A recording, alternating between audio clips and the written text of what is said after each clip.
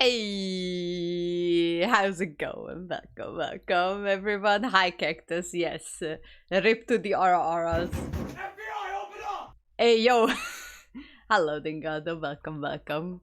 So, I have decided that I'm not gonna do any Ara quests. I mean, for now. Hang on. Let me just adjust.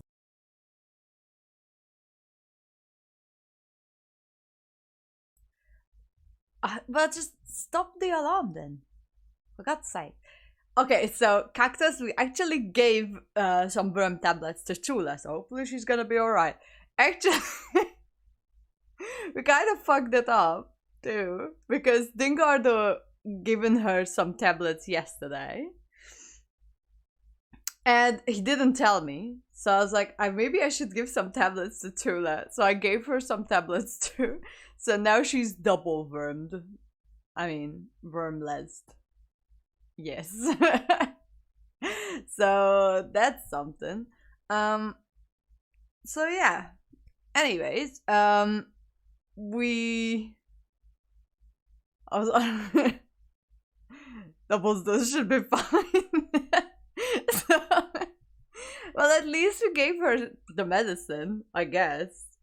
It says on the medicine box that there is one tablet in every 4 kgs. She's a small cat. But there was just like, yeah, she's probably more than 4 kgs. So I think she should be fine. But I'm like, I told the Dingardo when I came home. I gave him to some tablets, and I was like, but I gave him some tablets. I'm like, no, why didn't you tell me that? So yeah, it's fine. It should be fine. So anyways. Before I die, let me know if the microphone is too loud or you hear any weird background noises. I know, I don't care, Dingardo. We still didn't tell each other off until it was too late. So anyways, I was fiddling around with the filters on the microphone. So if you pick up like any weird noises or anything, because during summer I'm going to have a fan going because this room is fucking hot during summer. So I'm gonna have to test that, but right now I realized when I was watching back some of my earlier streams that you couldn't really hear when I talk, just because of the noise gate was a bit too high and it was just not picking up my voice properly. Whenever I speak a bit more quietly, I mumble. So let me know if it's too bad, because then I can just fiddle around with it. What am I supposed to do with this? Oh yeah, that's what I was about to do. Why didn't you stop it? I mean, Burgers in general are crazy toxic. Yeah, I think she should be fine. So, sure doesn't the couch cover... No, it wasn't the couch. Yeah, I've learned the Kiwi mumble. I think I was tempted to mumble anyway on my own. Okay. I need to do something on the phone for a sec, so I'm just gonna put you and be right back. Like right away, like 7 minutes into the stream, but I'll be definitely right back. Oh lord, what are you doing? Picked up the phone, tried to... Well, Dingardo, why don't you read what the phone says? Oh my god. Alright, I'll be right back. Give me like 2 minutes. I'll put some music on while I'm out. Give me a sec.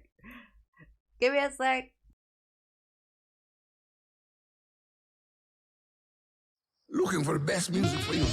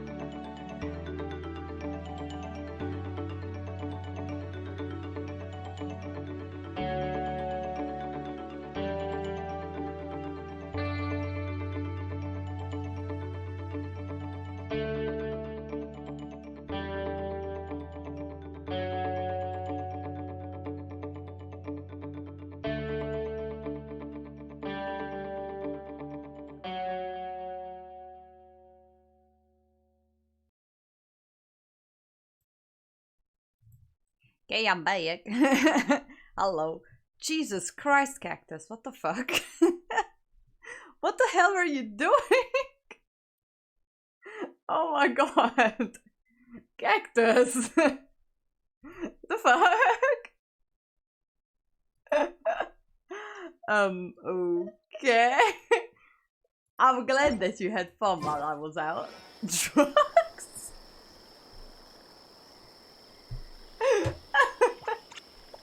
Oh my god, okay. Well, well, I'm glad you were having fun. Oh lord. Okay, so plan for today is that I refuse to do the Ara Ara quest because I am tired of doing it. It feels like a chore. I don't want to do it. So what I'm gonna do is that I'm just not going to. What were The you value of sending me? knowledge cannot simply be quantified in monetary terms. Shut up, Tainari. But yeah, where to start? Oh, if I'm not sure how far, like how long this is. Oh, this is Mondstadt. Rum drugs make the wiggles. Oh no! This is what Tula's gonna do. But to be fair, she haven't fought it for a while. I think she's just sleeping under the desk. So that's good. Oh, this is still music. Well, I'm not gonna do the Ara Ara quest. I'm gonna go to Sumeru City and get away from you all. You have to try and do the Ara Ara quest individually, otherwise it's too big. It feels like a chore. So I'm just gonna take a break because today I was playing Genshin as well.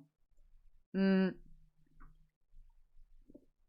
all I've done is doing some Ara Ara quests, and I've got absolutely nowhere with them.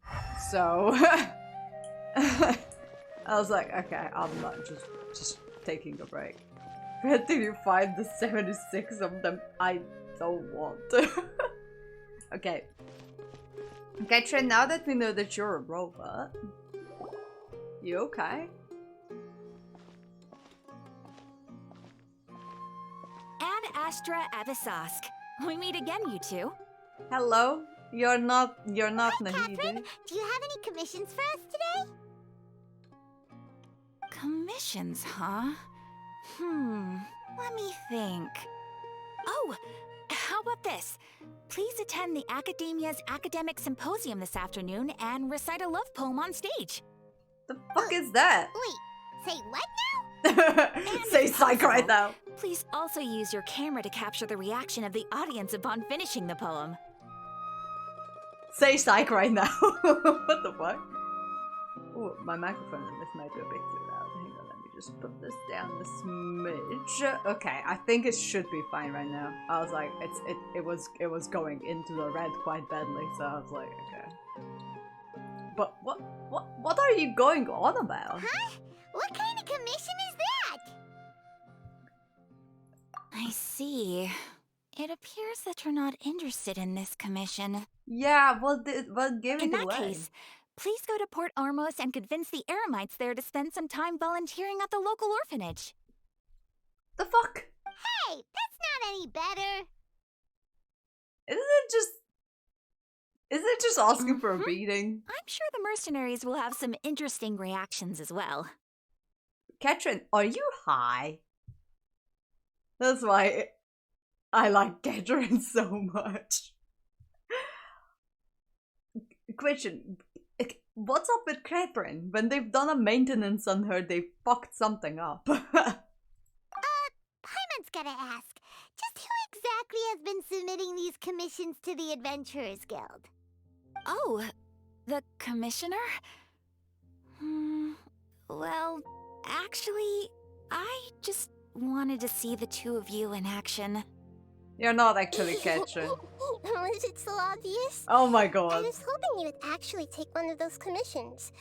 That kind of chance to observe humans doesn't come by often.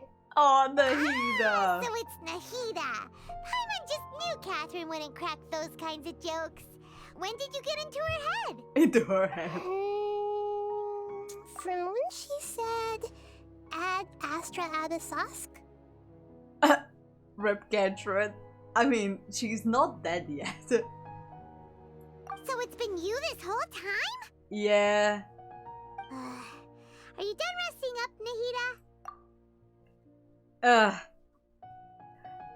Also, I think this weekend I'm gonna have some new emotes. I just need to like I actually set them up and everything. So I'm pretty excited about it. They look very cute though. It's not gonna be a whole lot just because I don't have a lot of slots for emotes, and unfortunately those are only for subs too. Because Twitch doesn't let me to have follow emotes just yet because I don't stream long enough, apparently. I need to have like 200 hours as affiliate to get some more slots on the for the followers too, so I don't have any for those at the moment, unfortunately. But I'll get there eventually. But I'm still pretty excited about that. Yes. I've been sleeping ever since we parted ways, and I even had a really, really long dream. Aren't you tired of dreams? Endurance dream? What does endurance mean? Stop using big words with me. It was another dream about the Sub-Zero's festival, except it was a happy one. Aww. In my dream, I was sitting in the middle of a flower terrace, and everyone in Sumeru City was holding hands as they danced in circles around me. They danced round and round, and everyone looked really happy. 200 hours of stream non-stop. No. No thanks. I mean, I'm probably about... I don't even think that I'm at 100 hours, to be fair. Because I usually stream for like 2 to 4 hours. It depends. And if I've been streaming like 5 times a week, that's still not a whole lot. Just put the Tula cam on when you're sleeping. I don't think people want to see her. She's not a pretty cat. In fact, she's pretty ugly, unfortunately. I also got to sit on a gigantic flower carriage. Ferris, the Knight of Flowers, raised me really, really high above the ground, and I was throwing an endless amount of Yalda candies at the children. Aw, that's a pretty happy dream. You know, Nahida, maybe your dream is how the Sub-Zero's festival really should be. It's meant to be a joyous time where everyone gets together to celebrate your birthday. Yeah. Huh? Wasn't I describing a really happy dream? Why are you both looking at me like that? Wait, could this be an example of the emotion known as pity? Aw, look, it's an Archon in training. Throwing them really hard at the children. Headshotting the children. I'm not sure how that would turn out to be. I love that Nahida is an Archon in training, and she didn't really get much training given that she was locked up in her own little castle for a very long time. No! We aren't pitying you. That would only make everything worse. We just don't want you to feel too sad. By the way, have you had a chance to visit Dunyarzad? How's she doing? The Homianis haven't allowed any visitors after the festival, so we haven't been able to check on her. I don't know either. Yes, I paid her a visit right after I woke up. She was resting at the time. As always. Her condition is stabilized. However, since Elazar is a manifestation of the withering on the human body, we can only cure it by finding a way to take care of Irminsul's own withering. Okay. But for the moment, our top focus should still be figuring out what the sages are up to and what they're planning. Okay. Right. Who knows what'll happen if they manage to pull off another scheme like the Samsara of the Sub-Zero's festival? Yeah, I don't want that. So our first priority should be investigating and putting a stop to the sages' activities. As for how we should pull that off, let's discuss it somewhere else. There are too many adventurers around here. Where we are at the Adventurers Guild, Nahida. Of course there are a lot of adventurers here. Fight the sages, they'll only hurt. Well, hang on. Apparently, I have been summoned to the other room.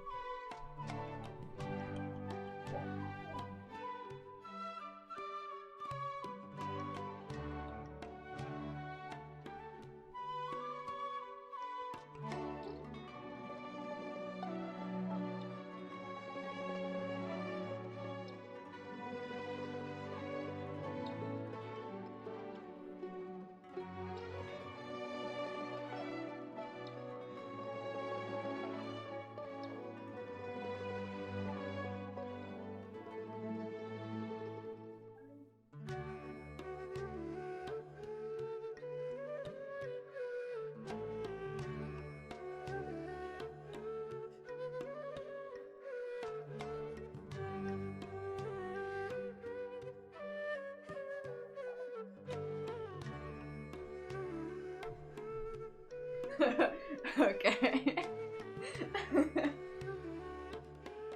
No. He got Tainari and he didn't realize that Tainari is now on the standard banner. So he was like, how the fuck did I get Tainari? So I'm like, I mean, he is on the standard banner. He's like, he is? Yeah. Okay, well. Oh, good point. Sorry, adventurers. We're gonna be borrowing Catherine for a little while. Tainari.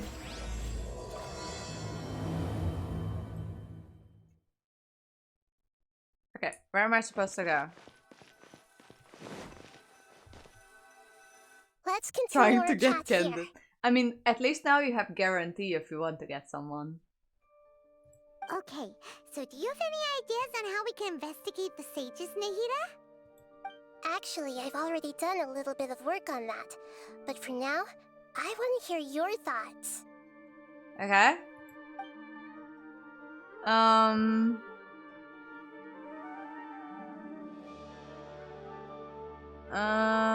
Process of the key figure at the academy. I've already tried that. But all the key members of the academia, even the core of 30 guards, intentionally avoid wearing their Akasha terminals. Aha! So what? No Candace. I have Candace. Ha! It seems that from the very beginning, they've been guarding against info leaks from the Akasha. Of course, it could also be because they're wary of me. Have you already caught the sage's attention? I'm guessing not yet. But this trusting me would make perfect sense if they've ever paid attention to the urban legends about me. I see. I will throw 2 love pots at you. Ah, speaking of West, she just walked in. Hi. In any case, I probably can't take over their minds directly. So, processes... No way, that's too risky. Okay. You mean it'd be too easy to get caught? No, it's not that. We shouldn't involve innocent students in this. A single mistake could completely ruin their lives. That's also true. Doing that would be ignoring the safety of my people for my own selfish goals. How is that any different from what the sages are doing? I love Nahida. She's trying to look out for her subject. It's nice. Hello now, for my vengeance. No, Tula, if you dare. Oh shit. So, I went downstairs and her litter box is in the laundry at the very end of the corridor downstairs. And she,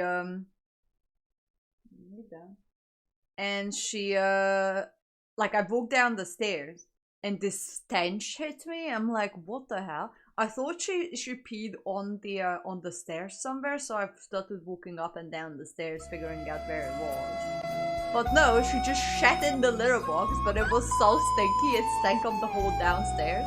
So we had to like take the litter box outside, right? They got to take the litter box outside, scooped out the poop, and now I was burning candles for like 45 minutes to get rid of the smell. It still stinks though, but it's not that bad anymore.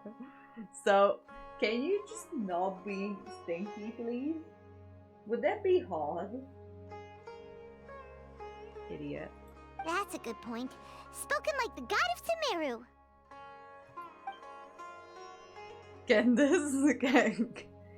Dolls, what? We're in the dark as of now. Since we still don't know anything about their goals, any rash move could tip them off and lead to so terrible small, she smells so consequences. bad. I know, right? I'm not gonna give you cuddles. You smell like 1,000 of rotting corpses. Why?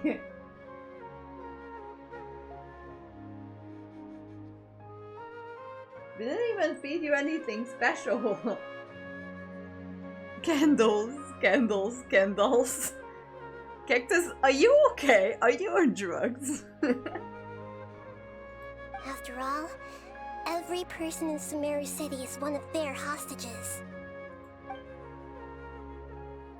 Are we really out of ideas?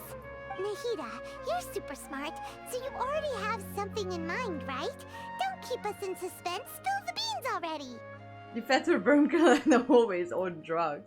I mean, she doesn't look too bad.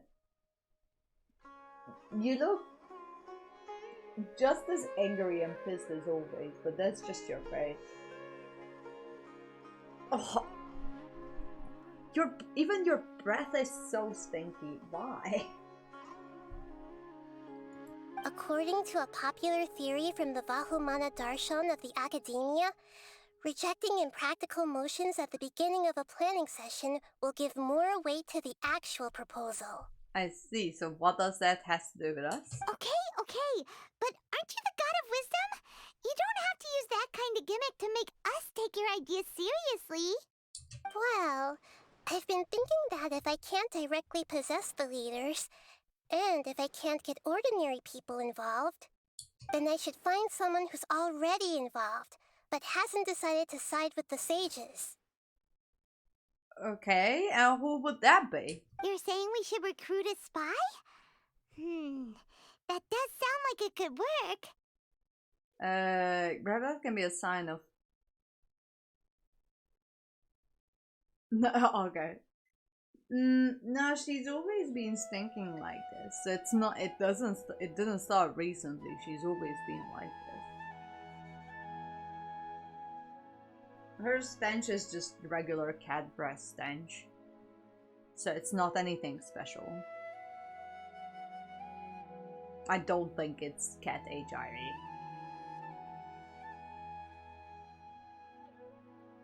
I doubt it. Because her breath doesn't smell especially bad.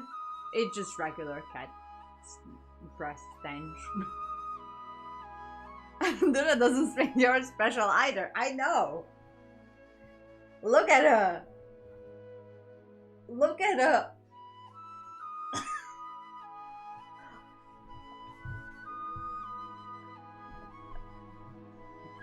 She doesn't think anyone's special apart from herself. Oh, before coming back, we met someone named Alhaitham. He seems like he acts alone, and he likes doing stuff behind the Academia's back. They probably aren't in cahoots. Actually, I already have someone in mind. Do you still remember that female scholar named Setaria? Setaria. Paimon remembers now. Isn't she the one who's always trailing behind the Grand Sage of the Academia? We ran into her basically every time the Sub-Zero's festival repeated itself. You could even say we're old enemies by now. Is the one that stood by the grand stage? Paimon still remembers the smug and mean way she always spoke to Nilu. I've always liked observing all kinds of people, and Setaria has always stood out from the crowd. Okay. She was born in the desert and was hailed as their greatest genius. Her academic gifts allowed her special admission into the Academia, and also gave her the opportunity to serve as the sage's assistant. But yeah, she seems like pretty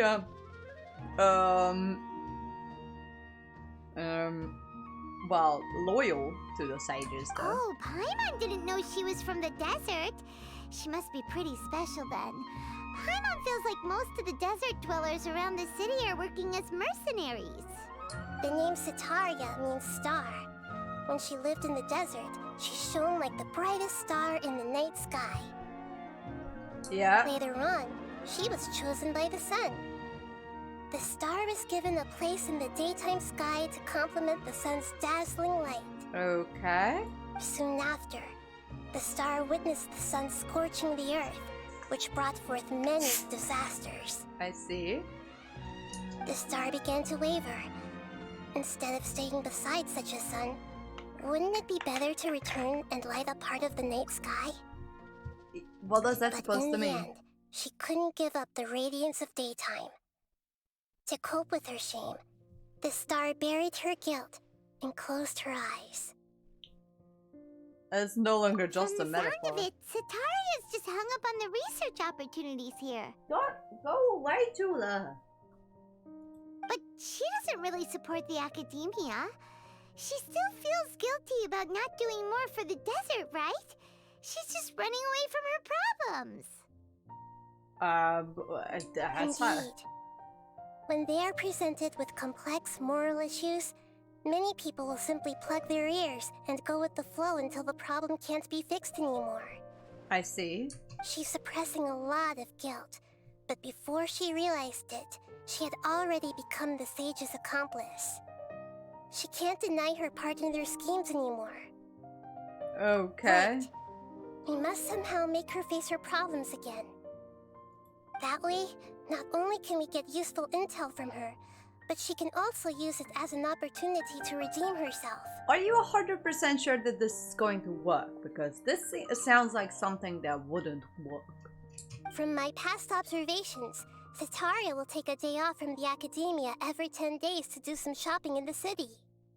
Tomorrow afternoon just happens to be a shopping day for her. That'll be our chance. Okay. To prepare, let's go check out some of her favorite spots and have a quick chat with a few of the vendors there. Okay. Alright, so we are scamming and scheming against the lady. Do some shopping. What, she buys a bag every time she comes into the city?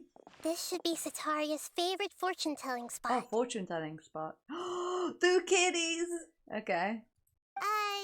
So should we ask the fortune teller about Sataria? No, I already have enough information on Sitaria.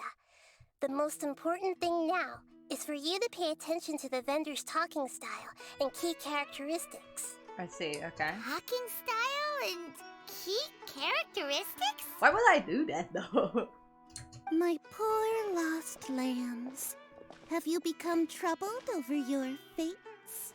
And the beer.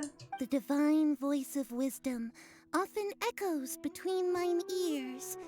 If thou be blessed today by the gods, I may be able to show you the way. Huh? Really? Nahida, you've been whispering things to her? Shh! My friend here has some doubts regarding her future. Can we get a fortune reading for her? Of course, of course. In that case... Hey, you're a little kid. Meow? Uh-huh. It would seem that Harut and Marut are quite wary of you. Oh my god, the Perhaps, kitties! at some time in the past, you have somehow offended the gods. I mean, technically, yes. I've offended at least one. At least once. Only mocking the god of Animo, questioning the lord of Geo's financial savviness, and brawling with the god of Electro. Do those count? I mean, she's like, the fuck? Oh, nothing. Go on, pick an aspect for her to divine. Prospects of health? Health prospects. No problem at all. Um, She's going into a trance. The gods have spoken. The truth shall be revealed. Okay. Your life shall continue on for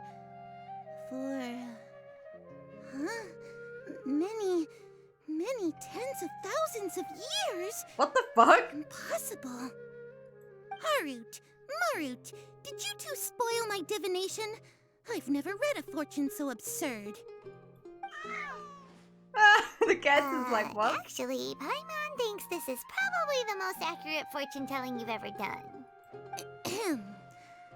I admit that the orientation of today's celestial matrix is I should have gone for love. suboptimal. That As was a such, bit there will be no hilarious. charge. Why is it wet here? My top. There's a wet spot here. Lola, did you pee on my chest? Is that so? Well, that can't be helped. If you were to bring some food offerings for Harut and Marut on your next visit, perhaps they could help you reverse the wheels of fate. Okay. I should have gone for love. Okay. Okay, there. A stall vendor. What do you sell here? Is this another one of Sataria's favorite stalls? Yeah. Yep, it belongs to a king. His father helped Sataria a lot when she first moved to Sumeru City, so she still comes by whenever she has time. When you start talking with him, listen carefully to the details of our conversation. Okay. Hello. Ah, dear customers. Would you like to look at some pottery? We caught wind of your great craftsmanship, so we specifically came to take a look. Oh, I recognize you. Aren't you Miss Catherine from the Adventurers Guild? Sounds like I'm in for some big business. Hey. Speaking of, where did you learn this trade? I suppose you could say it all started with my dad. He's a mason by trade, but I picked up an interest in clay while apprenticing for him. I see, so... After that, I began making pottery by myself in secret. And I simply changed trades when my works turned out well. Although it's a pity that I'm no longer making much use of the knowledge provided to me by the Akasha. Yeah. That's nice. You're making a living doing something you love. Yeah. So is your father still working What as a is mason? a mason? What does a mason do? Oh no, not anymore. A few years back, he fell from a roof and broke his leg. Since he had already saved enough Mora over all these years, he's just enjoying the retired life in Port Ormos nowadays. Oh, that's see. nice. We wish him peace and happiness in his retirement. I'll have someone in charge of logistics at the guild come by another day for some goods. We'll leave you to it. Take care now. No problem. Rest easy, all our goods are sure to meet your every need. Yay! I like these people in Sumeru.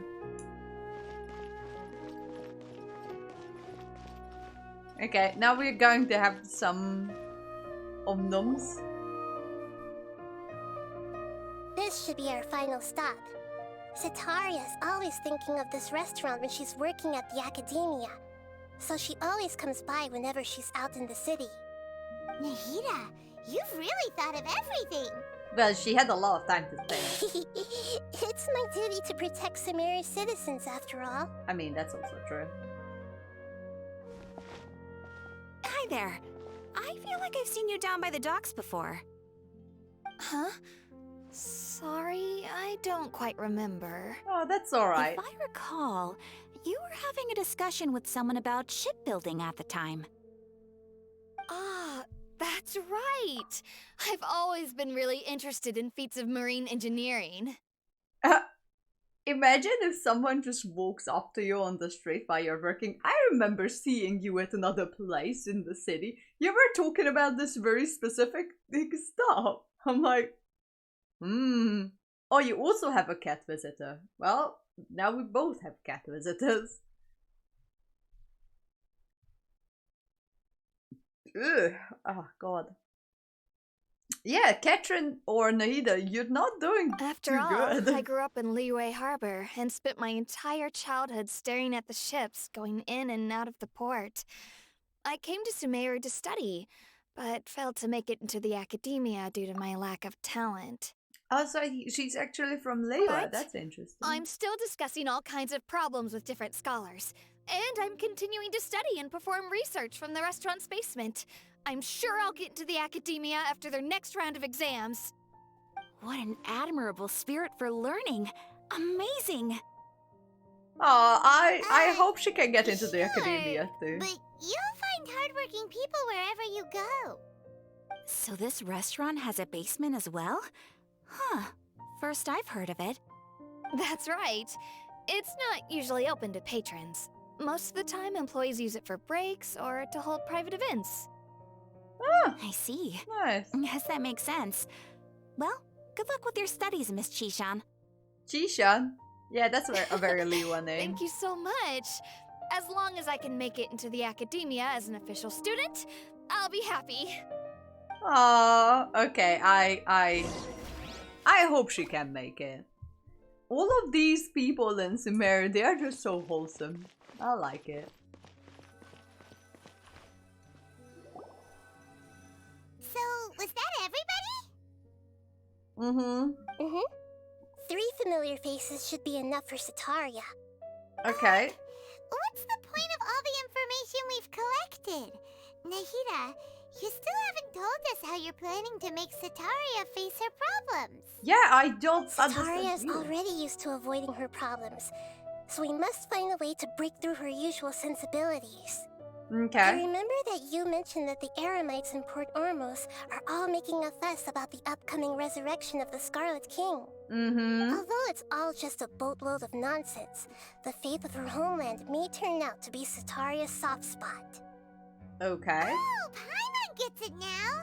You want to take advantage of the guilt Sataria feels about her homeland. Yeah, but I still don't Although understand she knows how. she should return home to help the people of the desert, all she's done is conspire with the sages. Okay. So, how do we set that up? Well, the Scarlet King is long gone, and Sataria is also too smart to fall for any simple tricks. Yes. If we simply engaged her under the guise of the Scarlet King's believers, she would definitely be wary of us, and we may not get anywhere. But if we were to borrow some of her close acquaintances to talk with her, her reaction would probably be very different. Wait, you want to... So, you mean you're going to possess those people we just talked to? Yep. Possess them through the Akasha. Imply that they've already converted to the faith of the Scarlet King, and then convey our made-up will of the Scarlet King. As long as everything goes smoothly, we'll get through to Sataria for sure. She'll never guess that we had anything to do with it. Ah, so that's how you're going to use all the info we collected on these people. It's so that you won't slip up and break form. Possessing them will only work if you can manage to pass off as them. I Exactly. see. So, best of luck with impersonating them. What? Huh? Best of luck? But we don't know how to possess anyone. No, we don't. That's no problem at all. I'll just share all their senses with you once I've possessed them. As long as you're also wearing an Akasha terminal, the effect will basically be as if you've possessed them yourself. Why don't you do it yourself? That is pretty convenient. But why does she have to do this? Can't you do it yourself? Finally, someone. Although I've been observing humans for a while, I've never been good at imitating them. Okay, that's also true. You're not wrong. It's always been painfully obvious whenever you try to pass as Catherine. Okay, yeah, well, that's alright. If it was at all possible, I would have preferred to leave these people alone. But seeing how things are now, I probably should just accept it and push on. Okay, at least we only borrowed them for a little We're bit. only doing this to help everyone, and we'll only be borrowing them for a little while anyway. Alright, then let's give it a go tomorrow afternoon. Okay, let's give it a go. I saw a disc somewhere here. There. I was like, in the cutscene, I was like, there is a disc. Oh, speaking of, I wanted to go into my teapot to... Yes, to do this. I figured it would be the case. I'll just wait as well. I would have to wait anyway. Right, Tula? You're not as stinky right now. I hope the worm tablets help you. The multiple that you were given. Poor Tula. Okay. This realm is... I haven't visited this guy for a while. Okay, Realm Depot. Furnishing. What do I have? Do we have something else? Oh, we have all of these. Bunch of summary stuff. More mushrooms and everything. Oh, this is some Enkanomiya. No, this is Chasm. But there were some Enkanomiya. Oh, Watatsumi Island. Yeah, this is Enkanomiya. Okay. I want to check If you ever have any... the Beautiful and fantastical dreams as a child. But they vanished from my memory one day after I grew up. Do you still have dreams? Tell me about them.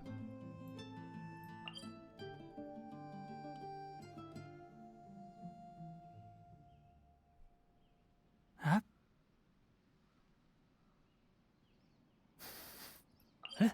The fuck? That's the first time I see a safe waypoint. Okay, give me a sec. I want to check you, and then I go to check out that waypoint thing. And then... the one before you is known as the Jade Seeker. Ah. Do you have any discs? You don't have any discs. Okay. Okay, I want to check what this is. Is it just like a corner, like a random point? Oh no, this is a... Okay, I don't know why it is here, but anyway.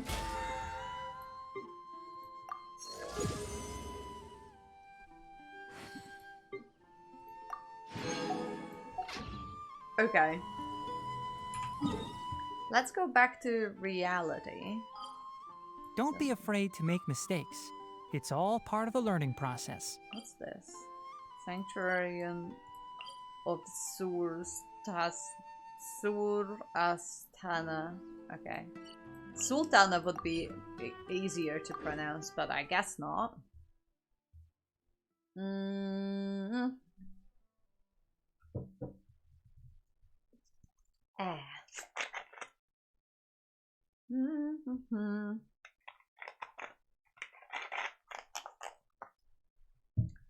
Okay, this is going to be interesting.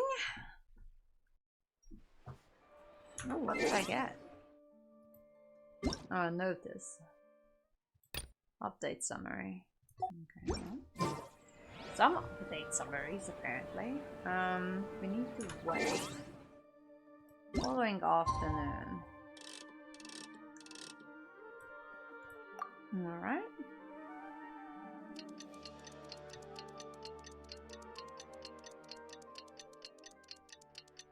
Well, hope this works.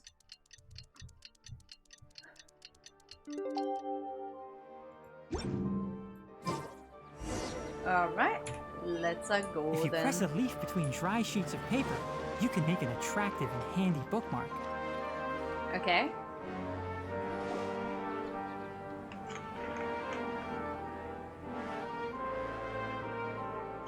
Oh, here she comes. Satori is here. Let's quietly follow her. Once she starts talking to her acquaintances, we'll find a safe spot to begin possessing them. No, As for how we Nahida, stand I to love our her. side, I'll leave that to you. I trust you'll know what to say. I'm starting to feel kind of nervous. Okay, let's go. Looks like they've already started talking. Let's find a hiding spot and get started. Okay. I love us. Look at us.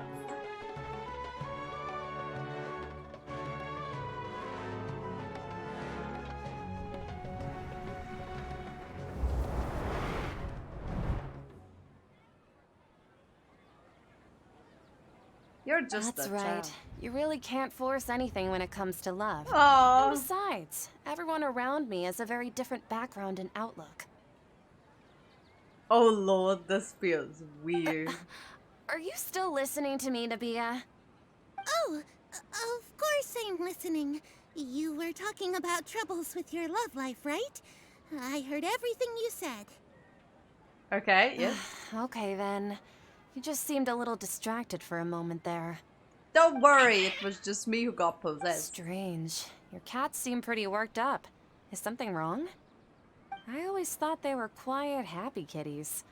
Oh, what are their names again? Hamarut and Marut. Ah, that's right. They are just little darlings, aren't they? Harut and She's Marut. petting the cat. I want to pet the cat.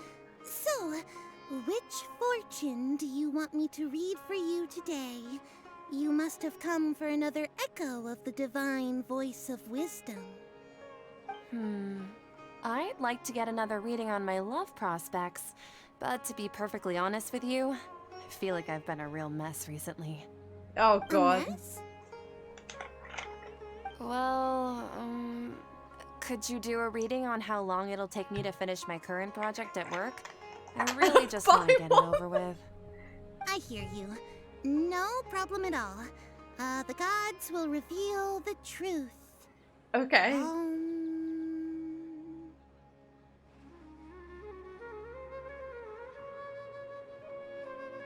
The gods are asking, Sitaria, why haven't you gone home? Why haven't I gone home? Do the gods really know everything I've been thinking about? Sitaria, why don't you just go home? It's a demand now instead of a question. The gods seem to be truly upset. Oh, okay, I'm playing a right role. I'm sorry. I know I failed the gods. Please pass on my most sincere apologies and ask for their divine forgiveness. And if I may ask, Nabia, is there a specific god who's speaking to you right now?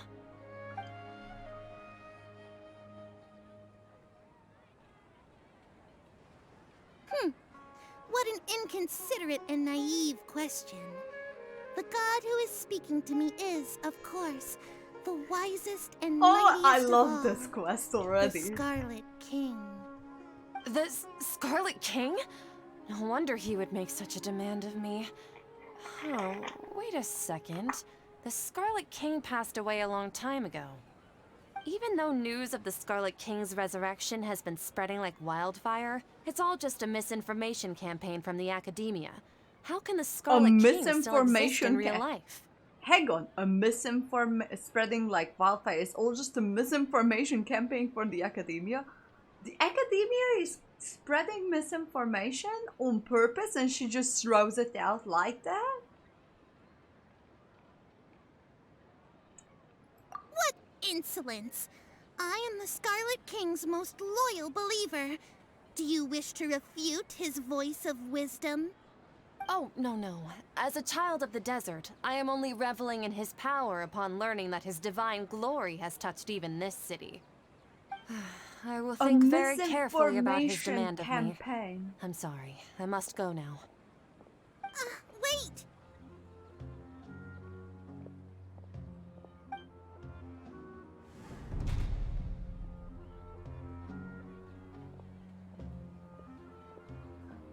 What the fuck? Whoa! She just ran off in a hurry. She looked pretty upset too. Oh. Well done. Sitaria didn't seem to suspect anything amiss. To have something she's been trying desperately to avoid show up out of nowhere and berate her, that must have shaken her to the core. That poor child is like, what the fuck? Nahida, it seems like you understand human emotions really well after all. I'm still All I know baffled are by some the abstract misinformation. theories. In any case, my time with you has shown a lot of them to be utterly useless.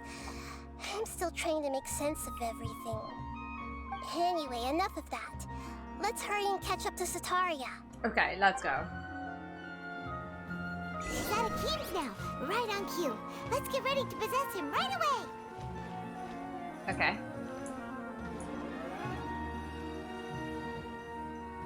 Alright, I'm waiting. Ah, okay. I just didn't walk to the right centimeter. Oh fuck! Ah!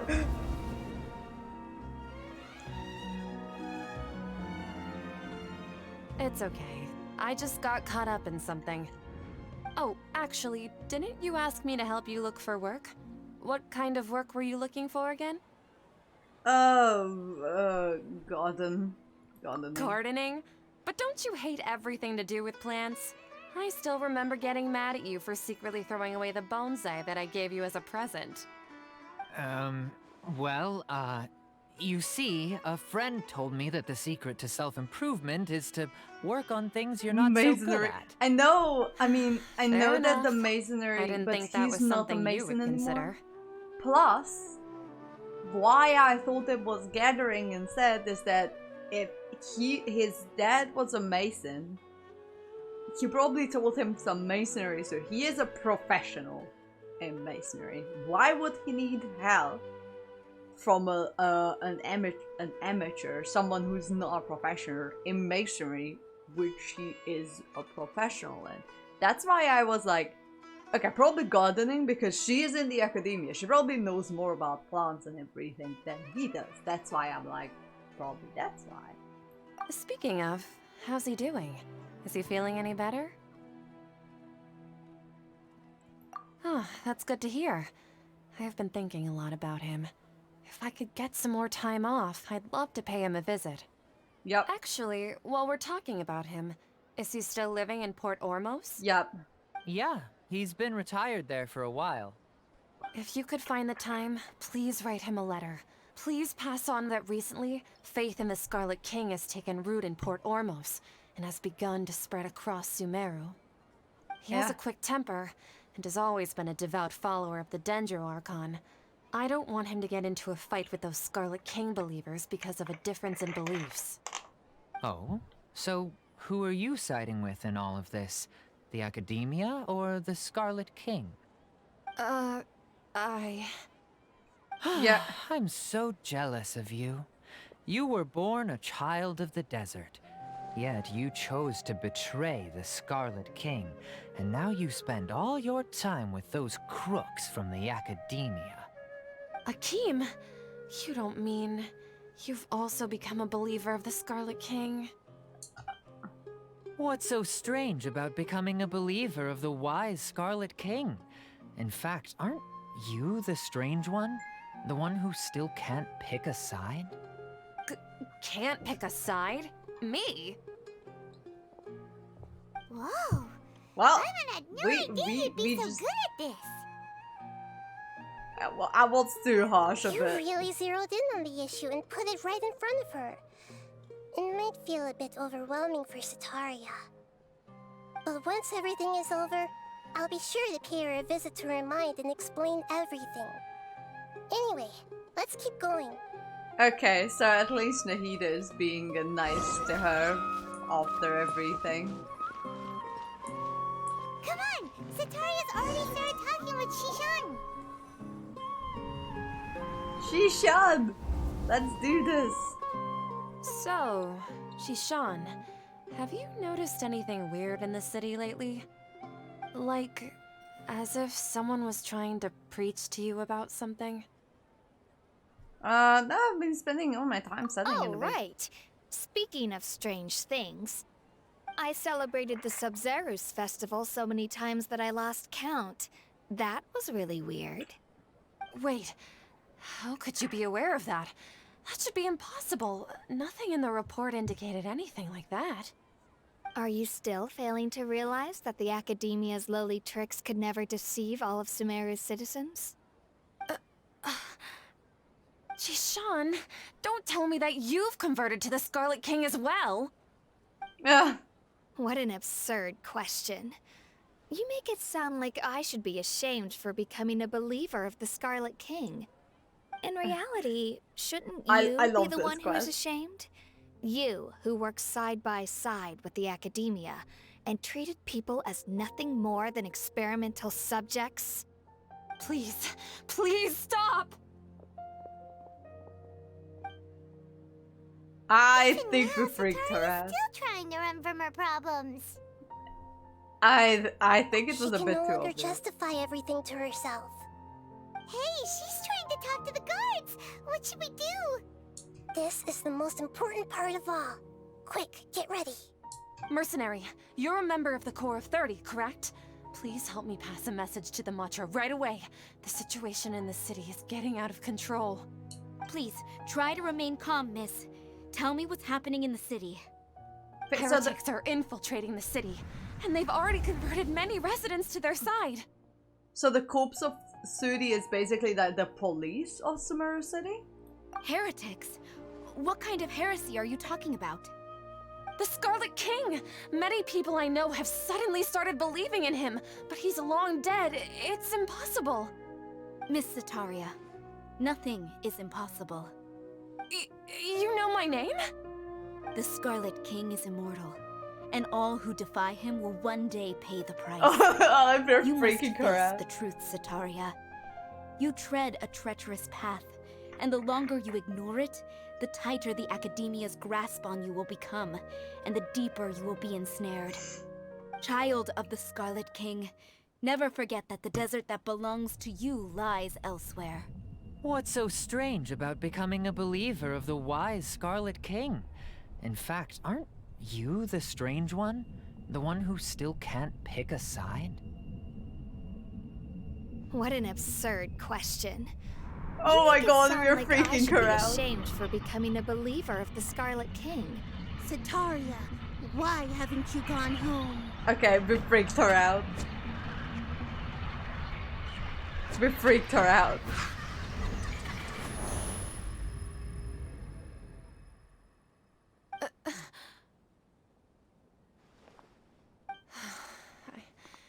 It seems that no matter where I run, I only keep finding more believers of the Scarlet King. I have to say, this is a familiar feeling. I've also been running from my guilt this whole time. Guilt over my part in the Sage's plans, and from ignoring the letters from the children of my homeland. But no matter how much I may try to ignore or get rid of it, my guilt always comes back. It's not too late to turn You back. won't necessarily lose your research opportunities by facing the truth. Besides, did you really want to conduct your research while carrying such heavy feelings of guilt? How do you know me so well? Are you truly just a believer of the Scarlet King? Or are you the god himself? That's not important. The important thing is to pass judgment on the Academia and its sages, and to correct their mistakes. If you could provide some assistance in this matter, Hey, Limited perhaps it could Sanity, serve how as a you form of doing? atonement. Welcome, welcome. It's been a little bit. How is it going? So far, I'm loving this quest. It is entertaining. After all that grinding with the Ara Ara quests that I still haven't finished because it's so many of them. This is very entertaining. I love it. I've actually never believed in the gods, but I've always believed in serendipity. Your appearance must be a fated opportunity for me to get out of this wretched situation. Please tell me, what can I do for you? How much do you know about the sage's current activities? I was just one of the designers for the Masked Dream Harvest scheme, which is what happened around the Sub-Zero's festival. But I know very little about the full scope of the overall project. I'd assume that only staff with the highest clearance would have access to those confidential documents. I've just been working to meet the Grand Sage's specified requirements. Oh, she's about to cry. However, there's something that's been really bothering me. I heard that a scholar who was previously expelled has returned to the city, And even the sages are still quite wary of him. An outcast that even the sages are wary of him.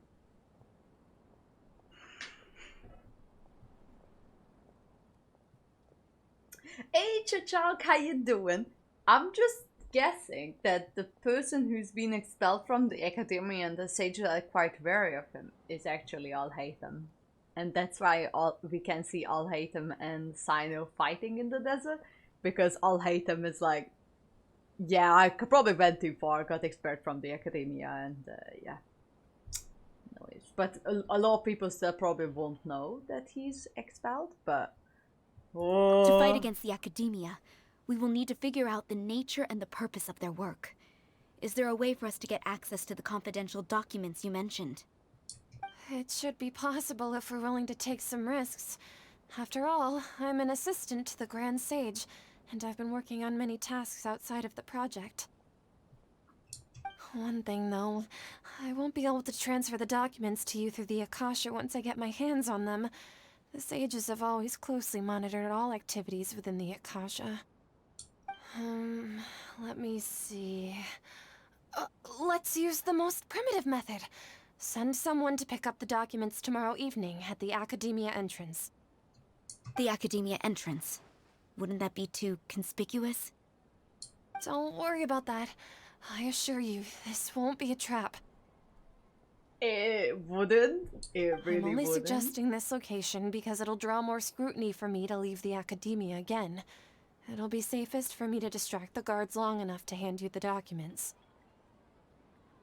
Oh, the Elysia final. Oh lord, I can imagine that it's good. The Elysian, like the Elysian round final. Jesus, that sounds good.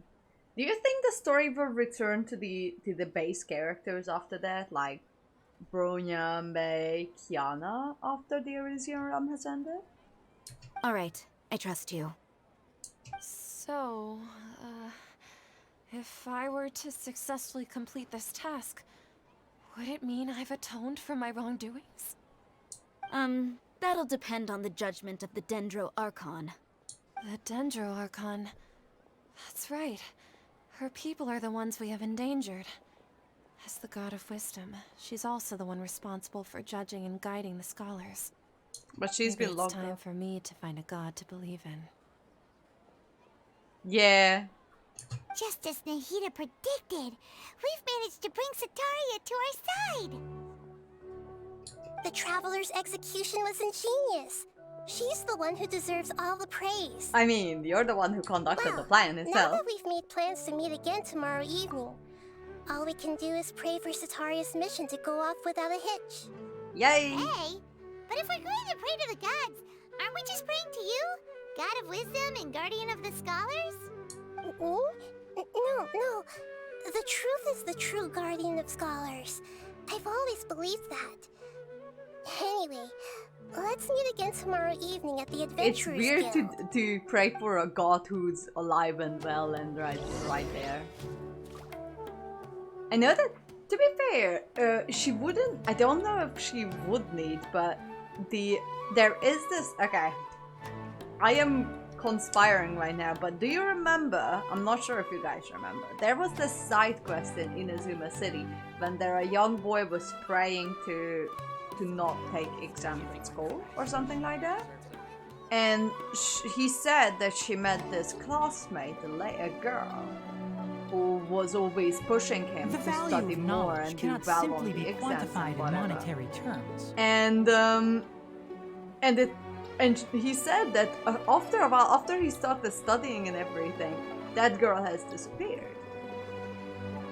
And we're like, yeah, that was probably the Electro Archon.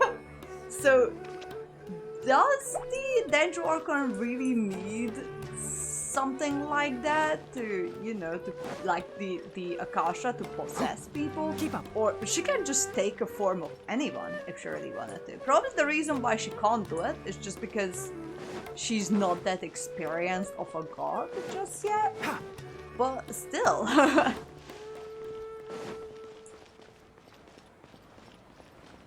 Okay, so it annoys me greatly that I don't have a treasure compass for Sumeru, But I refuse to do the Archon quests.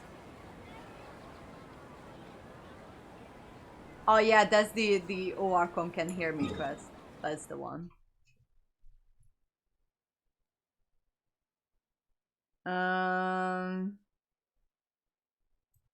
Question. One of those, okay. What I want to do while we're waiting, I just want to do that waypoint. I was even thinking there is actually in the heat. It was probably the like a taking a form of a little girl. Because, you know, Archons can take any forms. We know it from Venti and from... Oh, what the hell is going on here?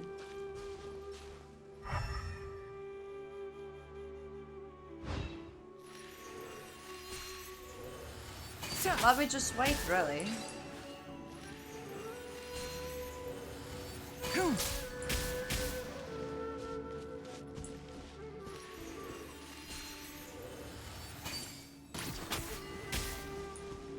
Oh, you can change the time. I know that you can change the time, but I like to take this opportunity. Or a Tanuki. That's also true. I haven't done that. Okay, do you guys remember that Inazuma girl in Liyue Harbor? And there's a quest that there is actually the parents think that the girl is at home. I'm pretty sure that I know where the side quest is to resolve that horse situation, and I just haven't done it. I know it's been like almost a year or almost 2 years at this point, but you know what? It's fine. I know and I know I can speed up time, but I like doing things while I'm waiting. And I want to like unlock that waypoint and then just go back.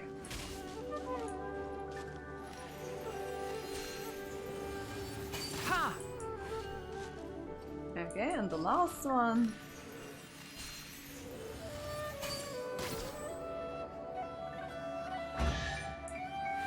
Oh wow, a precious chest.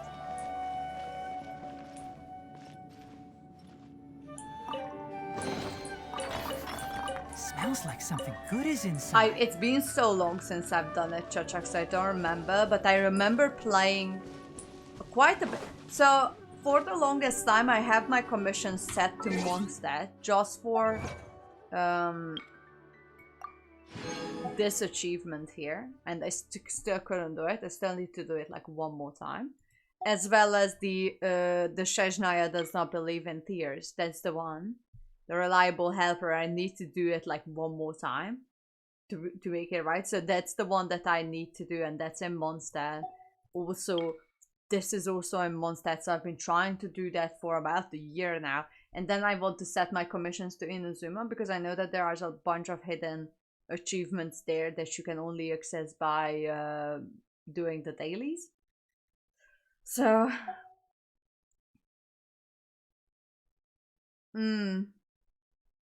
I have up to... yeah, I finished the Fortune Slip quest yesterday. I was off stream, but I did finish it yesterday. But it was a bit of a tearjerker, not gonna lie. Oh, a withering found. It was a bit of a tearjerker, not gonna lie. Oh, the Snezhnaya ones. This one.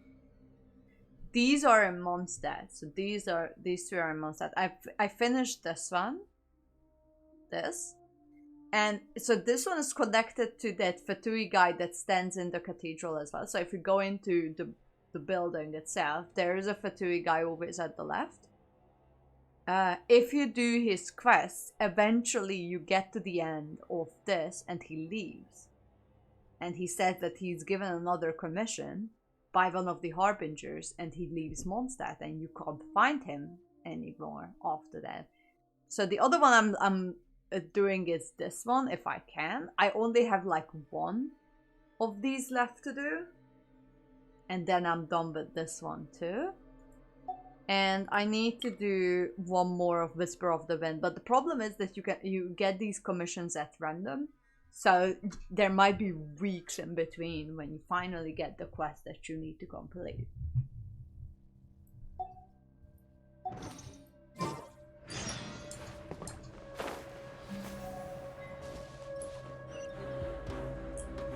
Okay. I'll defeat those guys first. Go away. I just defeat these guys. Is it an Ara Ara? Oh no, it's just the Can't see. Be still. And after I'm done with this, I'll just go back to Sumeru City. Finish everything. Oz, reveal thyself! One with the forest. Ha! I need the money. I do the Withering Zone, unlock that thing, and I'll just go back. Commissions and months are only too long, right? I don't want to Bow's treasures again. I know. I swear to God, the Lua commissions, for some reason, they piss me off so badly. I wouldn't want to do any more Lua commissions like ever again. I'm not sure if there's... Are you an enemy? Yeah. I just don't want to do them. Where's the core of the withering here? Oh, there. Okay. I think. Yes, there it is.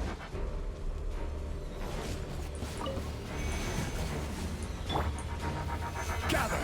This is order. By royal decree! Kamisato Archon. Suiyu! Enshroud! God, there's a lot of you in here. Ha! Sa!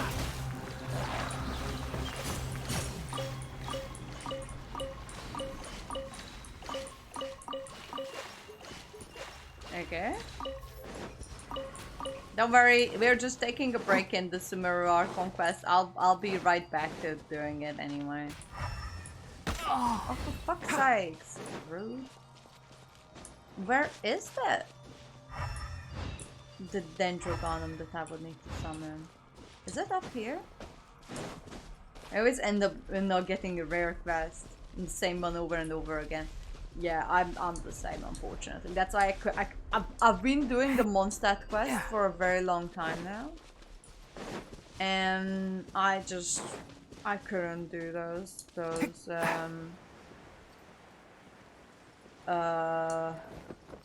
damn it. Yes, I did finish the Mona daily commission chain quest. That was fun. That was very fun.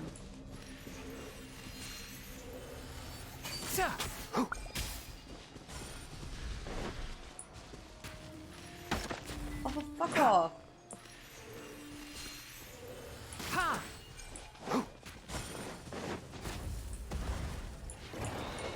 Keep up. Oh, for God's sake. Oz, reveal thyself! Solidify! Let's nip that in the bud. Cascade!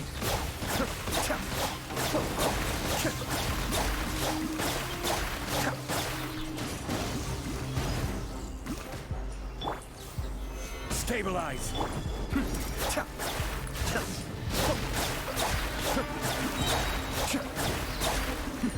The depth back! That's the one with the forest.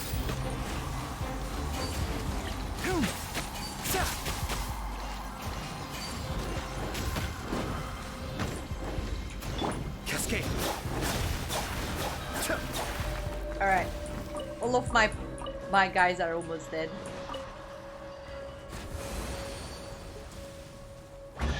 Oh, thank fuck. And it gives us a precious chest, yes. that's great.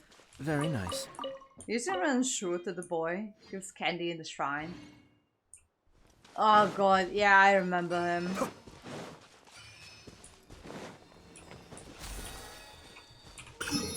Hang on, let me just heal my character. Fuck off. Wait, there is a waypoint there that I haven't unlocked. I was trying to do that one in the corner. Okay, I'll unlock that one, do the one in the corner, and then I go back to Sumeru City because it's clearly going to be time by that time.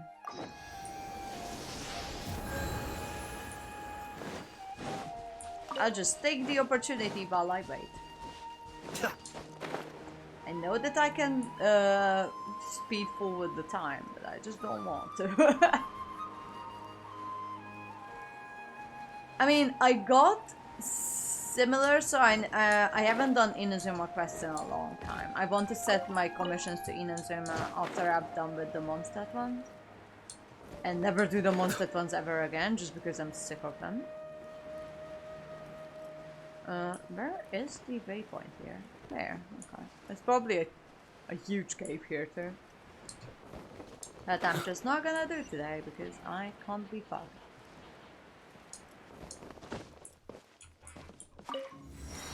Oh, Noble Day. Well, to be fair, me, after having played the game for almost 2 years now, I still haven't finished the Mondstadt quests. I mean, I finished the chain quests for sure. What I haven't finished is the achievements with it. So that's what I'm trying to get. And I swear in the past 6 to 9 months I was trying to get those bloody commission achievements, and I just can't do it.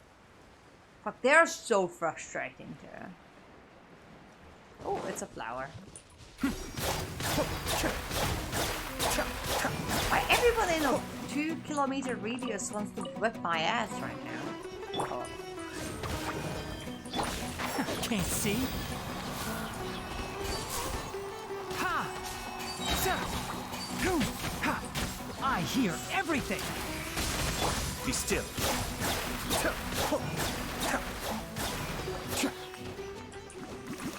Okay, I need these materials anyway.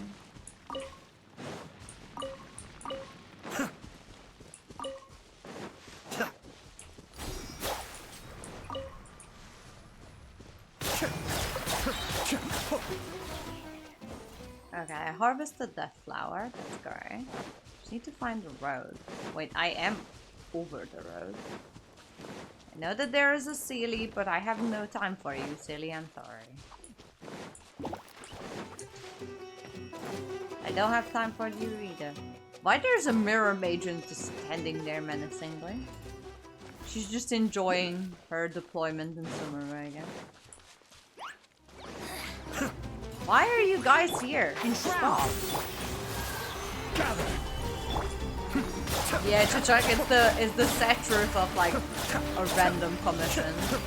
I wish you could choose like it's been worse, and I'm pretty sure you also remember Chichak when you couldn't choose your commission. Like which region do you want to have your commission, so it was just all random, like where you get your commission. Like sometimes it was all in Liyue, sometimes it was all in Mondstadt, sometimes it was either or. But now they actually updated that, they changed that, thank fuck. But I remember the pain when I get the same Liyue commissions over and over and over. And I'm like, but I don't want the Liyue commissions. And they finally changed it. I don't know when was it exactly when they managed to change it. But holy fuck, that was pain. It was just, I remember wishing, like, I wish they could at least give us the opportunity to limit at least the areas that we can have our commissions, so at least we have a chance of completing some of these.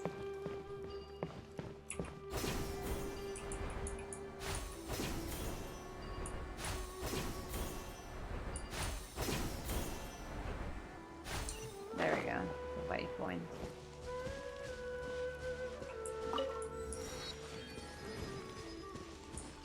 Sweet. I'm not sure what's here.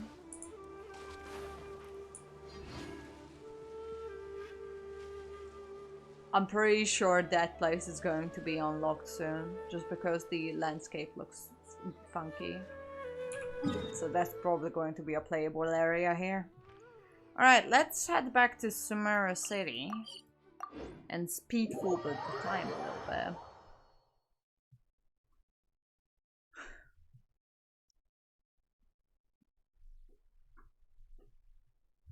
Alright, where are we?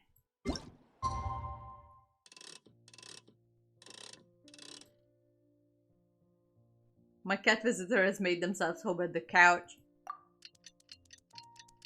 That doesn't sound right in the context of my streams, to be fair.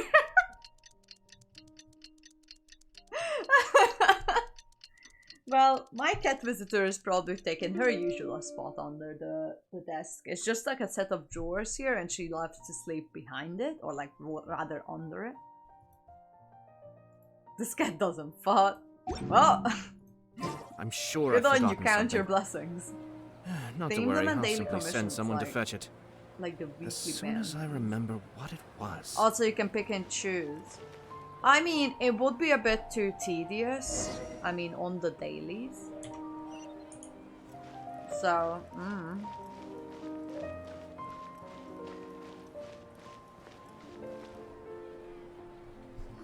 Catherine, we're here! Oh, you are the other Catherine, right? That's right. I suppose I'm the other Catherine in your mind. shouldn't we just call her Nahida? We're on a secret mission tonight, so we need to protect Catherine's identity. Yep, Paimon's right. We cannot fully rule out the chance that the meetup tonight is just a trap.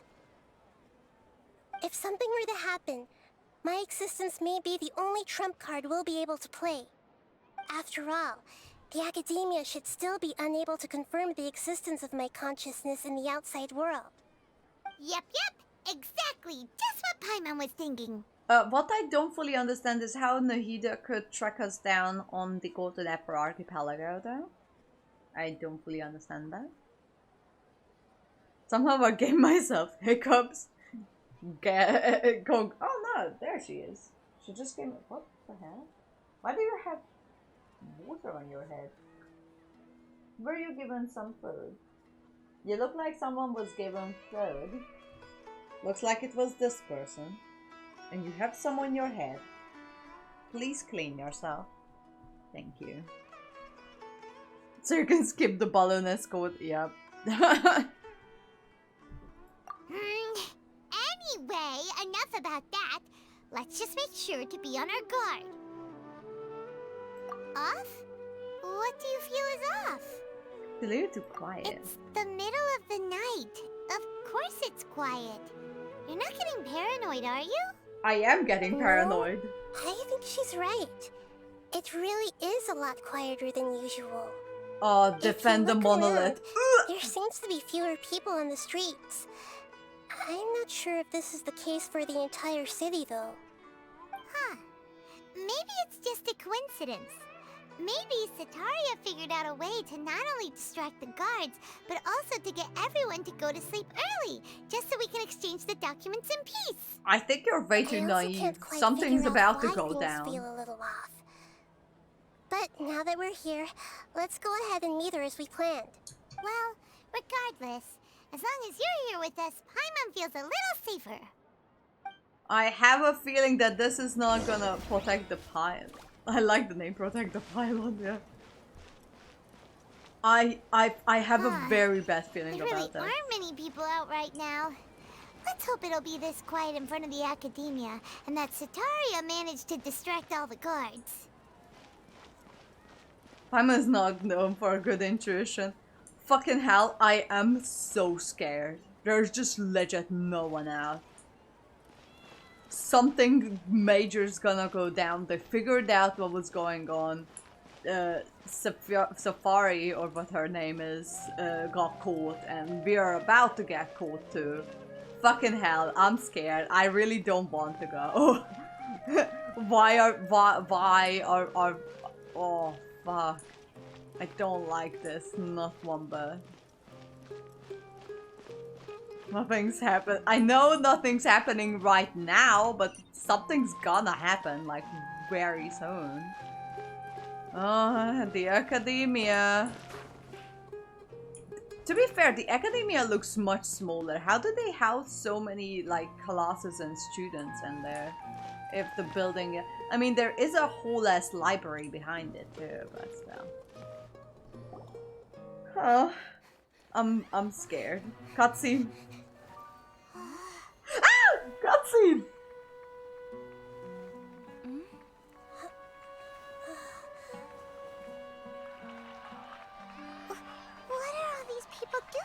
at this hour of the night. What is happening? Ah, the triumphant hero returns at last. Fuck! And to a rather spectacular welcome, even if I do say so myself. Ah! The outcast, expelled from the academia. Indeed I am. Although these days they tend to call me the Doctor. Oh my god! If you're looking for your researcher friend, she has already been taken into confinement. With some basic caution, she could have discovered the listening device on her person. Clearly, she lacks the degree of rigor expected of a true scholar.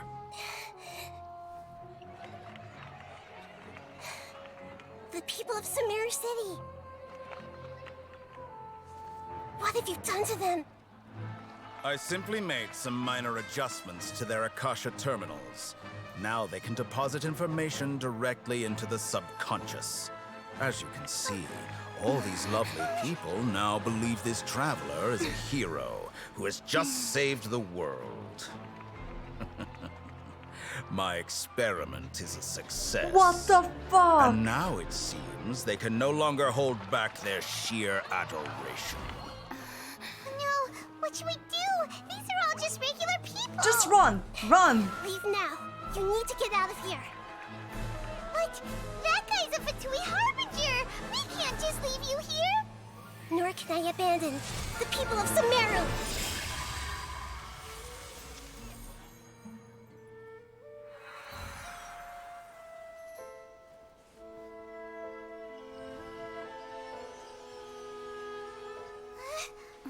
Fuck! Run! Run! Don't Run! worry. We'll meet again outside of the city.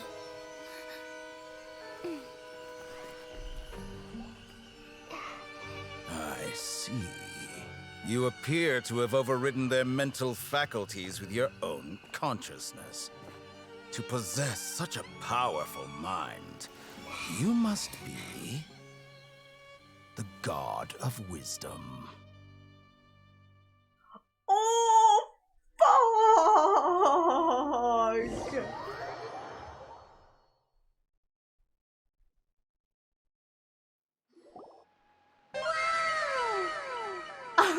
Ginger Sionak, welcome on the team. How you doing? Welcome. Emma needs to catch her breath first. Holy fuck!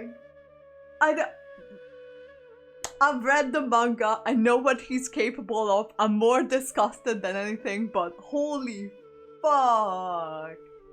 Now they captured Katrin. I'm not sure what they're gonna do to the god herself. But oh my fucking god! I didn't expect that to happen. I mean, I kinda did, but... Dottore? How? Okay, what I don't fully understand is if he's the one who's expelled from the academia, how is he working with the academia? I was disgusted by his appearance on the manga, but he's so hot here. I'm just disgusted by his actions, honestly. The vile thing that he's done. Jesus. I want to play the Archon quest. But you haven't played this one?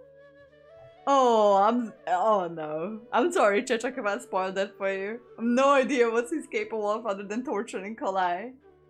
But no, he's freaking scary. And I don't know. He took it over. I see. That's why. That makes a lot more sense. Oh my god. He took the whole thing over. Oh my god. Why did I not think of that?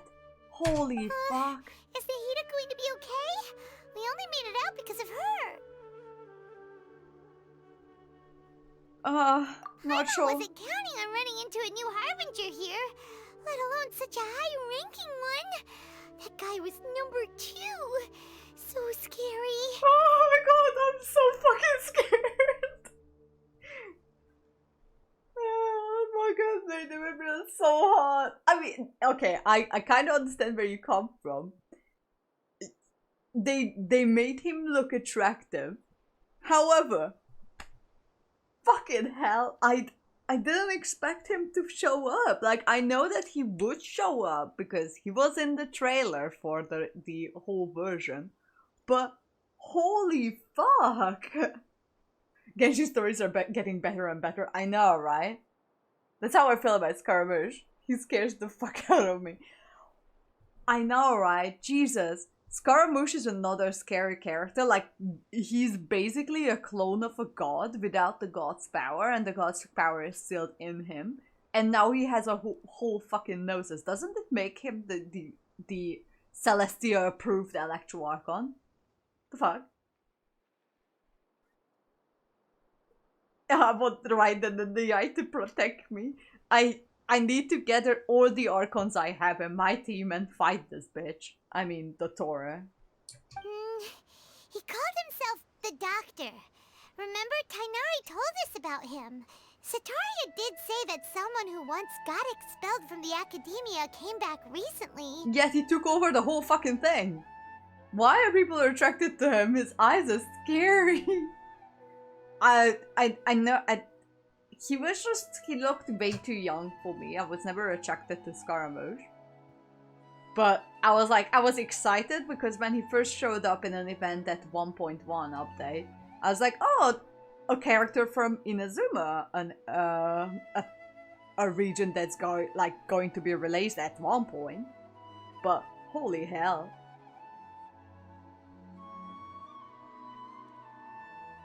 The bar coping against the sisters, I know, right? And that even the sages are wary of him. Yep, sounds like she must have been talking about the Doctor. We have underestimated the scale of the problem. Yeah, now that the Doctor's in the picture, we're no longer just dealing with the Academia.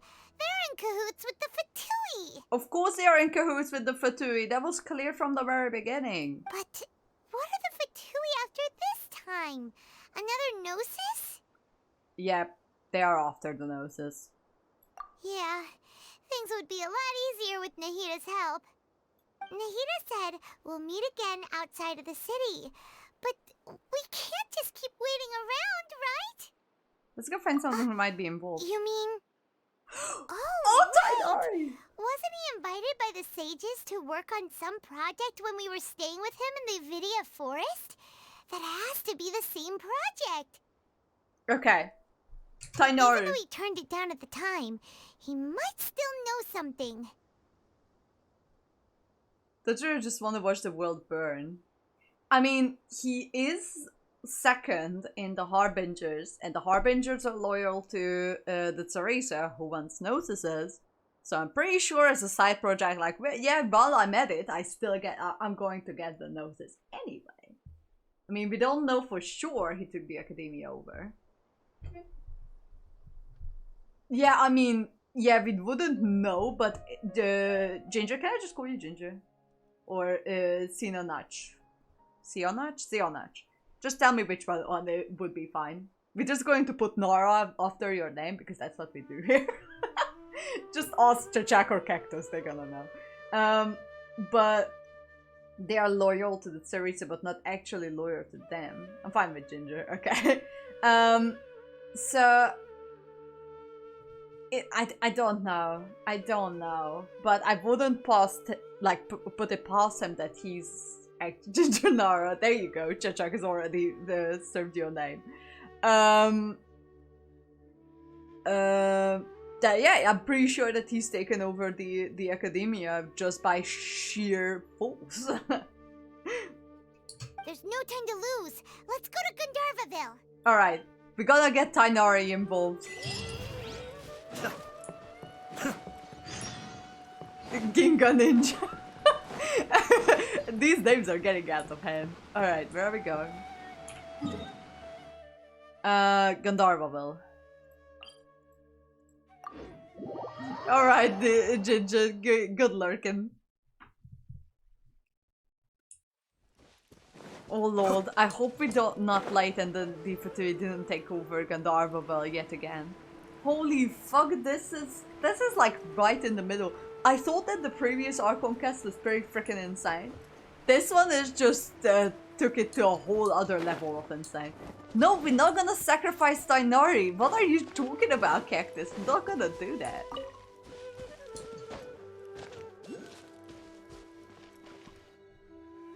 Oh, fuck. Hold it right there. Who are you? A blonde-haired traveler and a floating fairy. We've got you, all right. Take a look around. You've fallen right into our trap. Tight with shrimp and the fluffy ears. Leave the ears alone. Are you mercenaries from the Corps of 30? Did you come here to arrest us? No, they are... Corps of 30? We're nothing like those government lapdogs who don't even get scraps for their work. We are an elite brigade that commands the highest commission rate in all of Sumeru.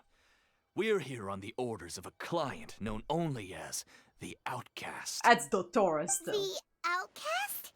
An outcast from the Academia? But why wouldn't the doctor just send the Fatui after us? Maybe the local mentally have an edge over the Fatui. He's taking advantage of the Academia resources. Still wasting time on idle chit-chat. We'll shut you up soon enough. Get them! Takes all that time, but ears, I call him Balnor. Okay, well. Following orders. By royal decree. Solidify. I thought there were some there too. Oh, well, Sumeru just got a whole lot more interesting. Order guide you.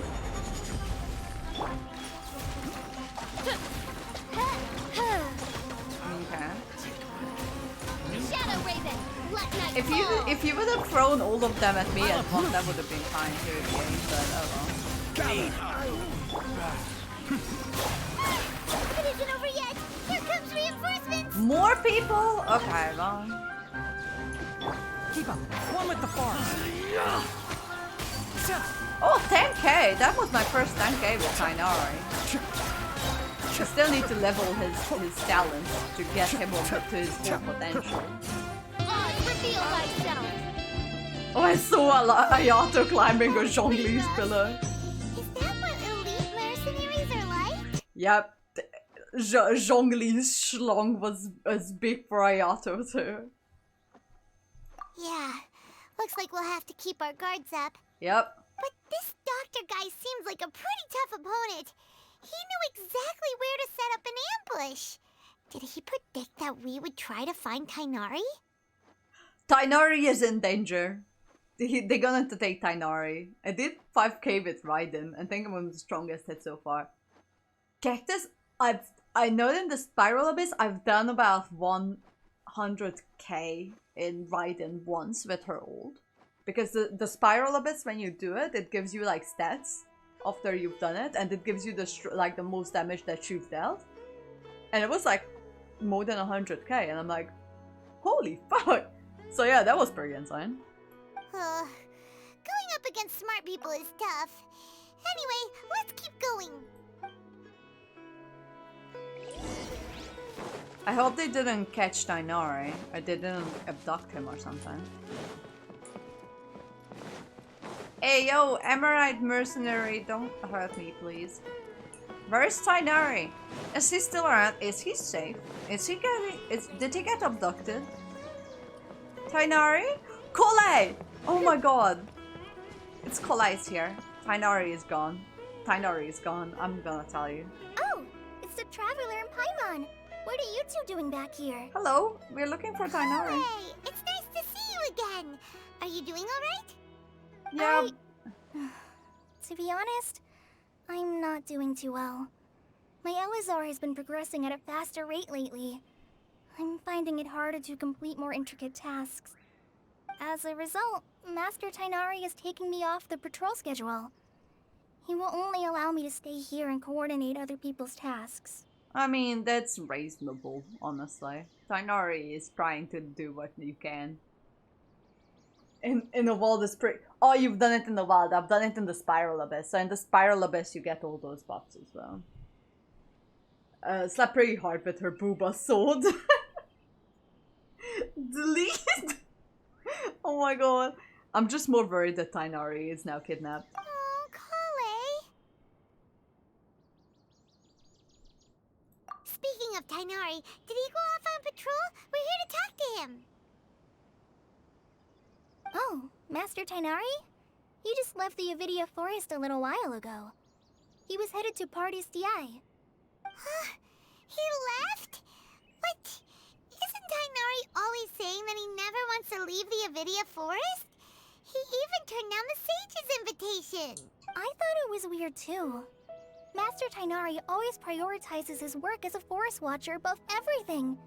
He almost never leaves his post. Tainari is being deceived. See, Tainari's already kidnapped. I know, I hate it. No, I only found out that he left through a message he left behind. He's he also fucking made sure to kidnapped. delegate all his tasks using a schedule. Sakes. To leave in such a hurry? I'd guess he had something urgent to take care of. Tainari can smell something rotten. Nah, he's kidnapped. Master Tainari originally studied in the Immorta Darshan of the Academia, and Partis DI is something like the Immorta's research base. Many rare shrubs and grasses have been planted there for research. I know that before he became a forest watcher, Master Tainari once spent a long time conducting research at Partis DI. A research base, huh? Gotta wonder what kind of research Tainari just decided to work on all of a sudden. He's kidnapped! Right, we invited the Ginger here to see your reaction to Doctor. Alright, Sanity, thank you. Ginger has been lurking now, so... Oh, we don't have a lot of time, so let's go look for him at Party's DI. Oh, fuck. Okay, take care of yourself, Tokolai. Don't worry, I'm fine. I'm used to living with Elazar by now. If you run into Master Tainari, please send him my regards. Just take care, Kolai. Don't mingle with the Fatui even if it costs your life. Just don't do it. I don't want you to get in trouble again. So where are we going? Party's DI. Okay. Oh, but Ginger is streaming Genshin right now. Okay. I'll make sure to give her a follow too. Hang on, before I forget, I'll just open her profile. Hang on. Ginger. Just gonna mute her so it wouldn't interfere with mine. And I'll just follow and lurk.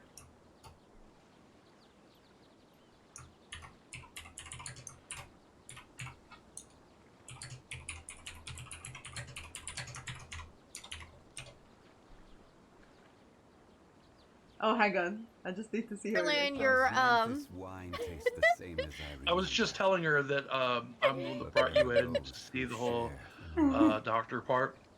I'm actually lurking in your stream, Anna, to see We like lurk in when, each other's stream. when to see a certain reaction. So I'm actually waiting for another portion. Like I'm looking at your stream right now, waiting for another portion to come up because I've already gone through. Wait, this what? I loved your reaction, by the way. We're looking at each other's stream. Let's fucking go. Right, I'll just mute her so it doesn't interfere with my stream. But she's apparently waiting for another part of my stream, which is concerning. Not gonna lie, I'm a little concerned about it. I'm gonna voice in her Discord. Oh yeah, that's yeah. I kind of figured that would be the case. Sanity. I just went to her stream, just typed a little bit in her chat, followed her, and I'm just now back in my own stream. So wait, there's going to be one other thing that she's waiting for. Fuck's sakes, what will go down in this bloody quest? Oh my god. All right, well, we're here.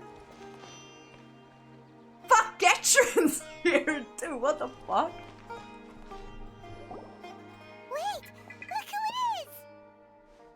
it is! It's Getron. Thank goodness you're okay. We were so worried about you. Hey, this was supposed to be a touching reunion, but you're ruining the moment. Nothing. Tainari is not dead. Okay. Actually, it's very smart of the Traveler to be wary of me right now. After all, The doctor has shown that his technology can apparently even control human minds. I'm pretty sure we shouldn't trust her. I know that she's a god. I'm pretty sure they've taken over this body and everything. But I am bloody concerned. We really shouldn't trust her right now. It's not like you could have known what happened after we split up, and I was facing the doctor by myself. What happened then? Even a pool of stagnant water after a torrential storm can occasionally pass as a patch of sky. Yeah, I don't trust her. Mr. Ginger, you'll be right back. Okay.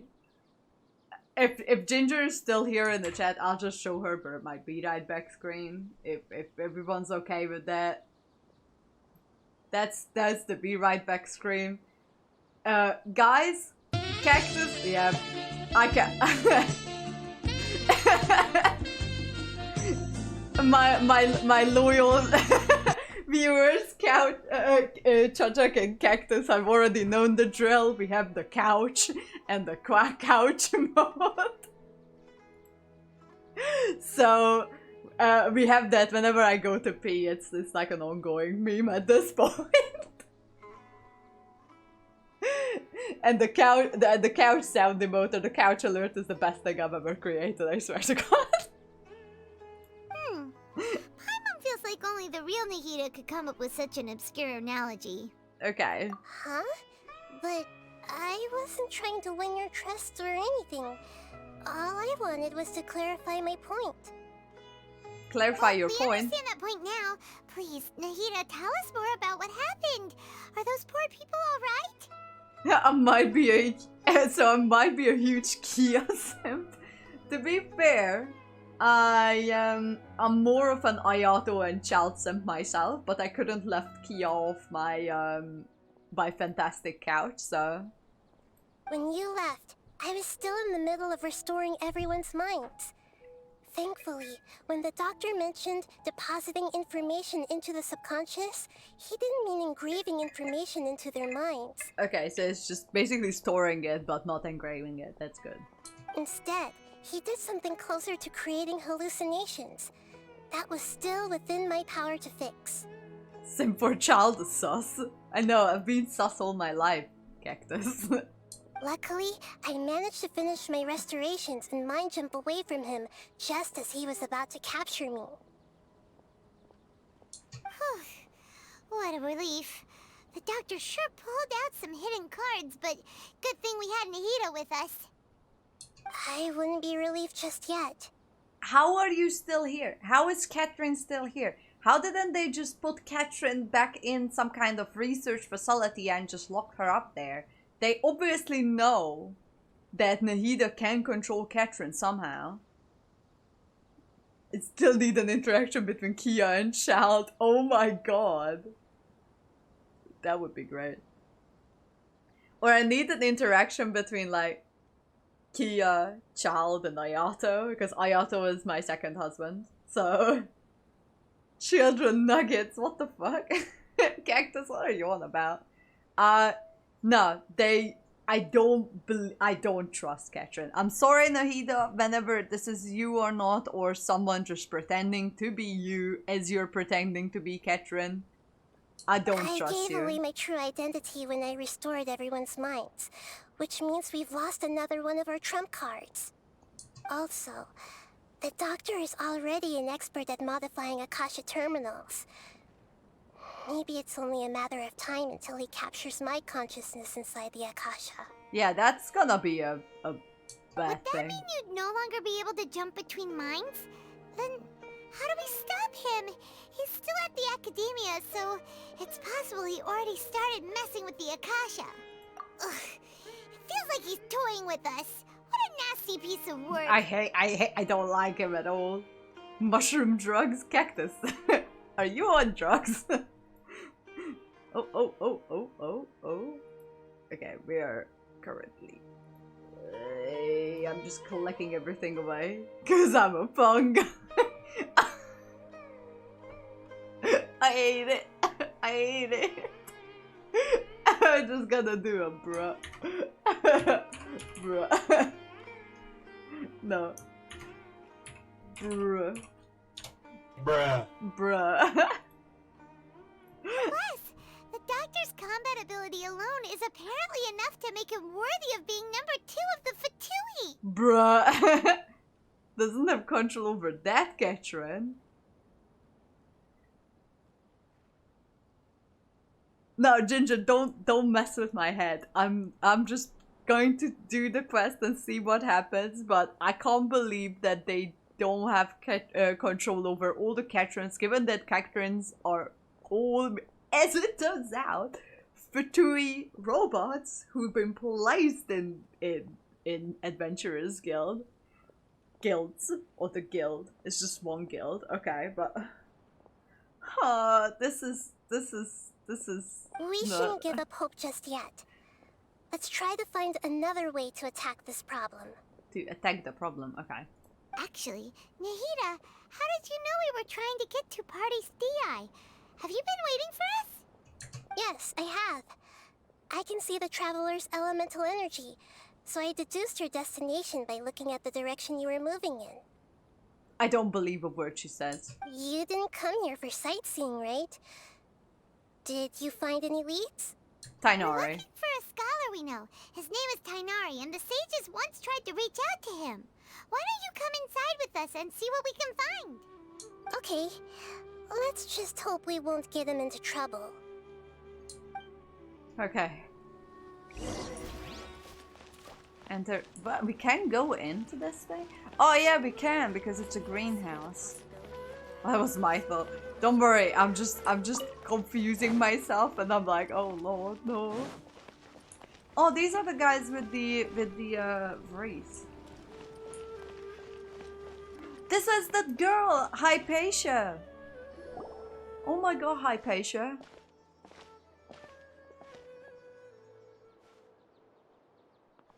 Traveler? It is you! It is me! I think I'm happier because like all the minutes I go working against my allergy attacks, so yes, I'm on drugs. Well, Cactus, I'm glad that your allergy medicine is working. Hypatia. Hi, Hypatia. Hypatia? I'm overthinking this. Ah! The voice! It's Hypatia!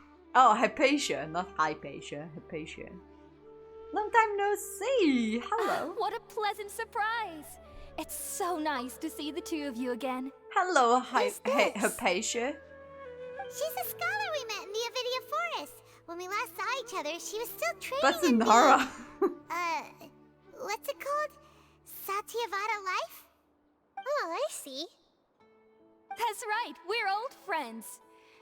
You've come at just the right time. Ever since I've come here, hardly anyone has even talked to me. Why though? Hypatia, you're way too excited about this. Actually, for you to leave the Avidia Forest means you're not in training anymore? Did you graduate? Wait, no. Did you already finish your training and reach Pariporna life? I don't like this. What do you think? That my consciousness has already managed to make contact with the divine. Nice. You did it! Congratulations! You're truly amazing. I don't believe a word you say. Now I have trust issues. I have. What do you not like? And Zhongli is not very good at saying Liu. Maybe the way that Zhongli says it is actually the way you're supposed to be saying it. Because he's, you know, the god of the region and everyone else just mispronouncing it. I don't like how everyone is so happy and wholesome at the same time. I don't trust anyone. I have trust issues. Because now that Dottora can trigger everyone's mind with the Akasha terminal, he can do fucking everything. He's probably spying on us. I have... Oh, Ed, okay. Sorry about that. Oh, Child did a number on you. He really fucking did. Everyone fucking did. Oh my god! Thank you for the prime sub, Ginger! Oh my god, that is so nice. Thank you so much. Oh, now I feel pretty good.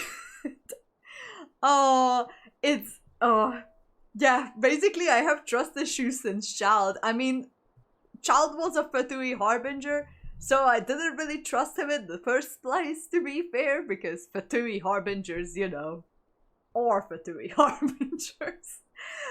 But, what was I about to say? Yeah, I after that cutscene, I have trust issues. I don't trust anyone. To be fair, I didn't trust Yaimiko either when I was encountering with her. Just because she got us out of Scaramouche's hands, I was like,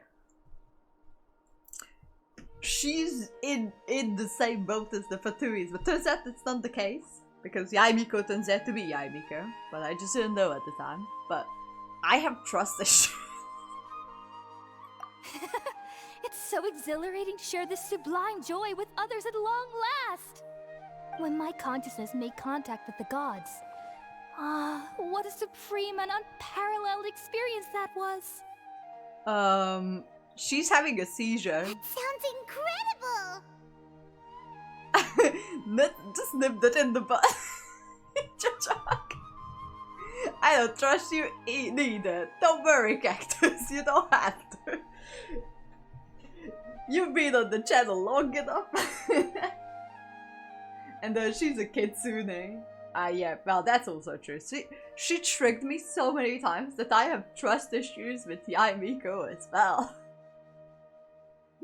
It's so strange. Oh, alright. Actually, please wait. I haven't forgotten my promise to you. Remember? I promised to help you understand what you saw from Irminsul once I gained deeper insights. Yeah, I got the same vibes with the patient to calm your disease. Cactus on his allergy medicine. My current self has not only gained true insight, but I can even help you establish a direct connection to the consciousness of the divine. Don't worry, I already have a connection with the consciousness of the divine. She's standing to the right of me. You can do that? I've never heard of anything like that, but if you want to give it a try, I'll do my best to protect your consciousness during the process. Okay. Hold on. I brought some spirit born ale with me. This is still a crucial part of the ceremony. Let's go see God.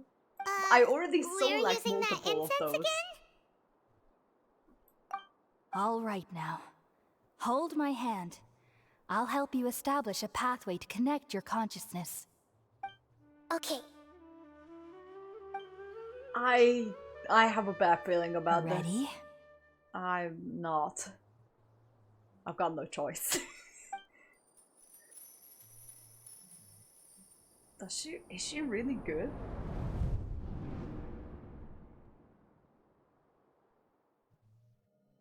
It took 3 betrayals for me to finally understand. The world is just an elaborate tapestry of lies. My fury will never be quelled. The first to betray me was a god. My creator. My mother. Valuing strength above all, she saw no worth in me and I was discarded. The second was a human. My family. My friend. Consumed by fear, he saw me as an abomination. The third was one exactly like me. A hope for the future. A fledgling barely out of the nest. Powerless before his mortality, he broke his promise to me. He just fucking died! Humans, that kid died! They can't be trusted. And the gods fill me with pure loathing. So I said good riddance. I denounced the world and laugh in its face.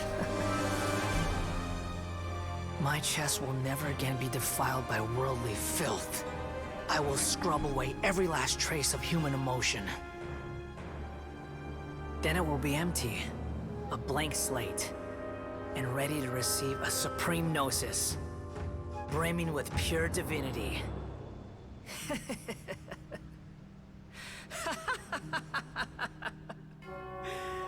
There is no need to fear. The pain will be brief. Your era is coming to an end.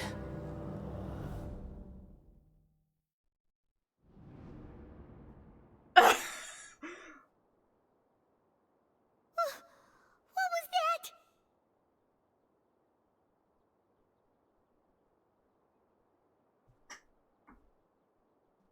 What the fuck did I just watch? I remember saying I didn't say yes to this. What the fuck? Yeah, because he loathes all the gods. Excuse me, what was all that about? I know that he was discarded by A because A had her own emotional issues and didn't see any value in him because she just created like an empty something. So she discarded him and she didn't understand like why it was a bad thing, like how Brenvan the gold when she created Albedo, the previous Albedo that was discarded, and she just didn't understand how that previous Albedo was discarded, the imposter Albedo, impostaldo, yes. The second one was probably one of Kazuha's ancestors, I would say, but I'm not sure what happened there. Sasbedo, yes, that's the one. I'm not sure what happened between the two of them because it doesn't say, like, during the event, like the previous event either. Who was that third child? That third child just fucking died and now he's like, oh, I got betrayed by this child because he died. Yeah, because he's fucking dead. It's a human. They do die. It's not his fault that he died. He probably didn't want to die. What the fuck? Can see Cersei being okay with the creation of a god verse, the subtrainer of heavenly principles. I don't understand. No, Sarah just needs a bite of emergency food. You're not yourself and you're hungry. What the fuck was that? I mean, what was that third child? I don't understand. Like, I don't recall seeing that child in anything before. Like, why that child was dead? Why was he with Scaramouche? How did he die? I don't understand. Imposter Albedo is Solsbedo. I mean, I heard Solsbedo before that, but Impalbedo? Impildo? A child was just a straw that broke the camel's back. Did we actually just see the Balladeer's memories? Everything matches what we know about him. Oh my god. That was a final. No, me neither. I tried to track these lore. I need to dig deeper. But how is he connected to the divine consciousness that Hypatia was talking about?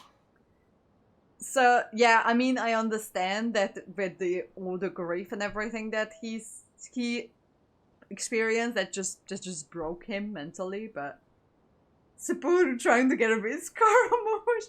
Cactus, why you like this? You saw it, right? You felt it, right? Such a majestic god! Such a noble will! What the Such fuck? sublime emotion! Alas, shame. If only... What the fuck? If only that which beats within my chest wasn't a filthy mortal heart. Oh, great and merciful God! Please grant me forgiveness and salvation! Do you understand now? I'm afraid this is no Puripurna life, but rather... Wake up! Oh my god! Why are you so mean to me? Why is everyone hiding from me? What the fuck is going on? I found divine wisdom. Shouldn't I receive praise and honor? Haven't I uncovered that light in the darkness? Oh my god, Hypatia went cray cray. Oh my god. Call me yo tits. Oh my god. Hypatia? It's a scary. That's how I always thought everything should be. Wait. Have I already lost my mind? No.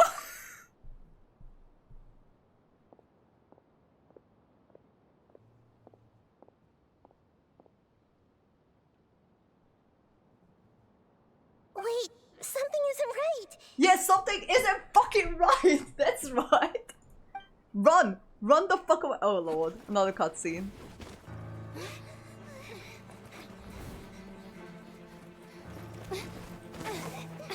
Oh no no no no!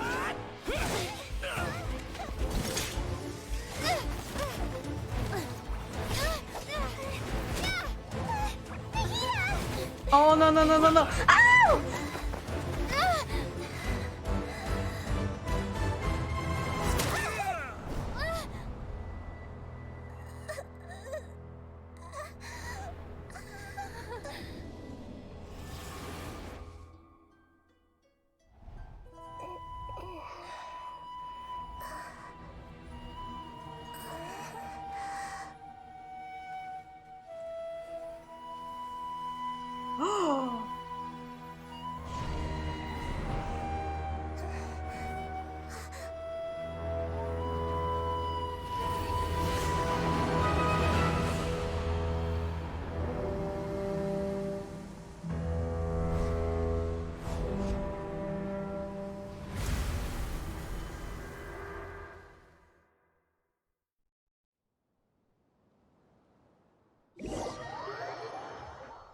Excuse me, what the fuck?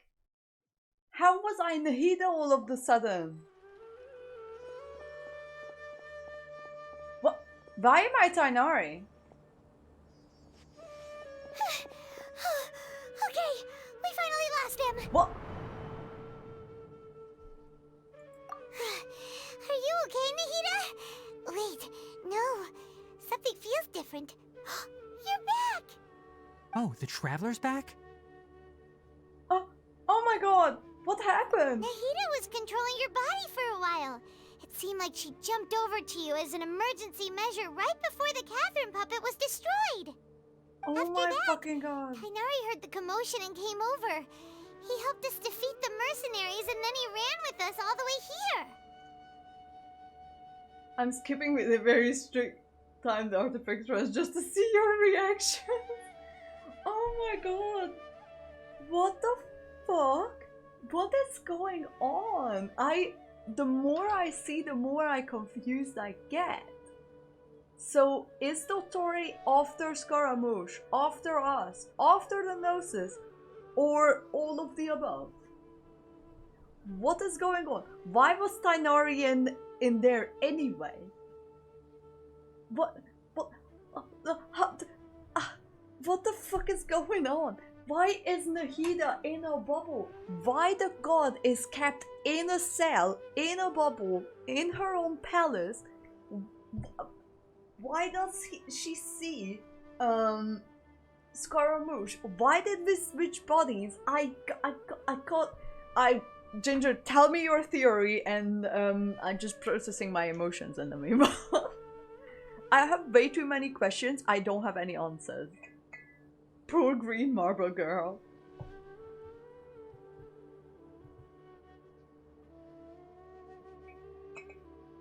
Well, it will get about 1/8 of all that explained. I do have a Discord, yes. Hang on, let me just so you have a Discord channel. You can definitely find us there. I hope the Discord link.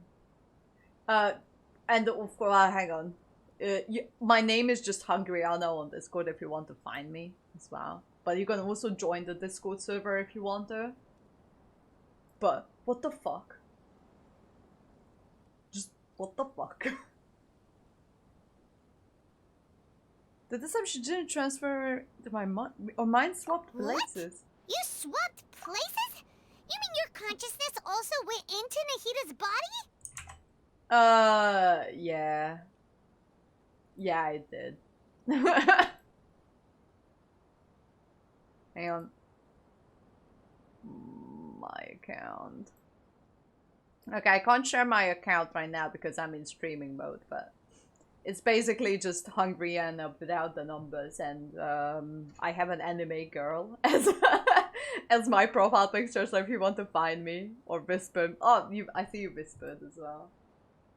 Oh, okay, you just shared me your Discord. Okay, hang on, just gonna put you on Discord. Yeah, I'll just join your Discord too. You can join my Discord too if you want to. We just have the rules, so you just need to accept that to access all the other channels, but that's alright. I'll join your Discord, you can join my Discord if you want to. So just go to rules and info and just do the emote, and yeah, you have access to all the other channels on the, like all the other channels on the server. And then we can discuss it, because what the fuck is going on? Hello? What the fuck? Oh, welcome on the Discord. You can say hi to all the others in the chat too. Wait,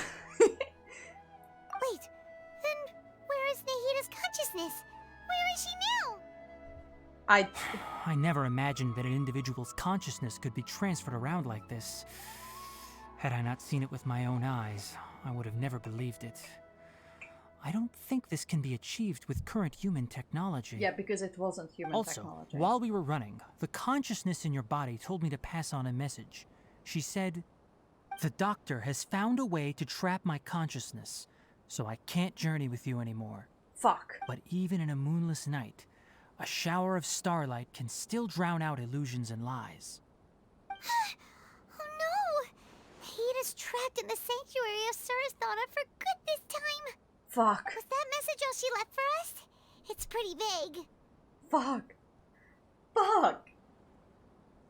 I was going to add both you in the chat, maybe as our friends first. I think your sanity is in my Discord too. You can just add me. Like I'll sort everything out with the Discord later, but I'm just a bit too consumed with that one. All right, no worries. I'll have a look at it once I'm done with streaming. But right now I'm just a bit. Huh? Yeah, Chuchuk is like, what the fuck? What the fuck, Nahida? Now she's dropped for good. Oh, that makes sense. Since the doctor captured her, she won't be able to say anything without him knowing. She's being extra careful. I wonder if the doctor... Even in a moonless night, a shower of starlight can still drown out illusions and lies. Huh. Paimon knows the moon illusions and lies are from that alchemical divination at the Sub-Zero's festival. Yes. Didn't Nahida use a starlight analogy before? It had something to do with Sataria. The moon refers to... Oh, that makes a lot of sense. Huh. Do you think Nahida was telling us to go find help in the desert? But she isn't with us anymore. Think we'll be okay? Well, we've been alone. You said Sanctuary of Surasthana. Does this mean that this Nahida you're talking about, the consciousness who was occupying the traveler's body, is the Dendro Archon? Yep. Your guess is correct, but the situation's a bit complicated, so it's really hard for us to explain right now. Yep, it was. That's all right. A scholar's curiosity doesn't need to be appeased right away. As for the complicated nature of the situation, safe to say I have witnessed that for myself. Oh, Lord, I've spent some time with you, and it looks like the Dendro Archon's also on your side, so I trust you. Thank you, Tainari. Oh, actually, we came here to ask you a question. What do you know about the project that the sages have been working on? Ah, that. While I was indeed invited to join that project, the sages were always secretive about its scope and goals, so I eventually declined. I'm pretty sure it has something to do with All I know is Doctor that wanting project to do something. has something to do with the restoration of Irminsul. The restoration of Irminsul. Doesn't Doctor want to burn the thing down, though? Me lurk, me hungry. Alright, Chuchuk. I'll go, while we are at it, I'll just go and go to pee, because I've been drinking a lot of water. And I think this is the perfect time to go. Give me 2 minutes. I'll be right back.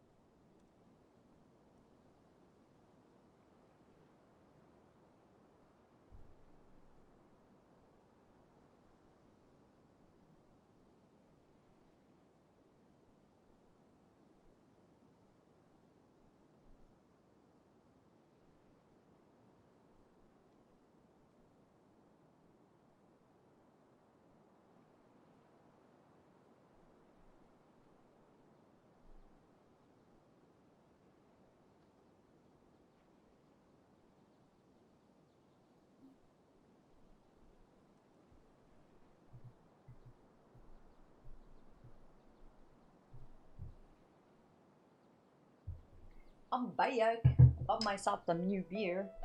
I mean, one new beer.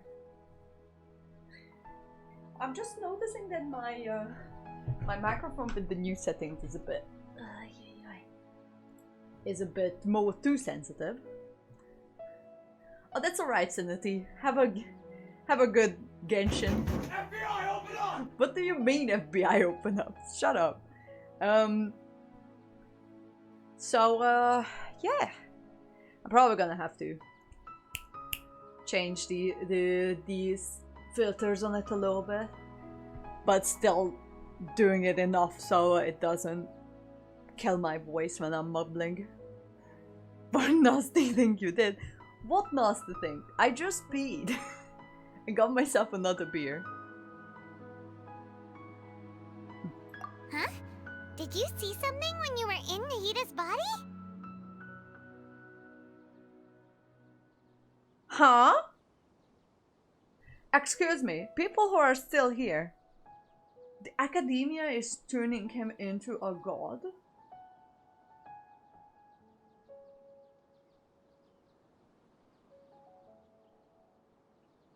Oh fuck no. Oh fuck no. I left to pee like right one of the most important sentences. Oh my god. What? What? Do you have any evidence?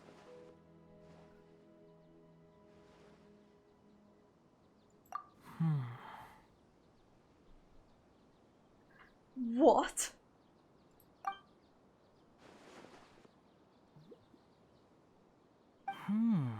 So that's what happened. That explains why Hypatia's symptoms were different from those of the other scholars who went mad. It's because she made contact with the consciousness of a new god who is still in the process of being born. What Tighnari, the fuck? did you leave the Avidia Forest because of Hypatia? What the fuck? I'm starting to panic. I'm starting to panic. They are constructing a new god? I did. I noticed Hypatia's mental anomalies, but since her symptoms were rather atypical, I secretly took her to Pardes Dii and began searching for a way to return her to her normal self. What If the I didn't take fuck? action, Hypatia would have already been taken by the Matra to the desert, doomed to a life of exile at Aru village. Now that you mention it, I knew the Academia has never thought particularly highly of Lesser Lord Kusanali, but I still didn't expect them to do something as arrogant as creating a new god. Looks like I made the right decision by not accepting their invitation. Frederica Lime Dookie. Oh my god. They are thinking so little of Lesser Lord Kusanali that they're literally trying to build their own god. But that own god actually hates his subjects, so whenever that god is released, the fury of that god will destroy everything in his path. That's... The Doctor and the Balladeer. We have 2 Fatui Harbingers in Sumeru. Sounds like we're in for a bad time. You reckon? From your description, I don't think they've completed their project. There may still be room for us to intervene. Oh my fucking god. The Balladeer and the Doctor creating a new god in Sumeru with the help of the Academia because the Academia doesn't care about the new Dendro Archon anyway. And that's why they needed all that brain power to create a new fucking god. But Holy then, shit. what is the connection between creating a new god and restoring Irminsul? Yeah, it feels like we're still nowhere close to figuring out the sage's goals. We must stop them. We've pretty much gone over everything we need to know, so we should head out. How about you, Tighnari? What are you going to do? You can't go back to Grandarvaville, that's for sure. I'll stay here for now. I still want to try a few more things to help Hypatia. If you're planning to go into the desert, start by heading for Caravan Rabat. That'll be your fastest route. Come find me here if there's anything else I can do to help. May the spirit of wisdom go with you. It will. I mean, it won't because Nahida's consciousness is trapped. Thanks, Tighnari.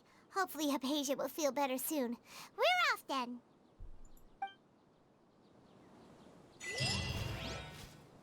The god gaze is back. I love that Scaramouche called his mother, my creator, my mother. Oh my god, it gives me goosebumps. Well, we're not in for a good time, huh?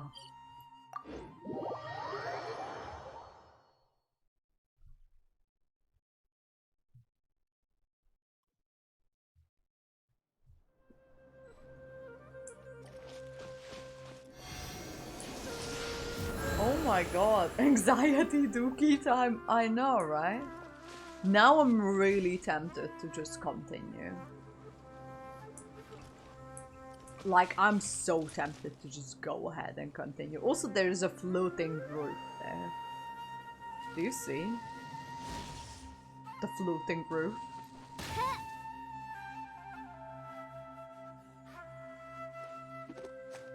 Okay. Restoring Ermin's soul. Probably they want to restore Ermin's soul. No, not catching up to me. Bad Nora. I am so tempted to do this anyway. I've already done this, huh? Can I pick these now then?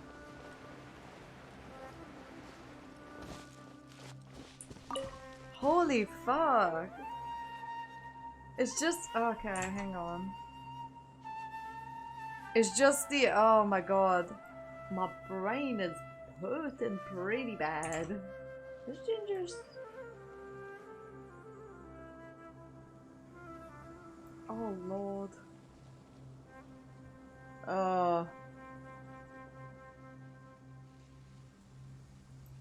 Okay, what I'll do, I'll just go around and... because Cactus, I'll be nice to you. I'm not gonna do it right away.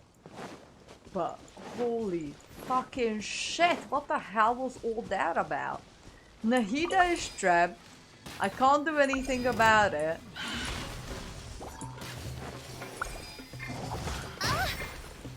I'm getting attacked by mushroom. Be still. Pick it if you want. Let me just... okay, let me just give me some processing time, okay? Give me time to process what I've just seen, okay? And Tyler is becoming a very good character that we finally... someone we can count on. Berries don't even we need him, actually. Stuck in Leela, huh? Not interfering with other people's business. Where is A? She's probably trying to get in line her mess of a country. Oh, fuck. Oh, I'm still so confused about everything. Doesn't bother me and your patient's probably not gonna hold out. Okay, just give me a second. I'm just...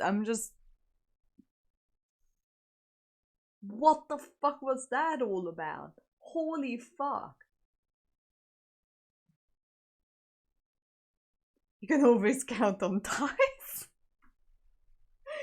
I love it and I hate it at the same time. What I'll do, I'll go into this thing and just generally just trying to process information that I just received because that was a fucking lot. Will I pull an all-nighter with the other Archon quest? Maybe.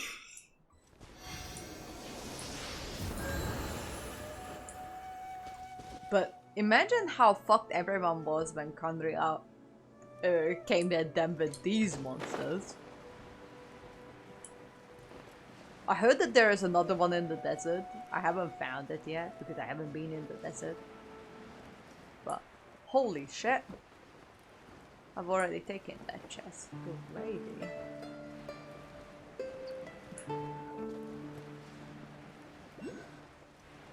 Oh my fucking god.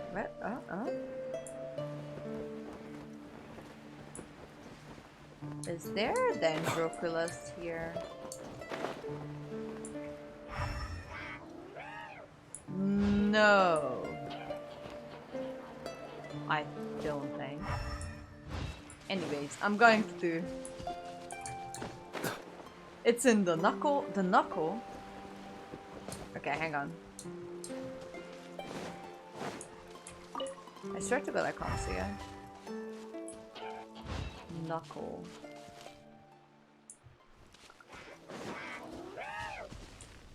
Well, I am in the knuckle. I can't see yet. I'm literally standing on it.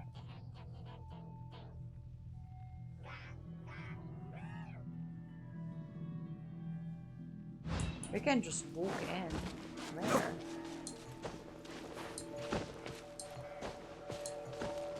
On top of the finger. Oh, okay. So it's in the like literally in the finger. Right? Right?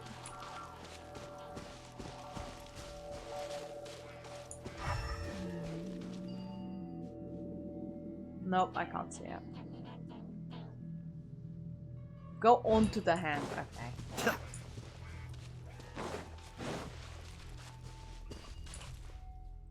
Come on.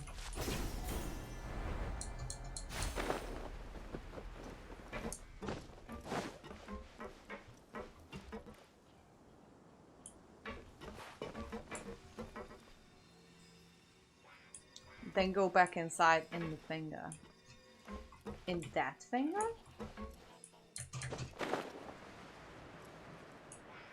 Yes! Okay, yeah, I understand. Thank you.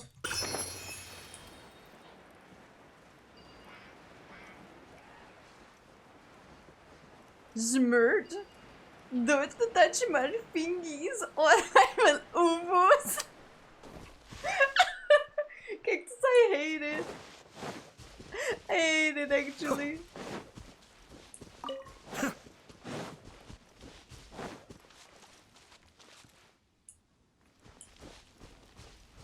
Hello.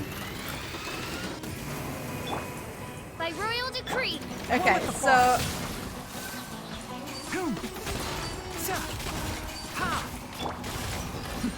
The depth special. I put that as my Genshin signature. I hear everything. Be still. That's fucking genius, not gonna lie. It's pretty goddamn funny.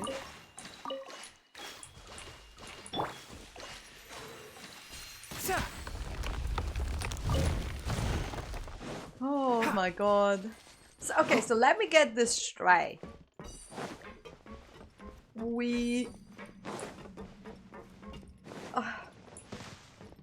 So keep up. They are locking up the real Danger Archon to create a new god, not necessarily the Danger Archon, but another god that they can worship or whatever.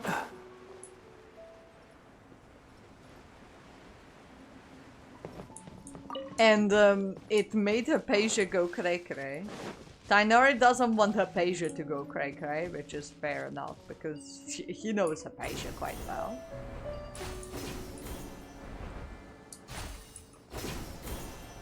Don't know what I'm doing here, though. What is my purpose in here? Apart from that one chest. Ah, okay. Well, I can defeat that one too, while we're at it.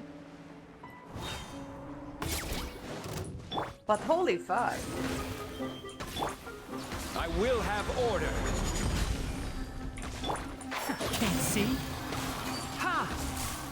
Ha! Sa!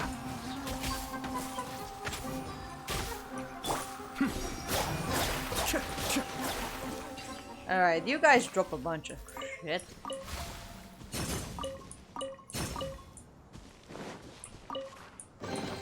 Oh, so you collect these? Stop looking down on me, goddammit.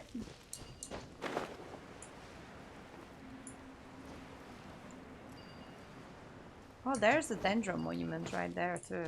Okay. Oh, I need pyro for this, huh? Okay.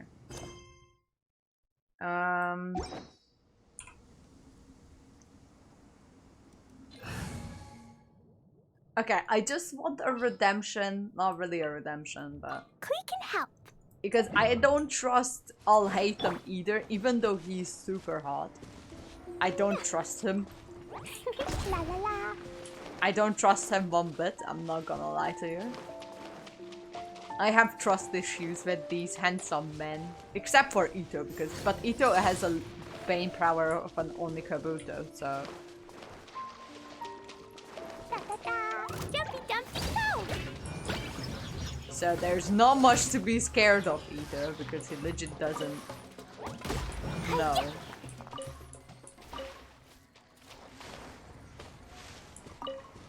Oh, for fuck's sakes. Of course. Enshroud! Ha! Oh, fuck. This was not the plan. Solidify. The plan was to defeat this person first and then... Oh, Lord. Good thing I'm not handsome. Well, you may be handsome, I don't know what you look like. But do I have trust issues with you? Should I? One with the forest. Let's nip that in the butt. Let's nip that in the butt. Where's the other one? Okay. Oh, yeah.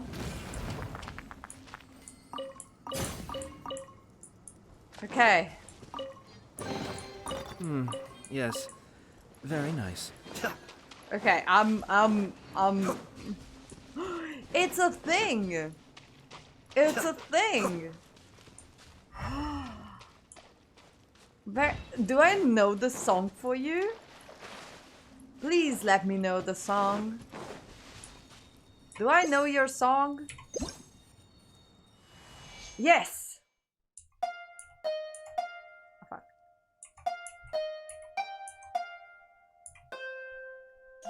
Are we going into Ara Ara territory again?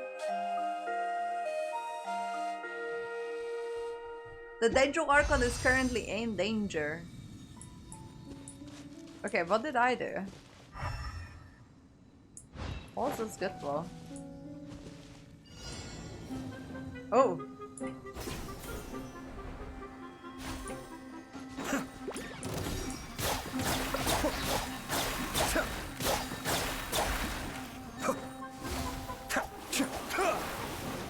Kamisato Aki. Alright, alright.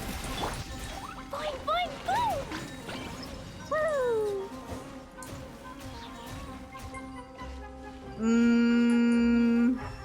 5. Oh, okay, I see some more. 15! Holy shit. Ah! I accidentally found myself collecting some random shit for Aranaras yet again. Because I can't escape these. I can't escape them. Even if I tried. Okay, where's the last one? I missed one. Okay.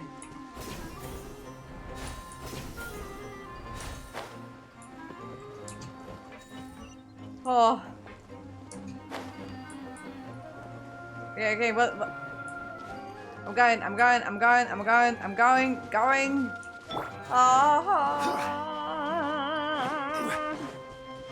Panic.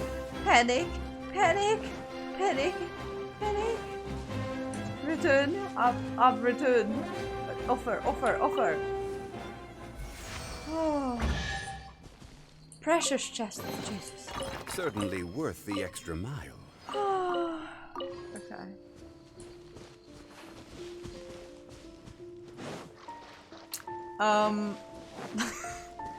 About that minor meltdown I just had.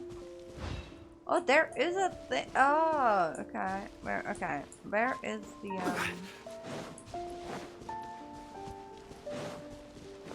Where's the thing?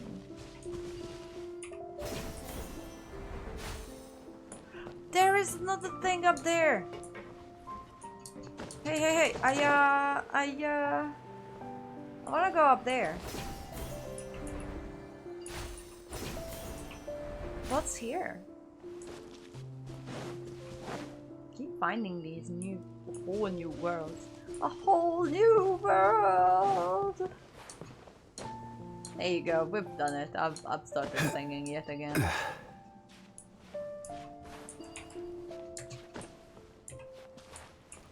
Ah!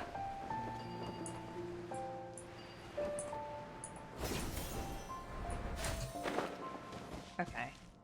Don't know where I'm going. I don't know what I'm doing. But I can go all the way up there too.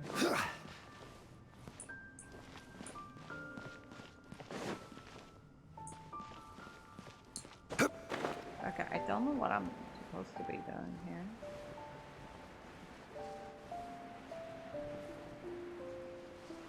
Is there another star that I can... Oh, there!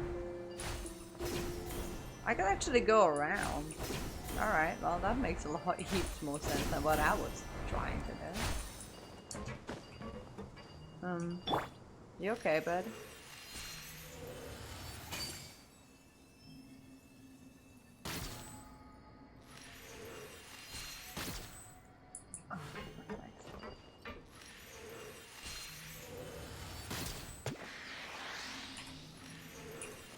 I have no idea what that was good for, but I guess. Alright, alright, alright. Here's another one. I have a feeling that I need to poof these anyway. Okay, probably don't have to go a bit closer.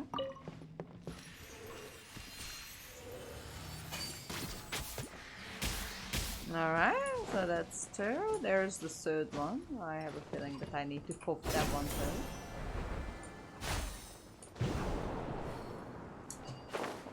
Did I just catch something? Okay.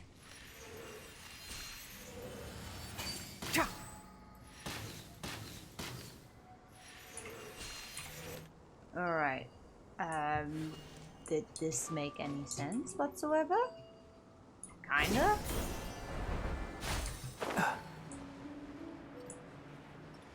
Is there any stars around here that I should be aware of?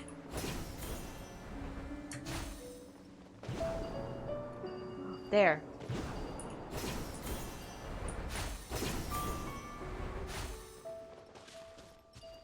Okay.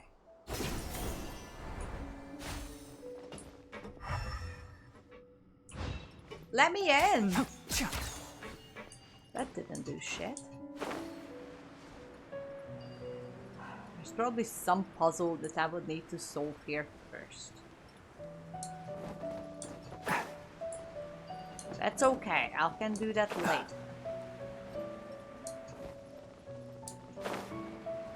Holy fuck. I'm still under the influence of that other quest. So apologies for that.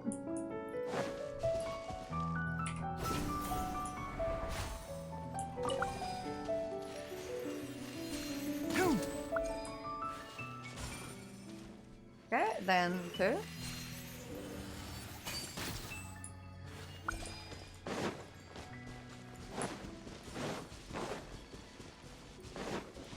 Where's the third one? Ah, there. Okay, and there's another Dendrogonum that you can spawn there, right? Are you in here? Yes. The answer is yes.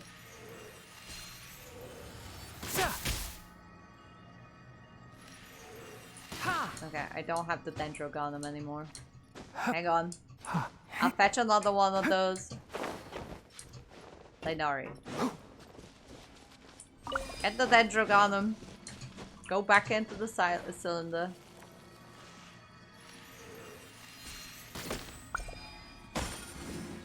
Wait, did I do anything?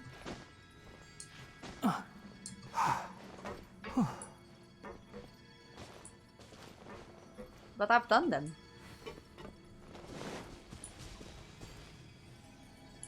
Oh, there's a third one somewhere.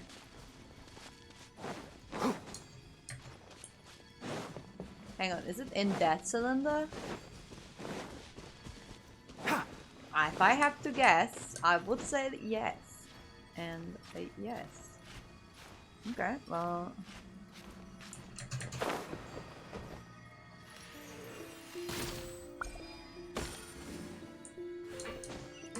And it did the trick.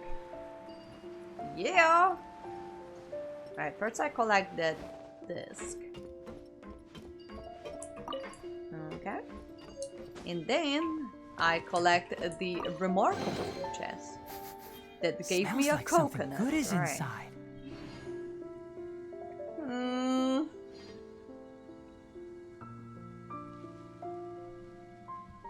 Oh, for fuck's sakes.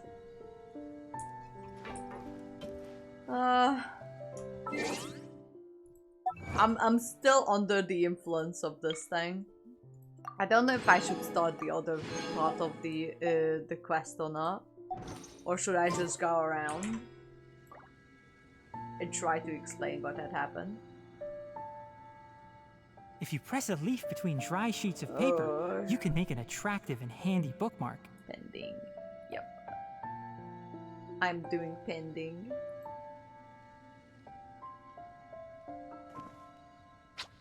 Huh? I don't know if do you guys think that Ginger would be okay if I just join in her stream? Maybe like voiceover or whatever. Try to figure out what's going on. That would be kind of fun.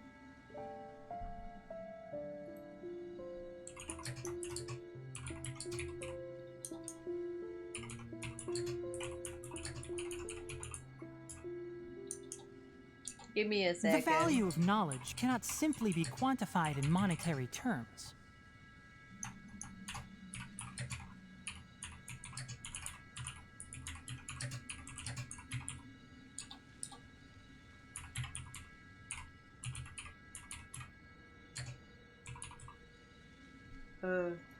I can't spell to save my life. Hang on, give me a second. I can just hit them as I want to. Or you could have someone like Bennett or Yonfei or Toma or Amber or whoever you wanted to. Amber probably wouldn't be the best idea because archers are a little bit harder to deal with for main DPS. Don't be afraid to make mistakes. It's all part of the learning process.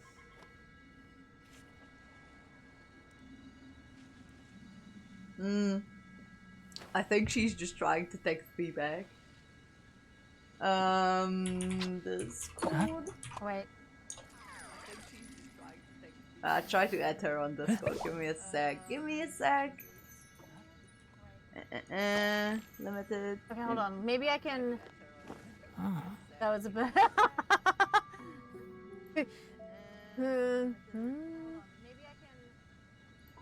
Give me a second. Oh no, she just heard me. Yeah, I'm listening. I'm listening to you. I hear that you're listening to me. Okay, how do I do this? The value of knowledge cannot simply be quantified in monetary terms. I need to be able to add her. There we go. Okay, here.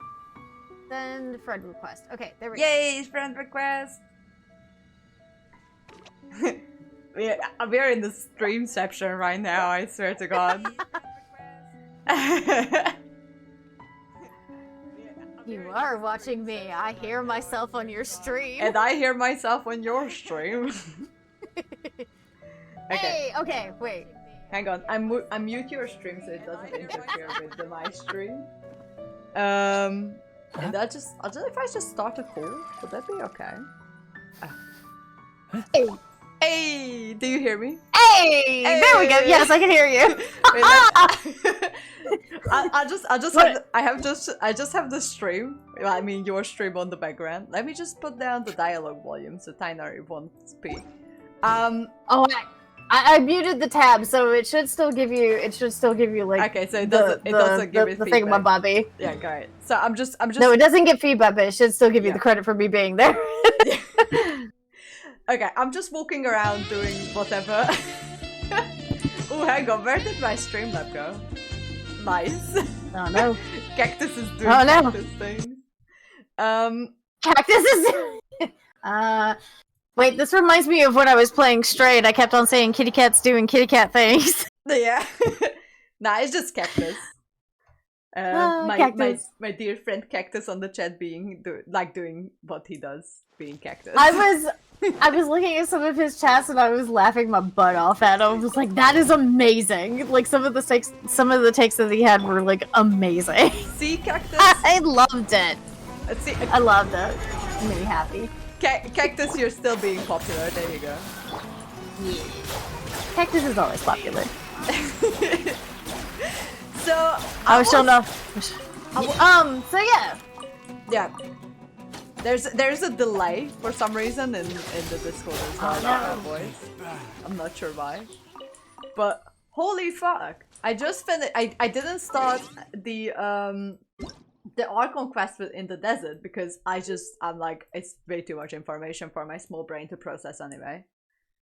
I won't tell you anything then. I have started it, but I won't tell you anything because I don't want to spoil anything for you. Oh god. But we can talk about what happened in the previous portion. You know, with Scaramouche and Nahida and all of that. My small brain can't take it. It's just way too much. What do you mean? What do you mean that the mage is wanting to construct a whole new fucking god out of none other than Scaramouche himself? Like, what? Well, no, I don't think that they knew what the doctor was actually setting them up for. Like, I honestly think, unless they give me evidence otherwise, the fact that he could actually all those people that he had out front in front of the academia shows that he can overwrite certain portions of people's brains or like engrave certain things on people's brains. Mm-hmm. We don't know how long he's had the ability to be able to do this. Mm-hmm. So who knows whether or not he did this as soon as he got into Sumeru or after he got into Sumeru or at whatever point he actually did this. Mm-hmm. Okay? I feel like at least once he got into Sumeru, mm-hmm. and was able to get into the heart of it, he absolutely took control. So you've read the manga because yes. you and I were talking about. So he was absolutely atrocious. He's absolutely atrocious now. They just made him look hot, which I'm not. I'm salty about. I'm salty about that. I'm super salty about that. Why did they make him hot? Like. Why? Well, so there's another portion that we're not really talking about here in the fact that when they were over the coffin in one of the trailers. Yes. Who was it? I think it was the marionette who actually looked at the doctor and said, "You're looking much younger today, doctor." And he's like, "You know that's not a compliment to me." Yeah. Well, what is the other part of you doing? So I know this doctor. Yeah, I know that the theory that he like takes segments of his hang on, let me just put down the desktop audio because it's gonna just absolutely blows everyone's ears out. So I know that he's taking fragments of himself in like certain stages of his life. So there's multiple Dottores out there in the world doing. Oh my god! Please, why? No, we do not need this. So what is bad enough? I know that is a thing. So the reason why he's like, you know, that I hate that is because he took segments of himself when he was younger, when he was older. So there's actually not one, but God knows how many Dottores roaming the world doing their thing, which is quite unsettling. And I wonder if it actually causes him. I wonder if he's actually shortening his own life doing that. I don't know, but that's like some Voldemort level shit. Right? Yeah, thinking that too when I was like, oh shit, we got Voldemort. Yeah, we got Voldemort right there. Like, what the fuck? Except he's hotter than Voldemort. God damn it! God damn it! Oh, I love Cactus's approach. He's like, yeah, we need Raiden Shogun to protect us. My guy, Raiden Shogun kickstarted the whole thing by discarding Scaramouche. I don't think she can help us anymore. She might come to help us, but I can't see her doing that. Like, she just came to grips with understanding her sister's way of thinking. Like, she just came to grips with understanding Makoto's way of thinking about humans. It took her 500 years! Fucking years, yeah. 500 years, and only with the intervention with an Outlander. Yep. To get that she should probably care about humans. Yep. I mean, I wouldn't put my faith in that one. I wouldn't. I mean, the only actual one I would probably put my faith into is the one who tried to fucking retire, which is Zhongli. Like, not even... That's about it! Not even Venti can save us here. I mean... Venti is very much... So one of the things that me and Sandy have actually been talking about is what actually causes a vision to come up for a character. Yeah, because it's not the gods that give it to them. It's evident. Have no control over it. Yep. Yeah. Yep. Because that's what I thought for the longest time, that when a god sees that someone is deserved the vision, that's what we all thought. Then they just give it to them. But after we had, I think one of A's story quests was that we don't actually have control over who gets a vision and who doesn't. I'm like, oh well, that's just fucking great. But she was also surprised that nobody had gotten a vision since she had started the vision hunt decree. Yeah. Sorry, I had a hiccup. Yeah, that's all right.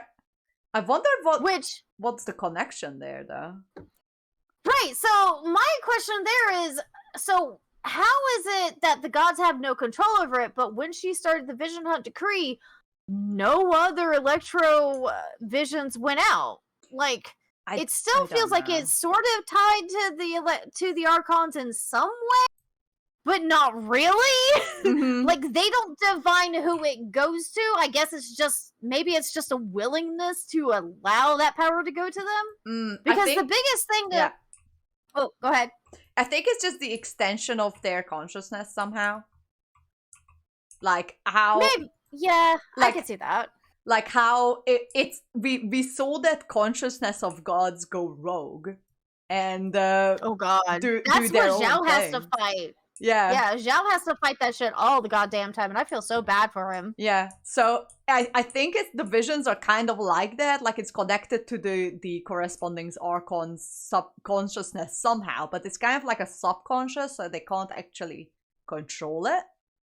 But yeah, it's complicated. It's still so many unknowns in this game. Like, we just don't know a lot of things. Like, what are visions? Like, that's what I don't know. Like, no, define a vision. It gives you power. Why does it exist? Why does it give power? If it's not the gods that give it to you, what are visions?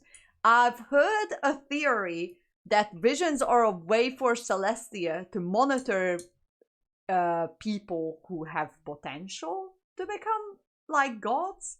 But if you read the manga, you probably know that Vanessa ascended into Celestia, and if a person has a vision, they have the potential to ascend into Celestia and become gods.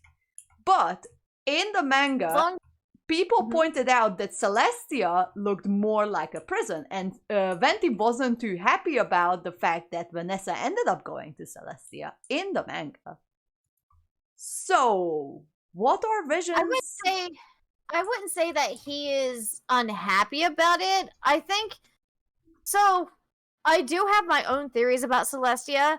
I really do think that the Seven are kind of the puppets. The contracted gods of like the lower world, and they are controlled by either a god or other gods within Celestia. Like, they are not the be all end all, as we can see, because the sustainer of heavenly principles is actually referred to by A herself. Like, she actually talks about wanting to be closer to the heavenly principles. And the unknown goddess that that us and our sibling encounter is the sustainer of heavenly principles. And again, too, looking at the destruction of Conria, most of the destruction that you see happening is done by the power of the sustainer of heavenly principles. So she doesn't look to be like any kind of god for any of the nations. Yes, I really think that she is a god of Celestia, and she has some sort of dominance or some sort of priority or authority or whatever it is over the seven. There was a war of gods, and she is the one who came out on top, and she said, okay, I'm not like I can like, considering that she said the irrigation of humankind will not continue. She obviously doesn't like humans. I mean, she is definitely the one who went down and destroyed Conria because they didn't have a god. What if she's like an executor, like the sustainer of heavenly principle? That sounds like more of an executor. Yeah. Than the an person executor that can deputize lower gods to do their bidding. Yeah, but she doesn't sound like the one who actually makes the decisions. She just sounds like the person who executes those bills. That's interesting. I didn't think about that. That's a good thought. So that is my theory, that she is not the main god, but the a sustainer of heavenly principles. Sounds like an executor, not the ruler, though. Or a guard dog or something along that lines. So that is my theory. So I have another main theory for you. Like I did think so my thought is that she is currently the ruler of Celestia. I don't think she's supposed to be the ruler of Celestia. And I don't think this story is about us. I don't think the story of Genshin Impact is about us at all. Would you like to know who I think is actually the main character of this story? Who? Paimon. I mean, I can see that. We are just here to facilitate her story, and that will, I mean, to be honest, that will piss me off faster than anything else, because to be fair, I'm not really a fan of Paimon. There have been several times I've been like, Paimon, could you shut the hell up? I think everyone's been there. Right? But I, like, given everything that we've been looking at and how Paimon is so involved in it, and I don't think it's just because, I mean, they have voice actors for the main characters. They have Zack. They have, and I don't even know the voice. I don't know the name of the voice actor for Lumine because they don't even have her on that often. I know Zack because they have him often on often, but like they have voice actors for these two characters and they don't utilize them. I don't know if it's because they don't want to pay them or whatever it is. Whatever the mechanic they're trying to use, Paimon does a lot of our talking, and we as the traveler base a lot of what we say around what Paimon says. I don't think we're the main character. I think we are a way to facilitate her story, and it's coming about like maybe she got we're looking at a remnant of what she used to be. And she's gonna come back into power. Have you ever played Twilight Sword? Legend of Zelda Twilight Sword? No, I haven't. Okay, so there's a character. Sorry, I'm gonna ruin part of the story if that's okay for you. Okay, that's fine. So there is a character named Midna that you meet within like the very first portion of the story, and she travels with you throughout the entire thing. At the end of the story, like in the very beginning portion, she's an imp-looking character, fairy-looking character, just like Paimon. Yeah. At the end of the story, you find out that she was actually cursed and broken into, like, reduced to a smaller form. And when you actually see her, she's older and she's definitely hot. She is an older female, and she is the princess of the reverse kingdom of from Legend of like the Reverse Kingdom of Hyrule. Yeah. Okay, she's from the darker side of like the Kingdom of Hyrule. She's from the reverse side of it. Yeah. And so I'm kind of thinking, my main thought is that we are the facilitators for Paimon's story, and that Paimon is actually the main character, and she is actually the remnant of the goddess that she used to be, trying to relearn the world that she was in control of and lost control of, because some goddess, when we came in with us, because we are not from this world. Yeah. Okay. I have 2 theories about this. So I've already said it on stream, I think once or twice, that it's either 2 endings in Genshin Impact. Either Paimon sacrifices herself for us, or we fight Paimon. There's no in between. Something's gonna happen. So I'm just curious, which one is it going to be? Like, is it... Well, I mean, there are so many characters that have death flags, it's stupid. Like,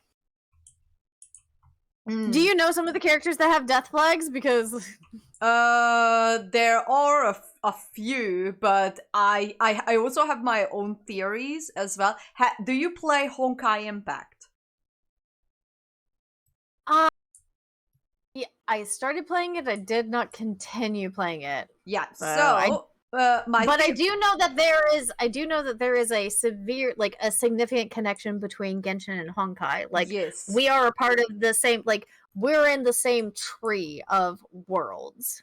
So what I think... Oh, I already tried to doing this. Okay. Sorry, I'm just doing a puzzle while we're talking. No, it's okay. So the Sustainer of Heavenly Principles looks very much like Kiana? Kiana, the Herisher of... Yep! Of... What is it? The Void? And if you played, there is one episode with a character called Bronya who goes into a place called the Sea of Quanta, which is a place in between worlds, in between dimensions. And she goes into these so-called bubble universes that's just kind of floating in this Sea of Quanta, this place in between worlds, and just does her own thing. And the more and more I looked into and went into Honkai Impact story, the more and more I think Genshin Impact is actually a bubble universe in Honkai Impact. Which is a bit agree with you on... No, I kind of agree with you on that one, because I think like one of the theories about the Sustainer of Heavenly Principles and about the Electro Archon, because if you look at her friend, the purple-headed friend, like we have in Genshin Impact, the one who said that they wanted to be closer to the Heavenly Principles. It was all like that person in Honkai Impact, that kind of looking person in Honkai Impact, is trying to get closer to Kiana, trying to stay close to Kiana. But the way that she's trying to stay close to Kiana is actually making her get farther away from Kiana. Like, I do remember looking into this because I was very intrigued about the interconnection between Honkai and Genshin. And I agree with you. I kind of think that the Sustainer of Heavenly Principles might be when the what is it? Did you say the Hersher? How do we pronounce that word? Herisher of the Void. Hersher of the Void. Yeah. I think it's when the Hersher of the Void actually finally takes full control of Kiana. Because the entire thing, if I remember correctly, reading through the story of Honkai Impact, the reason that the Hershers exist is that they are there to kind of like cull humanity when they get too big for their britches, for a better way to put it. Okay. Well, if we don't actually know that what is a Herisher and what is the Honkai that we are talking about. So that's a big theory in Honkai Impact as well, because they don't actually know what a Honkai is. So they just have... But the Hershers do seem to have, like, if they take over the take over the host completely, their like motivation is just to destroy humanity. Like basically humanity has gotten too quote unquote powerful, or has gotten too arrogant in their power, and they just need to bring humanity back down to nothing, or back down to the Middle Ages. And so this is a theory that I read. So this is a theory that I read, and I kind of like it, but I don't know if it actually fits in. But it kind of makes sense with Conria. That the reason that Conria was destroyed was to keep anything about Herrschers away from Tebat. Okay, because the people of Conria didn't worship a god. Okay, so they were outside of any kind of outside of any godly power. They didn't worship a god. They didn't have respect for gods, and they were getting really powerful. And actually, like, we can see it with all the different ruin creatures that they created. They were getting very powerful, much more powerful than any of the nations that actually had gods. And so they were destroyed so that there would be no Herrschers that would actually come to this world to try and cull the population. So basically, like, Conria was a sacrifice. That makes a lot of sense, actually. But also, I think that it's in the perspective of how it relates with Hong. Yeah, they had no choice, I think, because something happened. We don't know what. Ronditer. Gold did something. Probably my daughter, goddammit. She did something that left Celestia no choice. She created Albedo. She created Albedo, but that wasn't the one that triggered the things, I think. She did something else. No, I don't think that the creation of Albedo was... because in that sense... A created another person too. What if Ronditer just done the same thing? A created a puppet. She did. Well, she's also a god though too. So there's the very significant difference. Rhine-Daughter is just supposed to be immortal. Supposed to be, as far as we know. I don't think that the creation of Albedo triggered the whole thing. But A created the puppet to be a test vessel, and she threw it away thinking that I imagine she threw it away thinking it would be nothing after she left it. But the thing about Japanese culture, have you ever watched The Grudge? The Grudge? No. The Grudge. Nope. So emotions can leave an imprint on things, and it can give it life. Okay. That's the entire, like, that's a lot about The Grudge. That's like, even when they burned down the house, it didn't do any good.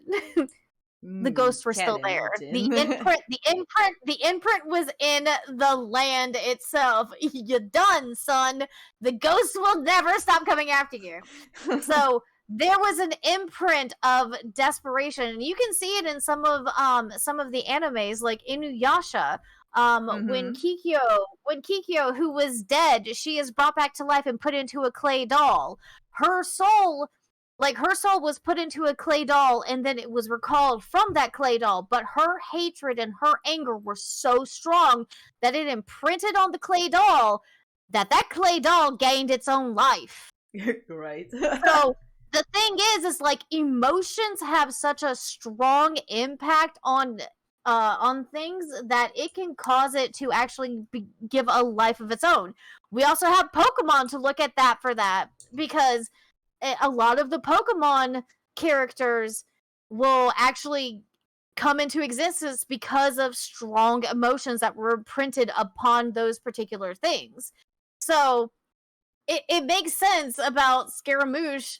Like, she threw it away expecting that nothing would happen, but what she didn't know is that there was already imprinted onto the doll, and it just grew in power. So she didn't create life, it just sprang. It found a way, to quote she fucked up. She fucked up, but to quote Jeff Goldblum, life life finds a way. Yeah. Great. Life found a way, okay? Fuck Life it. found a way and Scaramouche came to be. Poor Scara. It was not what she intended, but what Rhine intended was to create a life. Was to create an actual free will being. And she is not a god. That's the other thing to think about. She is not a god, and she intended to create a free will being.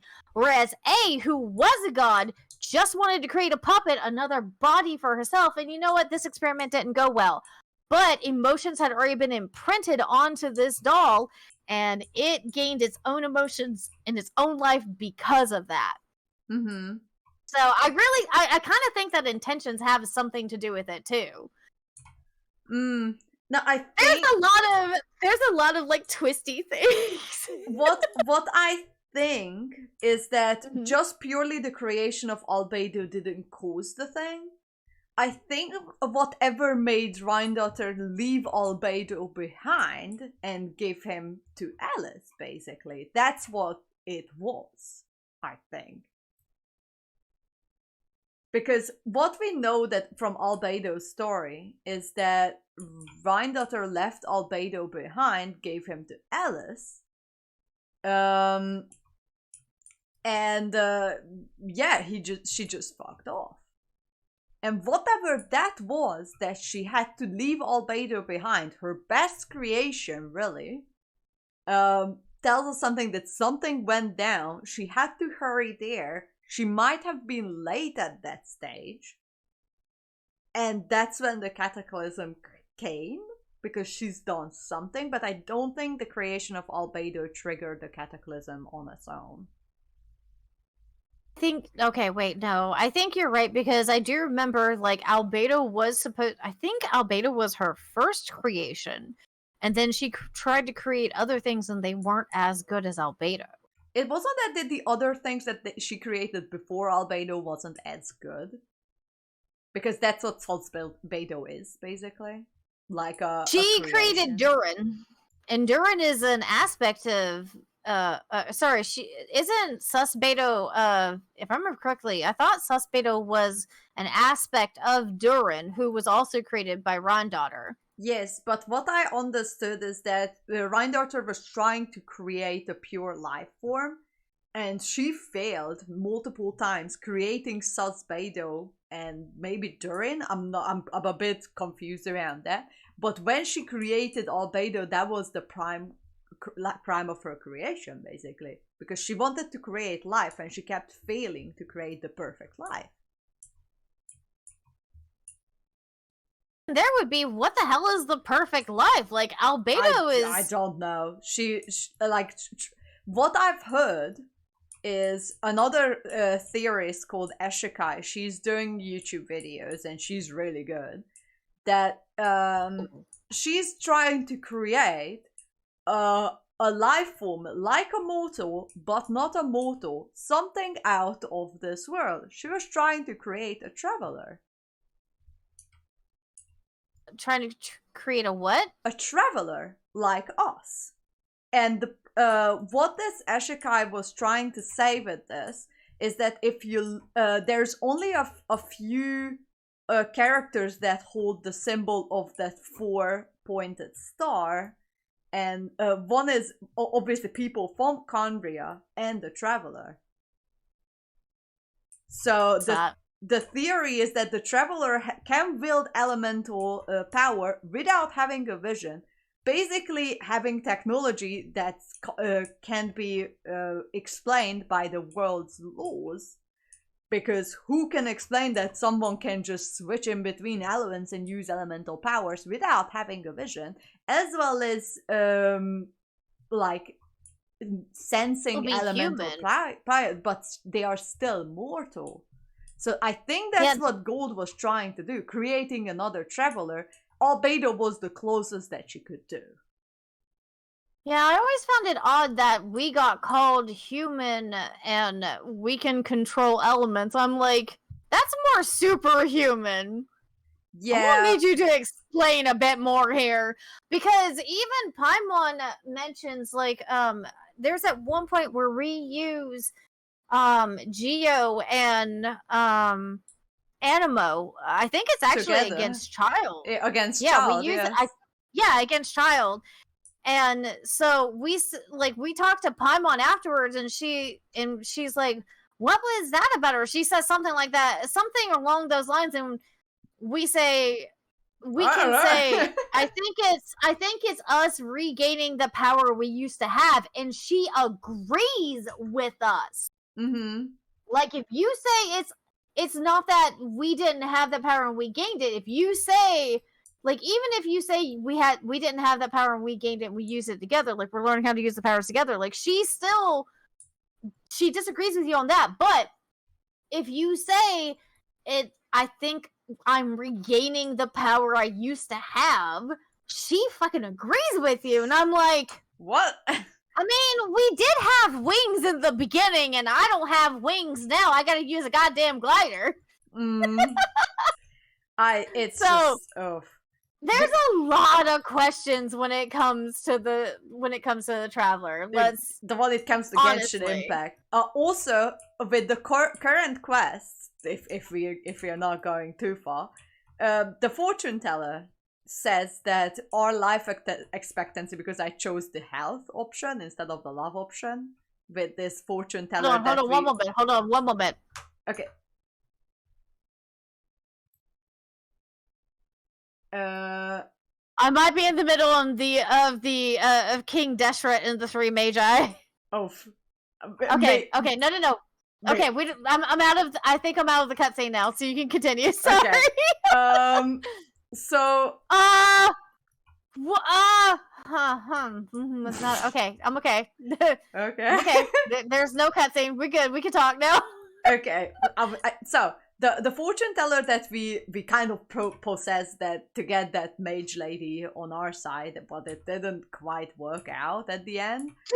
Dude, her fortune of us, I laughed my ass off about. I'm like, oh really? Does that include Kaya? No, I chose health over the love option, and she said that, I see in your future that you're going to live tens and thousands of years. And I'm like, what? Love option! What? Wait! I chose the love option! You chose the... Okay, so you chose the health, and she said tens of thousands years?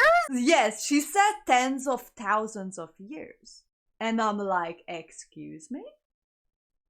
So I chose the love option? I chose the love option. She goes, there are so many people who are in love with you. Like, this can't be right. Like, Marud, what are you doing? I was tempted to choose the love option, but I chose the health option instead. Tens of thousands of years. And she got confused because that's just an irrational fortune. And she didn't believe, and she apologized and didn't make me pay for it. For the fortune. That's what she did.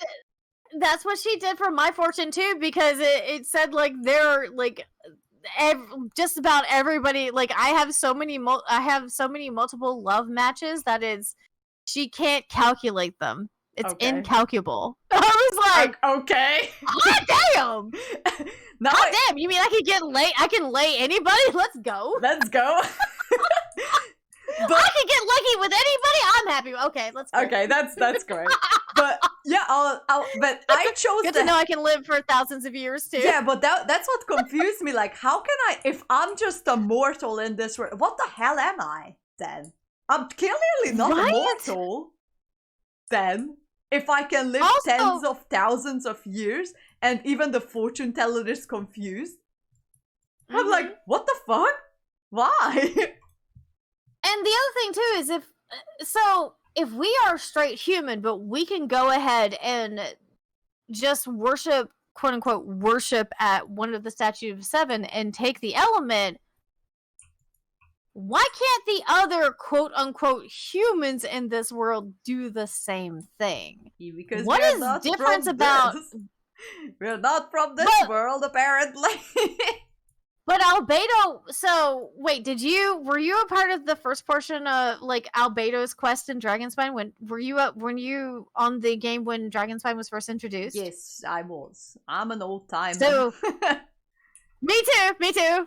I started in October, like a month after the game came out. So I'm an old timer as well. We must have started around the same time because I started around the 20th of October too. Yeah, I think I was about the 12th or something like that. So it wasn't far that we were. Yeah, kind of like the same time. Mm-hmm. But no, so the thing about it is, oh god, where was I going with this? Oh no, ADHD, help! Wait, what was I talking about just before? So we were talking about that. I got the fortune that we got tons of thousands of years to live, and then we were talking about how we can pray at the Statue of the Seven and get the element, but other people can't. And why is it that once we get in, so oh that's right. Okay, so I was talking about Albedo and his event. So I finally connected the dots in a very obscure way. So Albedo actually did, if you remember the event, Albedo did like several experiments on us, and he could not find any difference between us and other humans within Tevat. Yeah, which is strange, given that technically we are like, biologically we look like mortals, but we are clearly not mortals. Then what the fuck are we then? Yeah. I'm confusion. I wonder.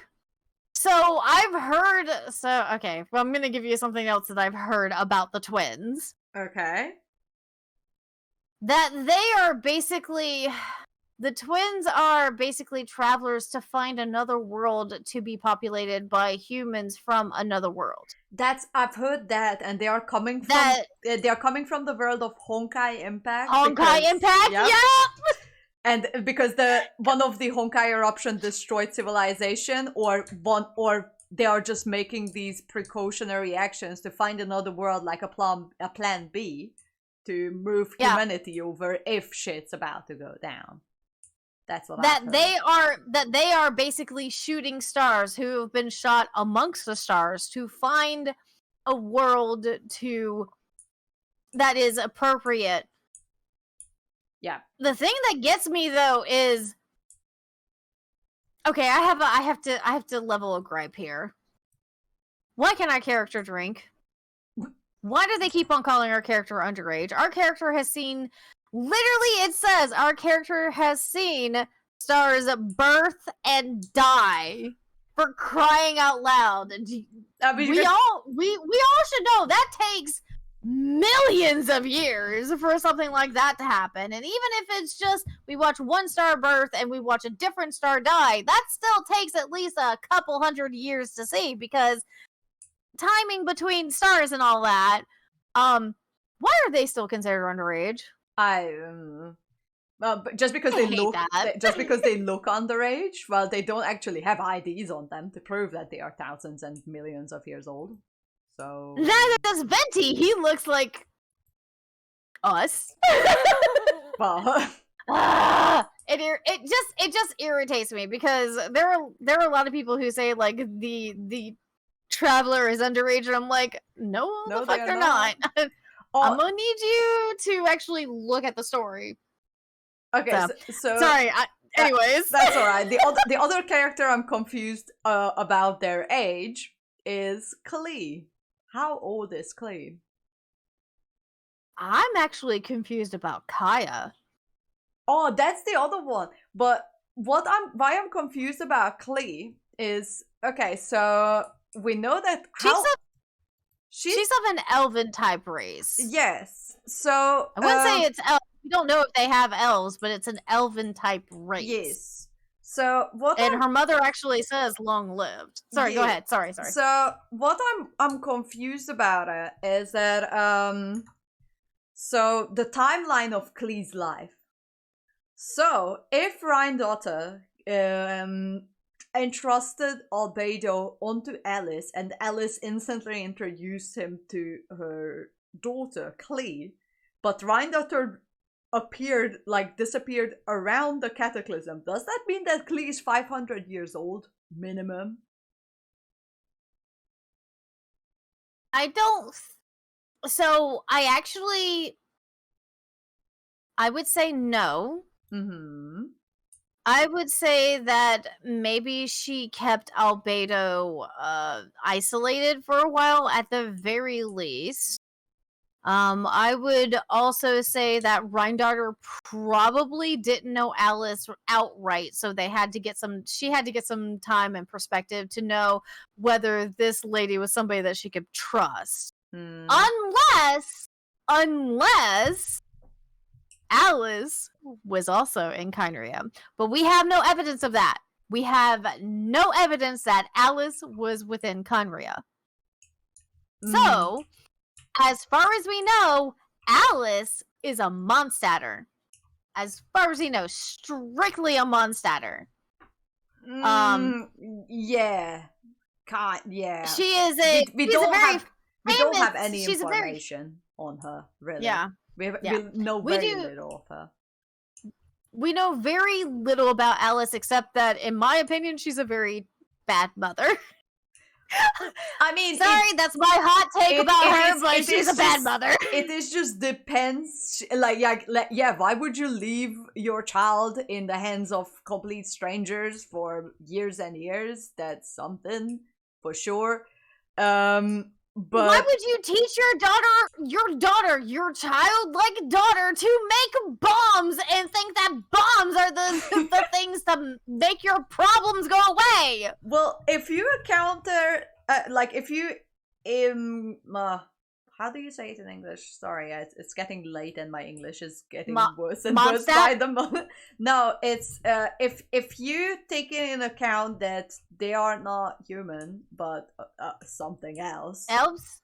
Let's say that they are elves. We don't know if they are actually elves, but let's say they are. We know that they're elven type or something along that lines, but we don't know what they are. Yeah. So they got the pointed ears what of if elves. that race's way of raising children is basically just abandoning them, like how a lot of creatures do, that they just abandon their babies to fend for themselves? We don't. You mean pushing? You mean like the mama bird pushing the baby bird out of the nest? Yeah, kinda. Huh. What if? I never considered that concept. What if for their race that's like a custom? Huh. I never actually considered that concept. You bring up a good point. Yeah, because we really don't know anything. Like, I think the only elven type person, like, we should be meeting a new elven type person in the new update coming up. Yeah, that's supposedly, Lila, possibly Layla. Should be Layla, but she would be the actual first elven type character of any, like, kind of maybe mature-ish age that we've met, because we have yet to meet Alice. Everybody else we've met, and I have to admit, I'm very disappointed that Dea is actually human. She had kitty cat ears. I am very, very fucking disappointed that her hair was made to look like kitty cat ears. Whose idea was that, to make her look like a cat girl and not make her a cat girl? My disappointment is immeasurable and my day is drained. Why? At least she would be like a jackal type person.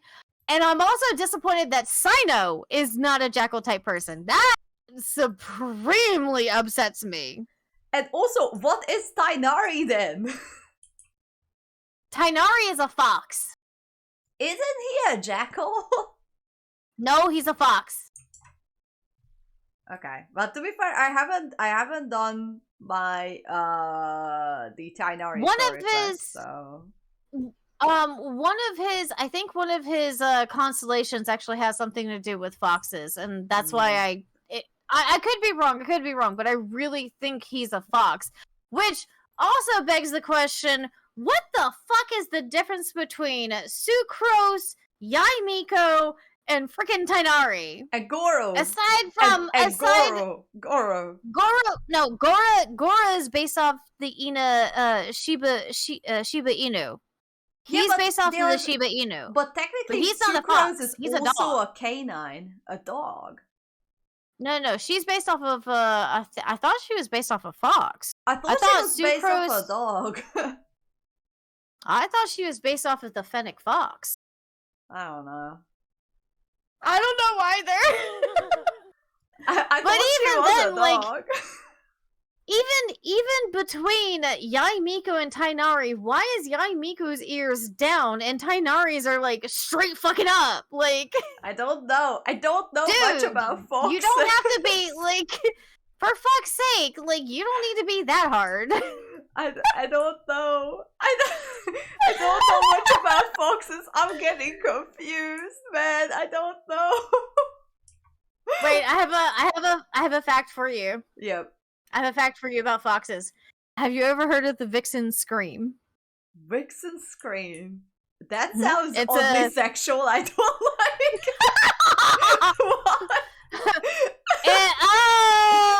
Well, no, it actually sounds like a lot of times it sounds like a human woman screaming bloody murder. So is it like really. A mating call? Yeah, for the males. The males are the ones who do it. But it's called the vixen scream, even though it's the males that actually perform that particular sound bite. Okay, so what does it have to do with anything though? No, sorry, I just wanted to give a random fact about Fox that was contradictory to everything about Fox. Anyway, it's moving on. You're like never talking to this person again. They are weird. Sorry. My brain is just getting a bit full of information, and this just kind of like my brain brain blue screen there for a bit, and I'm like, okay. I've never blue screened a brain before. Hey, I think that's achievement. No, no, don't worry. I won't do it again. I promise. I've already got that achievement. No. Yeah. You don't have to do it again. You already blue screened my brain. But sorry, I didn't mean to blue screen your brain. Oh, that's alright. You know what? I really enjoy talking to you, though. It's really nice. Hopefully, it hasn't been too painful talking to me. I actually quite enjoy it because my boyfriend is not that into Genshin theory. Well, not my. Hey. So I'm all for theory. He loves playing the game, but when it comes down to like theorizing, my fiance is like, yeah, I think it is a possibility, and he moves on. I'm like, man. You know, fun. He doesn't want to explore the possibilities. Oh my god, that was my ex-husband. I mean, that was literally my ex-husband. He would not want to explore the possibilities of anything that I wanted to talk about because he was like, I want to be surprised. But I was like, okay, but can we like talk about theories and anything like that? Because I can absolutely still be surprised whether or not the thing that I thought was going to happen happened or not. If it still happens, I'm still going to be surprised because I actually predicted something. Are you kidding me? Yeah. Like, he got mad at me because I started predicting things too well, and he was like, "You just ruined the entire show." My fiance, thankfully, he's just a bit. Well, he's just disinterested. Like he finds them interesting and all, but he's not like loved theorizing about it. Yeah, he finds it interesting as he's working on it. Yeah, but not outside of it. But I was the one who was entertaining him with all my theories and everything, and he listens to it, but he's like, oh yeah, that is a possibility. Oh no, I will feed into your obsession, don't worry. That's alright, finally.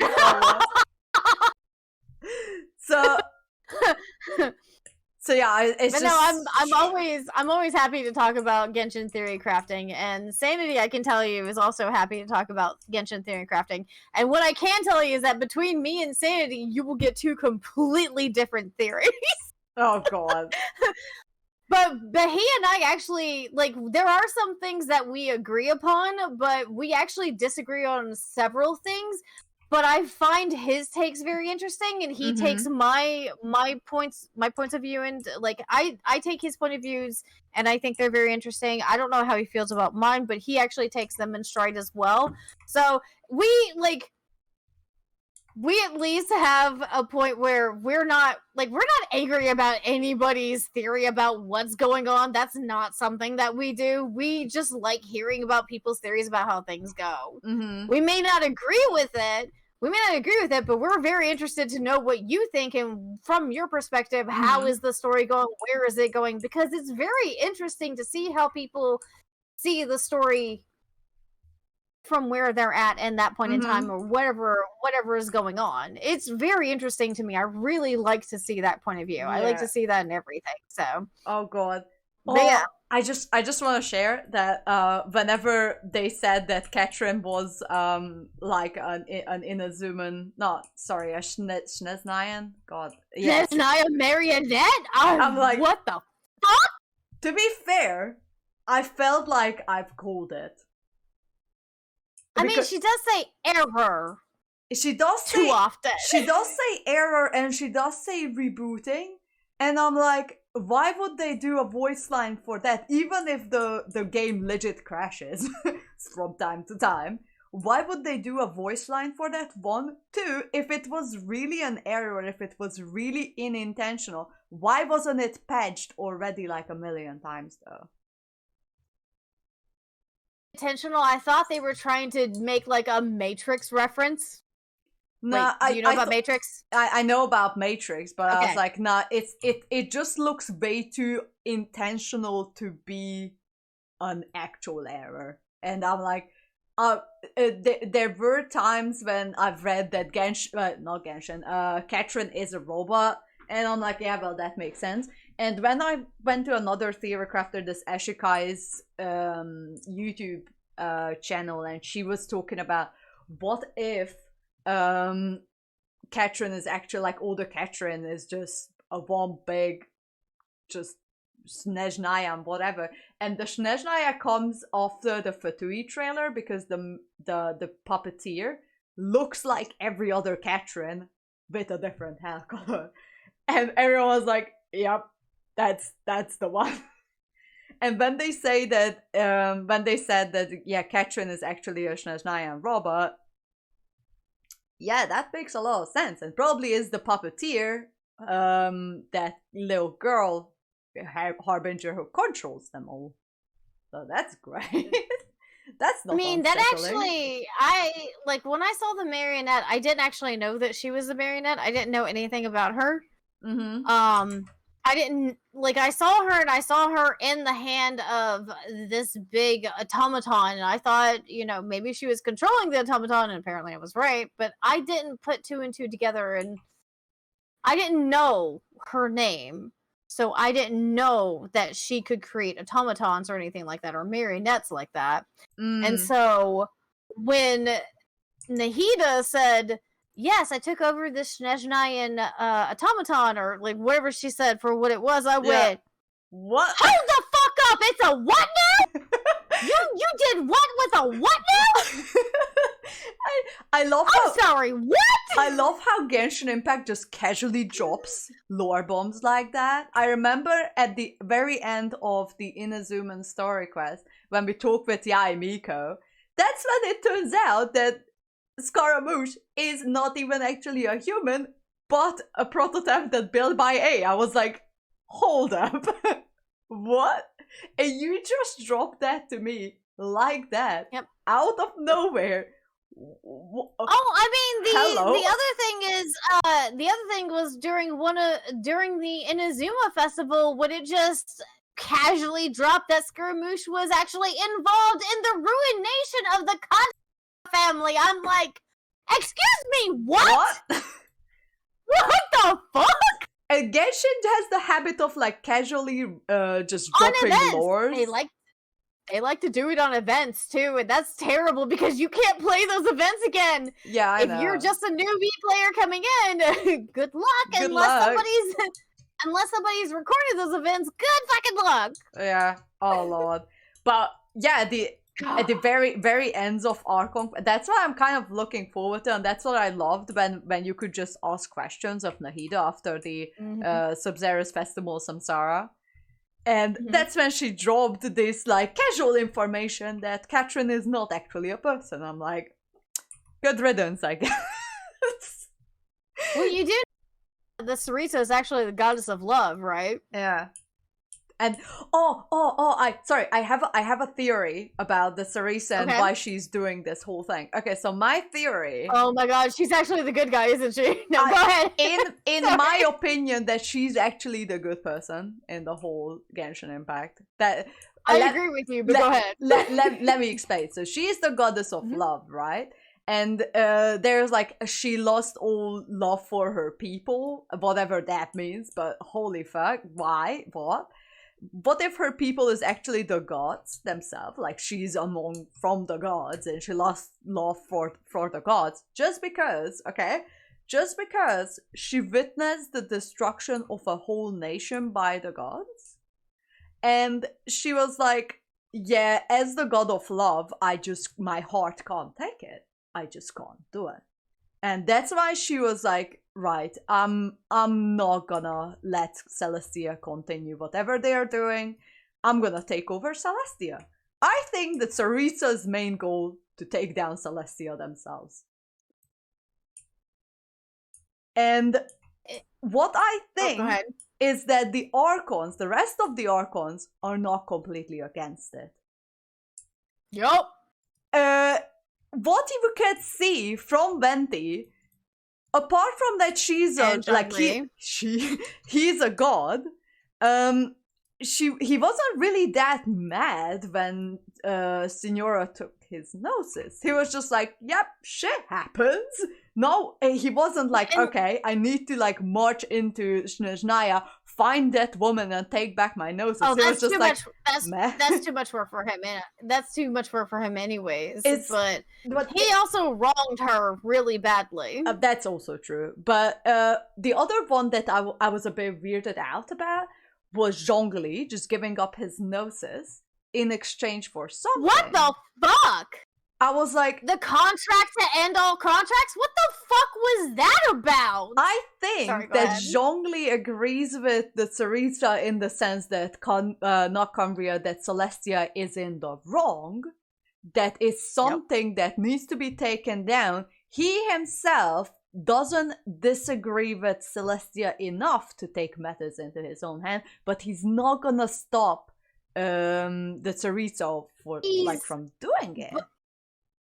Or the god of contracts, he is contracted to never go truly against Conria. That's one other thing. Yeah, giving his gnosis to somebody else, that's not against not Conria. Against Celestia. Like, that's not against Celestia. Yeah. Do they have rules against it? If they do not have a rule against giving your gnosis to another person, another of the seven, if they don't have a rule against giving your gnosis to somebody else of the seven, then that's not going against Celestia. I know, right? And I was like, and I think the end of Sarita, like she had to like put something on the table to convince Zhongli. I think it was just take revenge. And that's it. And that was her end of the contract, basically. And that's why Zhongli is like, yeah, well, that sounds fair enough. The third one, what convinced me that that's the case, is actually. She given up her gnosis because in Yai Miko's word, as far as she's concerned, she seized all contract with the divine. She's fucking mad. She is mad. She is pissed.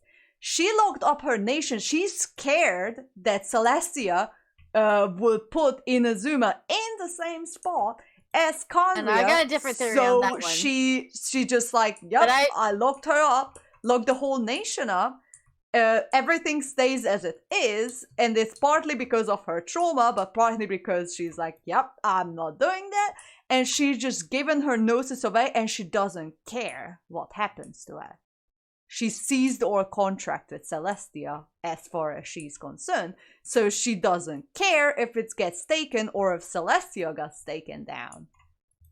So I think at the end, the reason why she's collecting all the gnosis is to get her an army strong enough to take down Celestia itself. So that's the end of my theory, basically.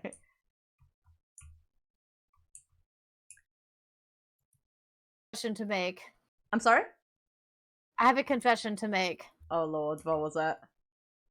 I'm a fan fiction writer. Oh lord.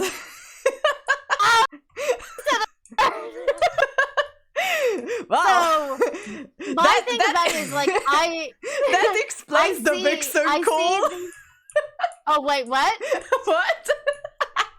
Wait, what'd you say? That wait, explains the Vixen call. Explains the big what? The Vixen call. Or the Vixen scream. Or whatever you call it. No, that's fanfiction. That's true. That's an actual fact. I didn't make that up. I know. I believe you. I was just like, why did you bring up the Vixen scream or Vixen call? No, I mean, it's alright. It was just a random fact about foxes, like the differences between males and females, and how like. Okay, I understand. I'm just making a joke. Oh no, sorry. Okay, sorry. I didn't mean to. Okay, but no, like I actually have thought through I'm actually on the same page with you on a lot of these things, and you go, oh god, I'm on the same page as the fanfiction writer. Fuck no, but no. I'm actually on the same page on a lot of these things that you're talking about, because I have a lot of questions, because I don't like Makoto, who was A's sister, was not a fighter. It was absolutely established that she was not a fighter. Why did she go with the others to Conria? Because she went to Conria, and A followed her. Yes. Okay. And A found her dead. Yes. And we never know how she died. Ruka Devata. And here's the biggest distinction. Ruka Devata, I refuse to say greater or lesser lord. I say Ruka Devata and A had the same mindset of human life was precious. Like, if you look at everything that Ruka Devata did, they really tried their best to improve human life the way that they could. Okay? Mm-hmm. They did everything that they could. Now, I'm certain they fucking made mistakes. Everybody does. Everybody does it. I mean, anybody who is sentient is gonna make mistakes. It's impossible to get away from that. Mm-hmm. I mean, that's why there's so many stories about gods who make mistakes. Even in the Christian Bible, our own God made mistakes, all right? Let's be real about it. I'm talking about my own God here. He made mistakes too. We all know it. Let's just get real with it. Anyways, the thing is, I feel like A knows, like, I agree with you that A knows that something is off about her sister. I agree with you that Zhongli wouldn't have actually followed through with this if he hadn't, like, I think he actually only followed through with this because he was contracted. Mm-hmm. I feel like this was a dirty job for him and he had no choice but to do it. But here's what I think. I think the Sustainer, I think that Makoto, the reason that Makoto and Ruka Devata, if Ruka Devata didn't actually, because how they portrayed Ruka Devata's death is that she died because of the calamity that came to Sumeru. That's how they're putting it. I don't, that's how it looks like on the surface, but I don't know if that's actually how it is. What I think is, and how we learned later on with Makoto, because we didn't know this in the beginning with Makoto, we thought that Makoto died there in Inazuma. We found later that she died in Conria. Yeah, what I think is that Makoto and Ruka Devata went against the Sustainer of Heavenly Principles. That makes a lot of sense. And they lost. And they fucking lost. Story explain time with Ginger. Yes, hi. No. We're doing theories. It's not story explaining time. This is theories. We're theory crafting right now. But I fully think, and I actually agree with you. That the Saritsa, I don't know. I would imagine that since the Saritsa, as the goddess of love, didn't go against it initially because maybe she didn't know, and then later she found out the truth, and it hardened and coldened her heart to her people. I never thought about the gods actually being her people. I thought about her thinking all living creatures were her people.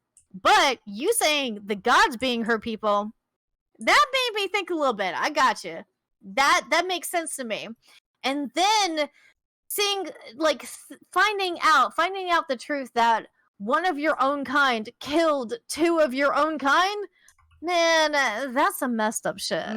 Especially when you're the goddess of love. Yep. That would definitely colden your heart to make you the Cryo Archon. Yep. And what also, I think it was Child. I think Child said it that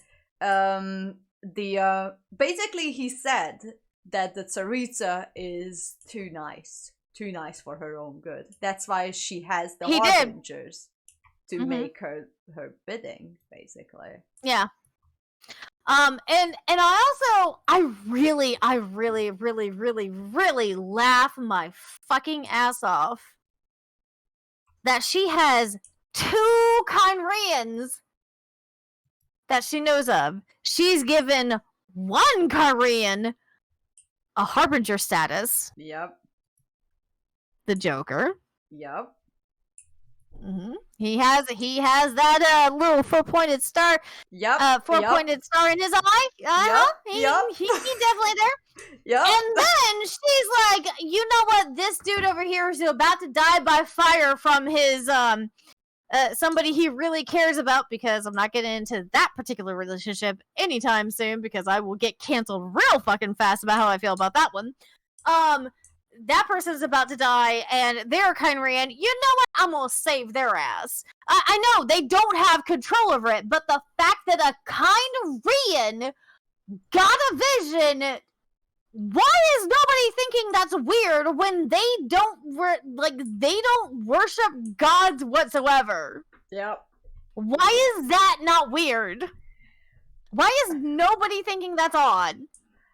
It's probably the same reason nobody thinks it's odd that there's a child out there throwing bombs into lakes. Killing fish. I mean, it is the same nation at this point. Oh my god. And I've heard about the theory, I'm not sure how true it is that our beloved starter character, who's also has about million sims worldwide, and has about million what? Simps. I said it. I'm a simp myself. I love Lumine. I think Aether needs to be like he needs his. Okay, I'm sorry. I'm gonna say a bad word here. I think Aether needs his ass destroyed by his harem. So, but Lumine, I love Lumine. Anyways, so I've heard the theory. Dude. Just to continue my sentence before I forget what I'm talking about, is that actually the number 1 Fatui Harbinger and our beloved Kia, both from Cranbria, in fact, they are related. In fact, the Joker is the grandfather of Kia. The grandfather? Yeah. Oh, okay. I was thinking because I mean, yeah, father. He doesn't look father age. Times is in his 20s, so times have been rough. Yeah. This has also been. Okay. So wait, my theory about Kaya. I have a theory about Kaya. Yeah. I think that he was cryogenically frozen. I think that he may have witnessed what happened in Kynria, and that he and his well, let's go with grandfather now too. But I was thinking that he and his father were cryogenically frozen, and that the Sarisa has had a higher hand in this than anybody knows. So why I was thinking that the jester is the grandfather, and also he doesn't know about Kia. He doesn't. Oh. He doesn't know. The reason for it is that in Kia's story, we know that Kia was dropped off at Diluc's family By his father. By his father. Supposedly. So, that means that he had to, like, the father has to know where Kia is, obviously, because he's the one who dropped him off. However, Kia is also very against the Fatui. So, they just don't know about each other. Well, no, I think that has to more. I think that has more to do with how he was raised. Because remember, as far as we know, Kaya was dropped off very early in his life, like when he was still a child, single digits. As far as we know, it could have been 12 when he was dropped off, but he was still dropped off at an impressionable age. And in the last event that we had with D-Luke, where they showed his newest skin, one of the things that they talk about is chasing the rays of the sun, or like chasing the fiery sun or something like that. And Kaya clearly saw that in D-Luke. And he has been, like, Kaya has been passing information to D-Luke. D-Luke has been passing information to Kaya. Like, I do have a saved tweet of somebody who actually saved all of these messages between Kaya and D-Luke that were, one was in a brick somewhere near the Knights of Favonius, and the other one was in a brick near Dawn Winery, where they had a secret stash of like letters and all. And so they did save like screenshots of this stuff where Kaya and D-Luke were actually talking back and forth even while D-Luke was out with the Fatui.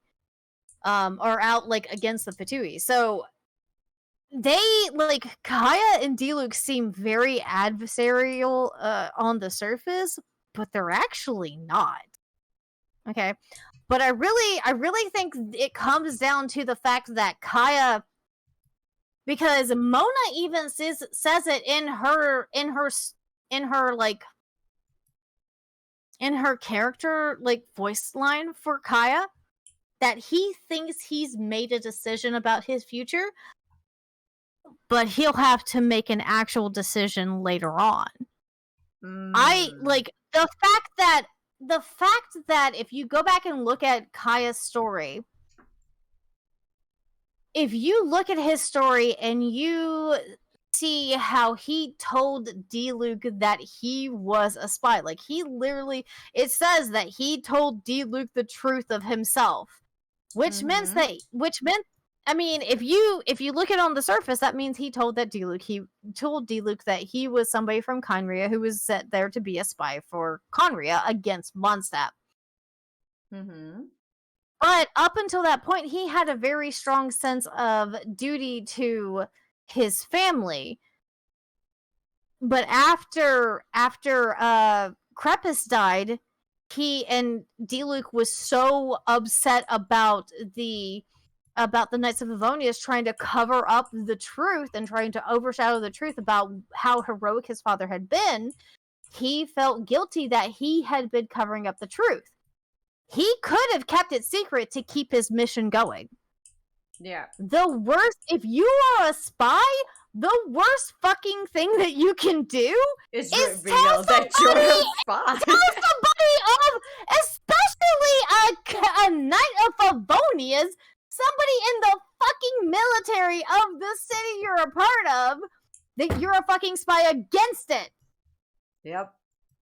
So what Kaya did is he chose to go against Conria. He chose to go against what his father told him. He chose D-Luke and Mondstadt over Conria. So it's still me it still doesn't add up. So I still would uphold my theory that they don't know each other, like the jester being his grandfather, and he just doesn't know about Kia. Because if this would be the case, I'm pretty sure he would have already done something about it, but he didn't. So it is still a I think possibility that I think you make a better case that I think you make a better case for him, for the two of them knowing, or for him knowing that his grandson exists, because one of the things about him being called the Joker is that he felt for his people, and he feels like he was the gesture for feeling for his people, or feeling like he felt like a jester for following what he did. Okay. And his grandson was told to go one way, and his grandson chose his own path. And the fact that he actually hasn't sent anybody to try and correct his grandson's path, as far as we know, Kaya's not double dealing with the Fatui, which as much as I love Kaya, I could see him double dealing with the Fatui. Okay, I could see it. But as far as we know, Kaya is not doing that. But the fact that his grandson said, no, fuck you, I'm gonna follow my own path, I'm gonna follow my own heart, kind of actually makes me think that his grandpa would go, that's my grandson. He's doing what he thinks is right. I don't know. It just, they are just way too into deep if it all the powers and politics. I think Kaya. Yeah, I don't think Kaya knows that the Joker is possibly related to him. I don't think Kaya knows about who the Joker is. I don't think Kaya knows that the Joker is one of the Kynrians. But I do believe that Kaya did experience, like, did see what happened 500 years ago, was cryogenically frozen. I do believe that. I believe that for him and his father, and now that you mention it, well, I'm not certain if I believe that for the Joker, because given what the Saritsa did for Rosalind, I think she could have done that for the Joker too. Because remember, also Rosalind was really fucking old too. Yeah. But also, sorry, go ahead. If we counted that the Kynrians are cursed with immortality, maybe the Joker, the Jester, just straight up lived that long. No, not the Kynrians are not. Well, if you're looking at what's his name? Dainsleif. He was cursed with immortality for failing to protect the royal family. But the rest of the Kynrians were also cursed with immortality. That's why the rituals are. But they were cursed. But they were cursed to also erode and lose who they were. That's why they turned into, like, they were cursed to be monsters and have their soul eroded over time. Dainsleif was not cursed. Like, as far as we know. And here's another part of what I think. I think that Dainsleif actually took part of Kaya's curse.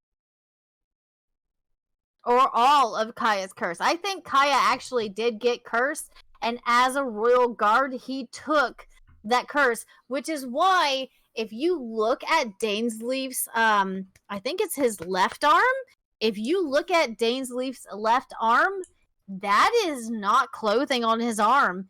It is blue and black, just like it is for the Abyss Mages.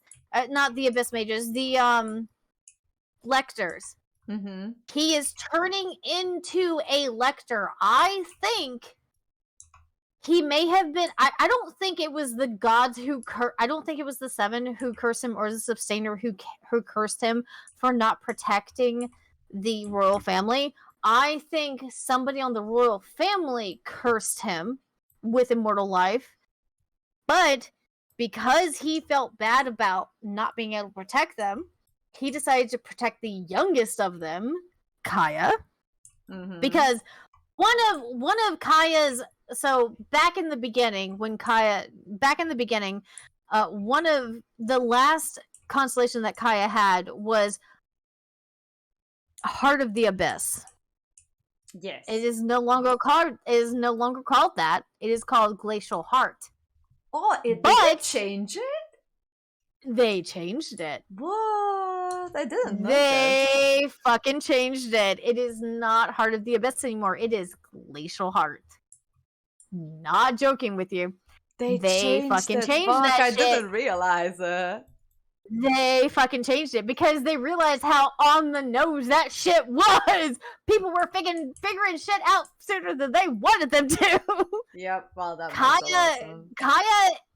Kaya's a lot more essential to this story, to this game, than most people think, which really worries me because I'm fairly certain he's going to die at some point, and I really hate that because I love him.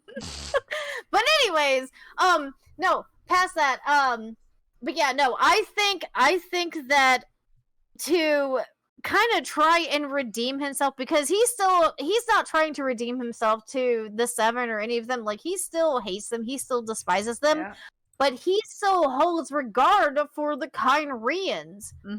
All of them. Oh, so sorry. I really Hells, how you doing? Sorry, it was just someone just came into my chat. How you doing? It is Ginger. I just do a shout out for her if it we're hanging out. Well, I'm actually gonna have to. Yeah, we're follow Ginger. We are just theory theory crafting for for Genshin. Genshin. Tomorrow. I forgot I had work tomorrow.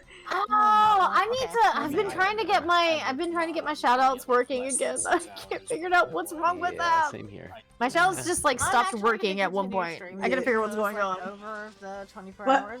What is Genshin? Dude, don't Ginger, calm down. He's like that. No, sorry. he's like that. He always comes in chat and asks what game it is. He is a Honkai Impact player. He's really good actually. And you can Impact, you say? You can go ahead, follow him on Twitch because he streams too. But he always comes in my chat and asks whenever I play Honkai Impact. He's like, "I'm new to this game. What's this?" And he always does that. He does that with Genshin too. New game, who dis? New game, who dis? So that's basically how he always. If I'm drinking alcohol, he always redeems hydrate too because then I need to shot my whole thing. So I'm drinking vodka right now, so I ran out of beer. So no, I've been drinking vodka, like just sipping on it, kind of this entire time. So, anyways, so you're getting progressively more drunk. I see. Oh, I've been doing that for a while. Wait, did you not notice? Man, I'm holding it well. No. Well, it's only because this is the first time you've met me. No, I'm normally this animated when I'm talking about something that I really enjoy. I'm normally this animated. Finally, I found someone who I can theory craft with. I'm so happy. Me too. I'm so glad about that. Hey, Hells, how you doing? I see you. Oh, he just appeared in your chat too. No, he just followed me. Oh, noise. Oh god, what were we talking about? We were talking about Kia, and we're just like, just Kia. We were talking about. By the way, what server are you in? I'm on the NA server, but I do have an Asia server and a. Okay, so I have the NA server, which is my main server, but I have an Asia and I think it's a Europe server that I use as my backups to record like events and stuff. Because I didn't want to say it out loud, Anna, but I actually have been trying to record the events, and I just haven't been able to put them up and make like proper videos out of them because I suck at editing. I feel that on a spiritual level. I have recordings on several of the events that have passed, and this is information that should be available to anybody who wants to play Genshin, who hasn't played Genshin before and missed those events. But I can't figure out, like, I'm not good at editing. I need help. I need help figuring out how to edit shit. Hells, we are talking about Kia, one of the starter characters that you get in Genshin Impact, and how he's actually like much more essential to the story than anybody probably realizes. Yeah, basically that's it. But we've been going on for like, I don't know, 1.5 hours. Oh god, we've been. I mean, ADHD. We've been jumping from one topic to the other, so I love that for us. To be fair. Yeah, no, I have no problem with that either. I'm glad that there's somebody who can keep up with me with the different things that I'm talking about, honestly. To be fair, I don't know if I have ADHD, but if someone diagnosed me with ADHD at the ripe age of 26, I wouldn't be surprised, honestly. I got diagnosed with... Oh, wait. Okay, so now I have to ask you. How old do you think I am? How old? I'll go into the stream. Not gonna... You're like, oh my god, I don't want to answer this question. Why would you do this to me? I'm not gonna be offended. You could say 50. I'm not gonna be offended. No, that's all right. Hell's going 69. 69? Hey. Let's go. No, you're wrong. I would say about mid to late 30s. Hey, nice. I won't say an exact number because I do look younger than what I am. I already told my age, but I do look younger. I am that's 36. You're sorry about? I'm 36. I turned 36 4 days ago. Oh wow! I was right. Oh my god, I'm the No, 5 days ago. Oh my god, I can't even get my birthday right. 5 days ago. It was September 25th. That was my birthday, motherfucker. Happy birthday!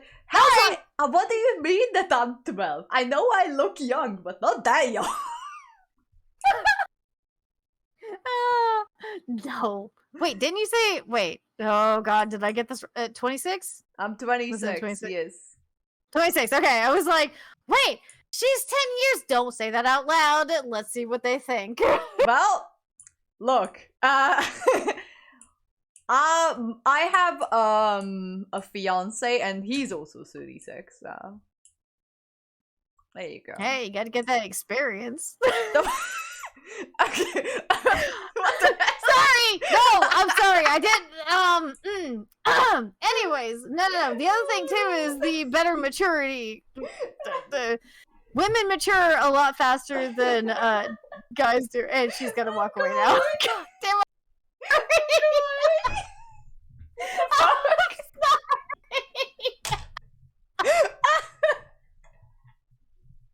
Wow. All right then. Sorry! I'm sorry, it was a joke, I swear to god it was a joke! No, it's alright, I'm crying because it's true! Please don't be upset with me, it was just a joke, I swear! Of course I'm not upset! I hope you laughing your ass off right now is a good thing. It is! Because I keep roasting my fiance about it too, like I just tell him like, wow, you're old, and he's just looking at me like, are you serious right now? You know what he should actually tell you is at least I've got some experience. Like, come on, dude, work with what you got. My favorite. Don't try to bring the negatives. What are you doing? Ban? No, Hells, we're not gonna ban her, obviously. Duh. I blame my mother for this because well I say my mother. She was my grandmother. She adopted me, but she ended up. So I married a dude who was like 18 months younger than me. Yeah. And she's like, oh, he's younger than you. I was like, he's not that much younger than me, Mom. She goes, maybe you can train him. What? Mom, what the f-? She goes, hey, the younger they are, the more that you can actually get them to do what you want to. Mom! What the fuck? So I blame my mother for this. Look, my mother can't judge me for it. Between my mom and dad, there is 9 years. So they can't judge me for that, and they don't, because when I told them that, yep, my boyfriend who I just randomly pick up on my trip to America, and he's actually live on the other side of the world, he's 10 years older, and I was kind of skeptical of how they would react, and they just looked at each other, and I'm like, well, that happened. But yeah, if I was your parents, I would have gone. Well, at least he should be more mature than most. Yeah, but yeah, given that between my parents there's 9 years, they really had no grounds to judge. So, so yeah, there's that. My mom didn't judge either because so her let's go with her second husband. Her first husband was a disaster. Her second husband was a high school sweetheart where I think there was like a year, there was a grade, so maybe they were a year or two apart. Her third, I'm going to call him her husband because she would have married him if it wasn't for her having to pay for her health care. She was a military widow when she met up again with him in life. They had known each other in high school. They reconnected, but she had cancer previously, and so she was on some very expensive pills for remission. And she literally could not afford to get remarried because if she remarried as a military widow, she would have lost all of the health benefits paying for all of that medication, and she would have had to pay for it outright. Because welcome to America, where healthcare is a business. Great. That's why I'm glad I wasn't born there. Yeah. No offense to Americans, but no.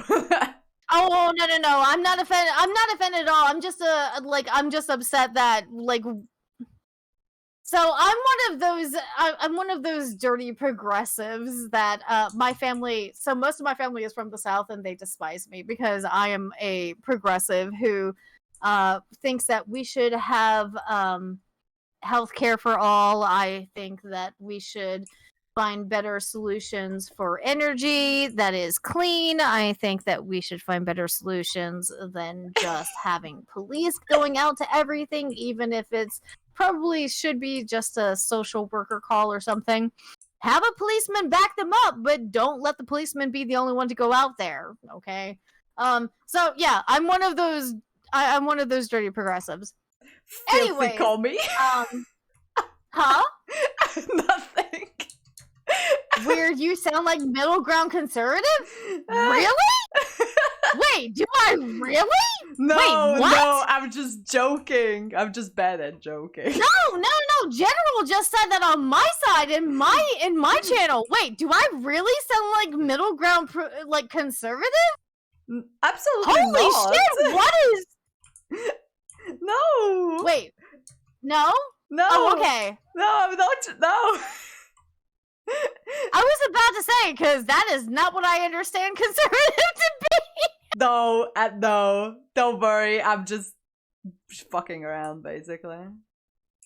Yeah, no, like, General just said, weird, you sound like middle ground conservative, and I'm like, wait, what? No. Miss Randoms, you came in at the greatest time, where I'm being random as fuck. Hi. Welcome, Raiders. You come into a shit show, welcome. The shit show is me, hi. The shit show, I think, is just the two of us. No, I'm the shit show. You're actually a good person. So. Oh, really? I'm not gonna like take you with my shit show. Oh my goodness! I've been lurking here the whole time too. Oh my god, she's been here the entire time. No, she knows my secrets. Run. What the fuck? Okay. No, I like ADHD. No, my mind I just went to your chat to see what is happening, and I'm like, okay. Oh, yeah, yeah. Because so I was hella confused, like, what is going on? But now I understand. Yeah, no, sorry. Okay, oh my god, I forgot what the fuck we were talking about. I got so off again. topic. I think it's about the third time that happened. I'm sorry. That's alright. I'm the same. Like, welcome to being friends with me. This will be a regular occurrence, unfortunately. Yeah. I will try to curb it, but I can only try. I cannot promise. I love that Hells in my chat is like, what the hell? Where am I? Don't worry. I'm sorry. It's the same with me. Like I start explaining, like I get into explaining something, and I got derailed with the minorest thing. And then I forgot got what on I was political shit. I talking. don't even remember how the fuck I got there. It's great. It's great. I got on political shit. I don't have any idea how the fuck I got there. I don't remember how I got there. So, all right. But we were talking about. I swear to God, we were talking about Genshin Impact lore or and theory then crafting. and then we derailed each other somehow. Yeah, we both like we derailed like so fucking far that. You know what? Purple squirrel doesn't even begin to describe it. It was a fucking, like, golden squirrel. Have you ever seen a golden squirrel before? Neither have I. But apparently I saw one because... What the fuck? Sorry! Oh, wait! No, have I told you about the purple squirrel? Purple squirrel? Okay, so... Let me... Okay, so now we know. Okay, purple squirrel is what I try to explain to people who are neurotypical how ADHD thoughts are. Okay, yeah. Because we would see a normal squirrel and we go, "Oh my god, squirrel!" Like we would see a normal thought and we immediately see it, like follow it. A neurotypical person will see a squirrel and it's just a squirrel. Nobody fucking cares. Okay, but if it was a purple squirrel, now that's caught your attention. What the fuck is that? Like, you've lost all contact of what the fuck you were talking about, and you are focused on why the fuck is there a purple squirrel over there? How did purple even become to be a thing over there? That is an ADHD thought. But it's a regular squirrel to us, but to anybody who is not ADHD, it's a purple fucking squirrel. Like, we had a random thought and we fucking followed it because where can we go with that thought? Okay, let's continue to follow it. Anybody who's neurotypical goes, oh, there's a thought, and they don't follow it. So that's my personal way of explaining how the brain like connects different thoughts for ADHD for myself. So basically, you're English. You're derailed easily. Mm-hmm. Yeah. But I need to explain. But I'm derailed easily. But I need to explain to somebody who doesn't understand being derailed easily why I am. So I do have ADHD, and I do often like follow one thought to another thought, and then like I will be like right at A for a thought, and then go straight to like 3. How the fuck did I get to 3? 3 looked more enticing than B. That's basically what my mother does. I think she has ADHD and she doesn't know. I mean, it does have a history of being genetic. My father has it. It took him 50 years to find out that he has it, but he has it.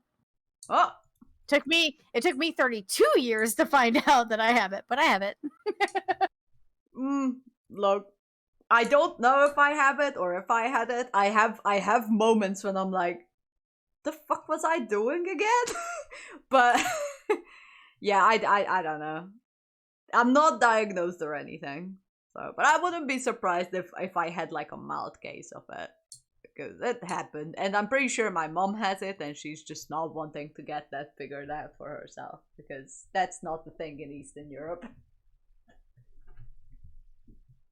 Still, even though the hardest thing about it when you're when you're in double-digit age, like when you're in 20s or higher, is the fact that you have already developed coping mechanisms to cover the things that would be characterized as ADHD or autism or anything like that. You've already come up by that time. If you are still able to function in society, you've already come up with coping mechanisms to cover up those symptoms and make yourself seem normal-ish. Like, there's definitely still something that's not normal about how you interact with people, but you've done your best to try and be normal with people. So it's harder for like hospitals or psychiatrists or therapists or anybody to diagnose you with it. The way that I actually got diagnosed is they gave me the medication and they observed, and I observed how I reacted to the medication. So they literally put me on something called Vyvanse, which is a lower, like they did put me on Adderall, and I was like, I didn't eat or sleep for 3 days, and I am not okay with this. And they're like, maybe we should give you something different. I was like, yeah, maybe you should, because I am not okay with this. So it was bad. Adderall was terrible for me. I can tell you that right now. So they gave me Vyvanse, which is another medication used for ADHD, but it's a lot softer of a medication used for it. And I actually found that I was able to concentrate a lot easier. I was able to get things done. And to be fair, the reason that I found out that I had ADHD is because I came home and I cried. I was in absolute tears, sobbing to my now ex-husband, but my husband at the time, that I don't understand. Why can't I focus? There's no reason I can't focus. Why can't I get shit done? I should be able to get shit done. I don't understand what's going on. What's wrong with me? Why am I so broken? I hate everything about myself. I can't get, like, I was doing all of those things. I was losing my mind and not understanding why I couldn't be a normal person who could get stuff done. Mm-hmm. And he sat me down and he goes, I need you to shut up and watch something with me. I was like, that's rude, but okay. I was like, that's rude, but okay. What am I watching? He goes, close your eyes. I'm like, no, let's see what No, you need to close your eyes first. Oh, Jesus, mother of... He's like, I'm putting a blindfold you. He blindfolded me too, okay? He wanted to make certain I wasn't peeking. Kinky. No, because I don't do blindfolds. I'm not into blindfolds. I'm sorry. I need to see what the fuck is going on. I need to be able... I don't have that much trust in people. I need to see what the hell is going on, alright? Okay. All right. If I trust, maybe blindfold. If I trust, maybe blindfold. But you gotta work really hard to get that blindfold. Alright? And I don't mean that sounds terrible. That sounds like somebody's got to work really hard to make certain I'm blindfolded without my consent. No, that's not what I mean. No. So, he put on this video, and I didn't get to see the title of the. Wait. Yeah, so you were blindfolded, and he made you watch a video while blindfolded. That doesn't sound effective at all. No, he put on the he started, like, he had the video up and he started it and he's like, he said, don't say anything, don't open your eyes, don't look at anything. I was like, all right, fine. Because I actually did not let him blindfold me because he may have been my husband at the time, but I am still not a very trusting person. So blindfolds are a no. No. So I had my hand over my eyes, like trying to cover what was going on, because at least then I could take my hand off, and then I'd be able to see. And so I waited for him to go, okay, now you can watch. So he got to a certain point in the video. He started the video, and I saw this cute little, like, auburn-haired girl talking about her life and how her day was going, and how, like, she couldn't do this, she couldn't do that, and she was having so much problems doing this or that and this and that. And I was like, shit, that's me. Oh my god, that's me. Wait, everything she just said is me. Holy shit, everything she just said is me. And my ex-husband is like sitting next to me just going, yeah, I know. Yeah, yeah. Like, he's just agreeing with me the entire time while I'm saying, yeah, that's me. Everything she just said is me. And then we get to the end of the video and she goes, and that's what my day was like without my ADHD medicine. What the fuck? Motherfucker! I looked at him and I went, you asshole. And he goes, what did we learn today? That I have ADHD. Great. Well, at least you can thank that for him. I'm not sure what he's done after that, but at least you can thank him for that. That is the only good thing he did for me. Let's be real. We're exes. We're exes for a reason. He is my ex-husband for a reason. That is the only good thing he did for me. But at least he did do something good for me. Well, if he done nothing good in his entire life, at least he's done one good thing. Yep. At least I don't have to feel like I'm broken for the rest of my life. In one particular aspect of my life. At least now you can kind of. I've heard that when you give it a name, it becomes easier. Exactly. Well, I think it's more along the lines of if you have a name for it, that means you're not the only one who's had to suffer through it. So you're not alone. And you don't feel like a freak. Exactly. That is the biggest thing. If there is a name for it, that means you're not the only one who's had to go through it. And you're not a freak for having go through this thing. You're not alone. There are others who've gone through this. They may be rare and they may be hard to find, but you are not the only one. There is nothing wrong with you. You are not broken. This is just what's happened to you, and it's happened before to others. You're gonna be okay. I think that's the biggest thing about it. Because I've had a few other things happen to me, so one thing that I really don't like to talk about is that I do maladaptive daydreaming. Okay, yeah. Have you ever heard of it?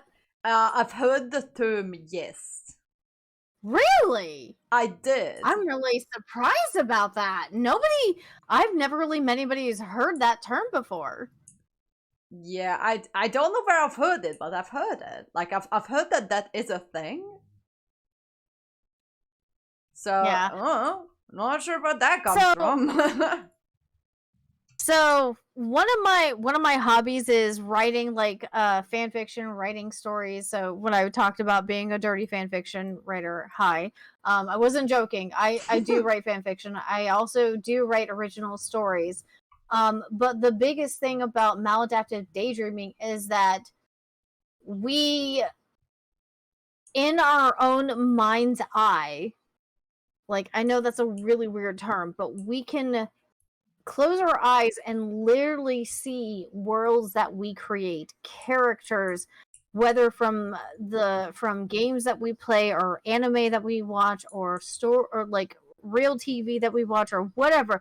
From whatever we see in our real life, we can put that into our world, and we create a narrative, a story around that. Now, here's where it's maladaptive. This is so far just daydreaming, kinda.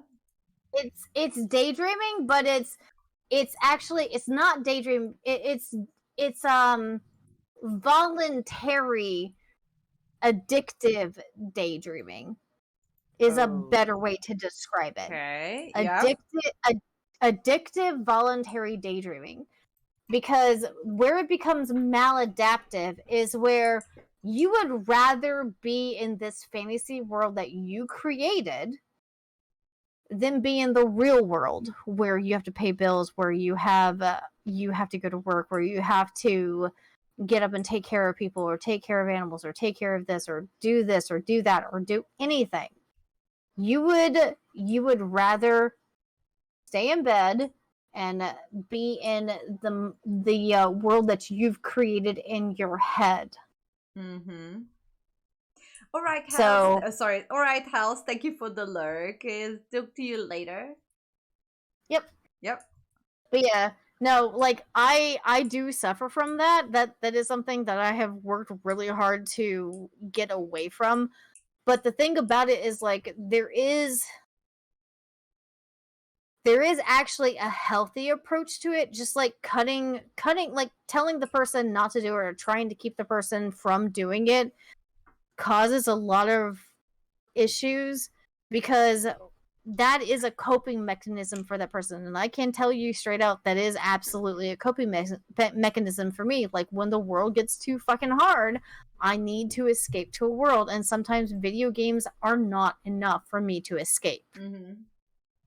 And being able to create my own world, and that's one of the reasons why I'm a writer. I create my own worlds. Like, that's actually one of the reasons why I'm so good at writing, because I can literally put myself in my mind into a role and think of all of the interactions that could happen and what would be the best interaction that could happen and put it into paper.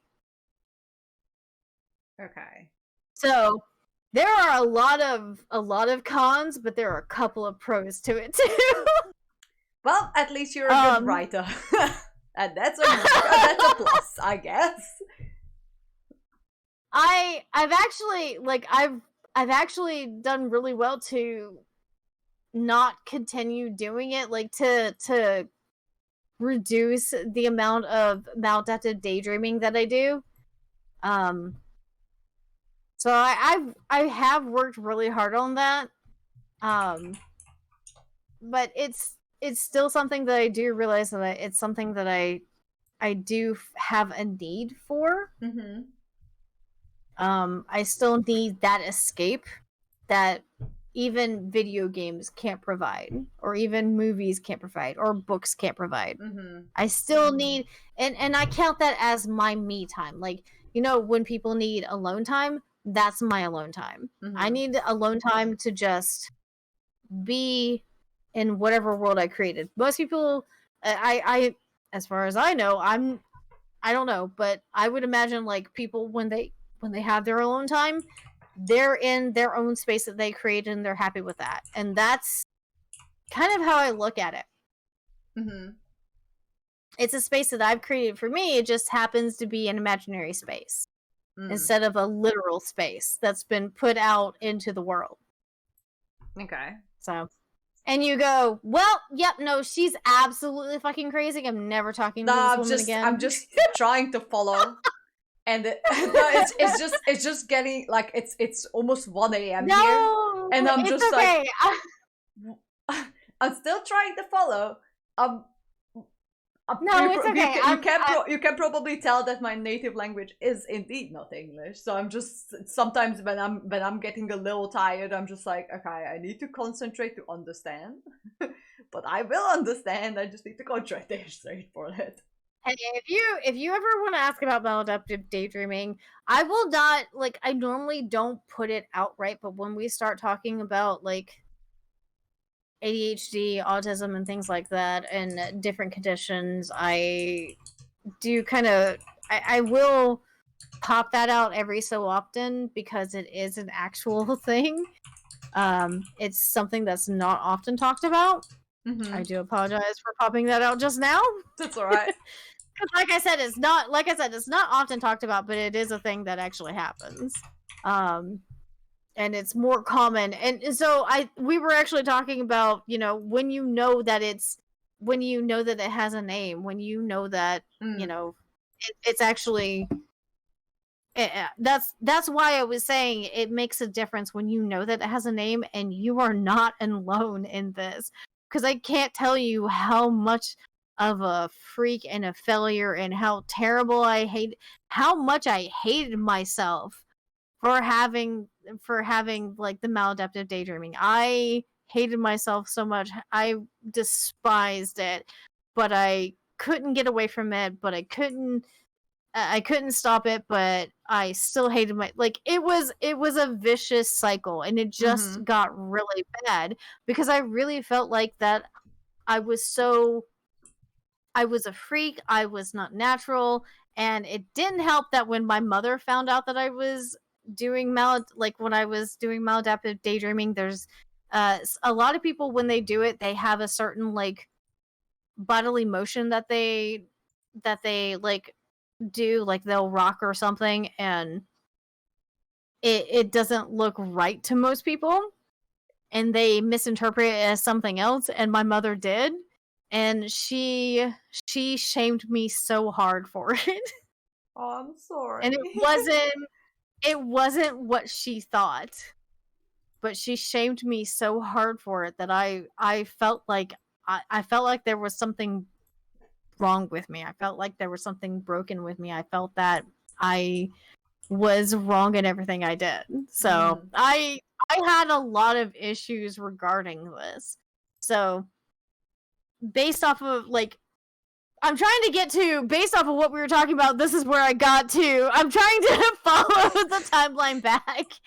So us talking about, finding out that there is a name for certain conditions can actually be very empowering because it shows that you're not alone. So maladaptive daydreaming was something when I found out that I wasn't the only person who had to deal with this, it was so freeing. I didn't feel so broken anymore. I was like, I'm not alone. Oh my god.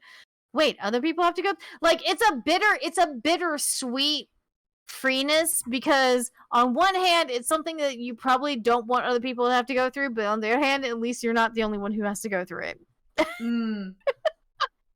At least you're not the freaking abomination that you think you are. I'm genuinely glad that you, well, it sounds bad, but you got the help you needed to deal with it, and you got diagnosed, so you actually don't feel like an absolute freak all the time. Because I can understand that. I didn't get diagnosed. I'm one of those people who I do look up my symptoms and everything, but I do realize that not everything leads to cancer. Even though WebMD decides that everything leads to cancer, I'm just please WebMD. Sorry, I just have a cat issue right here. What are you doing here? Are they fighting again? Nah, it's just I just felt something tugging on my leg, and it was indeed a cat. So, hello. Sounds like a little shadow kitty to me. Ugh. Shadow likes to tug on his mama. Come here, you ugly little thing. All right, if you're on my stream, say hi to Tula. Wait! Oh, what a cute little baby. She is the single most annoying cat I have ever encountered. She's annoying. She's annoying. So what'd she do? So she's technically not my cat, but my boyfriend's dad's cat. But god damn, why are you trying to chew my nose? Stop, like please. Yep, that will definitely add to it too. Yeah. So she, like, as you could see, that she's a hairless cat, so she's a little hypoallergenic. Got it. Yeah. So an Egyptian mouse. Yeah, and she is a character. Like, she is very needy. She's one of the most like needy. She always needs company, which is a cute thing in the first like couple of months. But when you're like trying to do something and suddenly just feel this cat just trying to like jump on you, and you just can't get rid of her.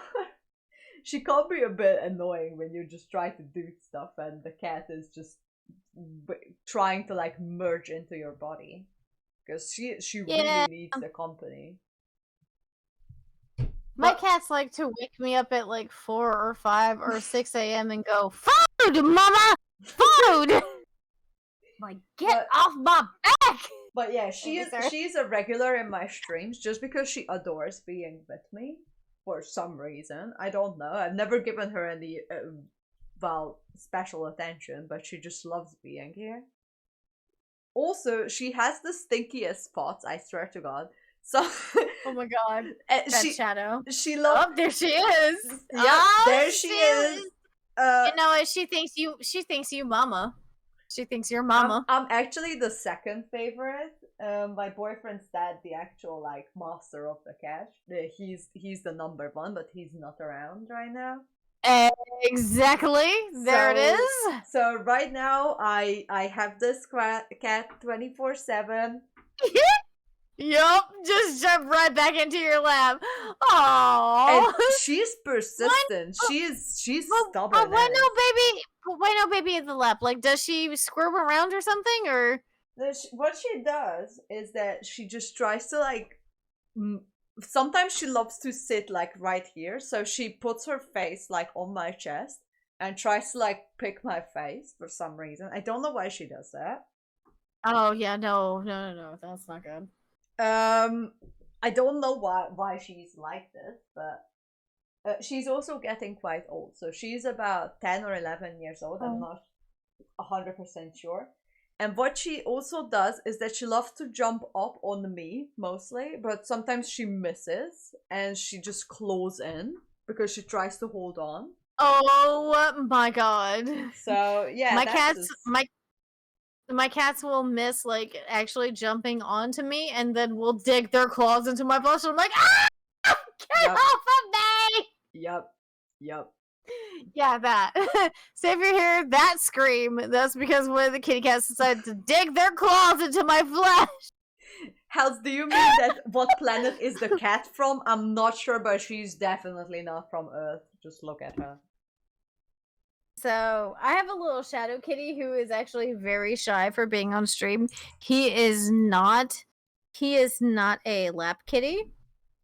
Give me just a moment, and if you're watching the stream, I can show you D'Artagnan, who is a lap kitty. So I will be right back in just a hot second. All right. Well, you're not a lap kitty. You don't like lap, and you're gonna follow me while I go get Dar. You're about to be jealous. That's what you're about.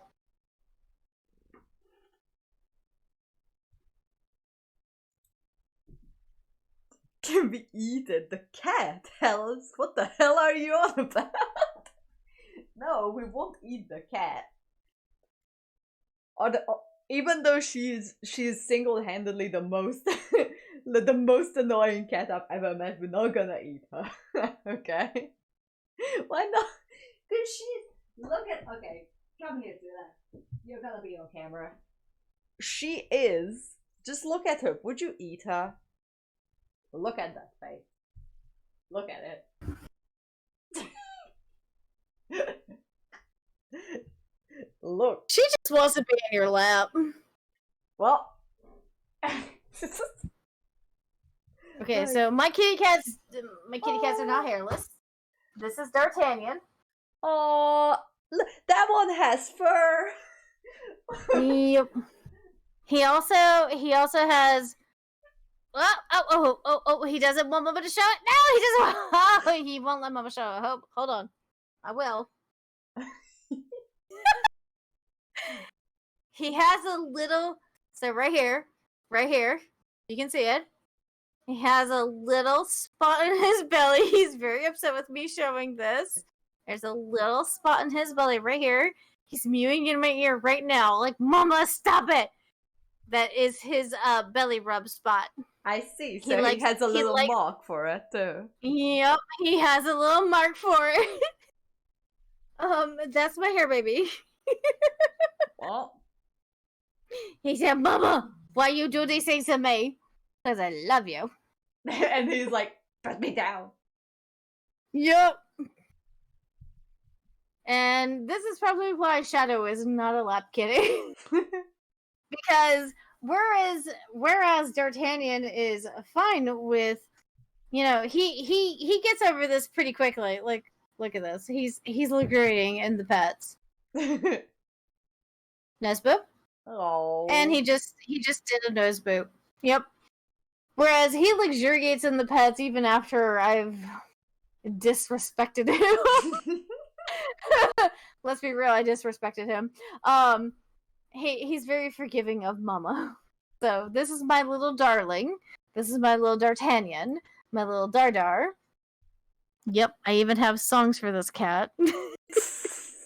This is my baby who was with me through my divorce, through my move, who even when I was married didn't like my soon-to-be ex-husband at that time.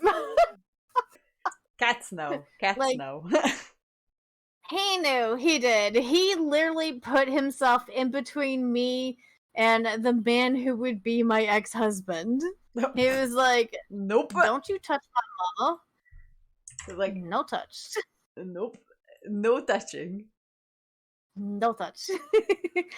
He's a sweet boy. He's also a scaredy cat.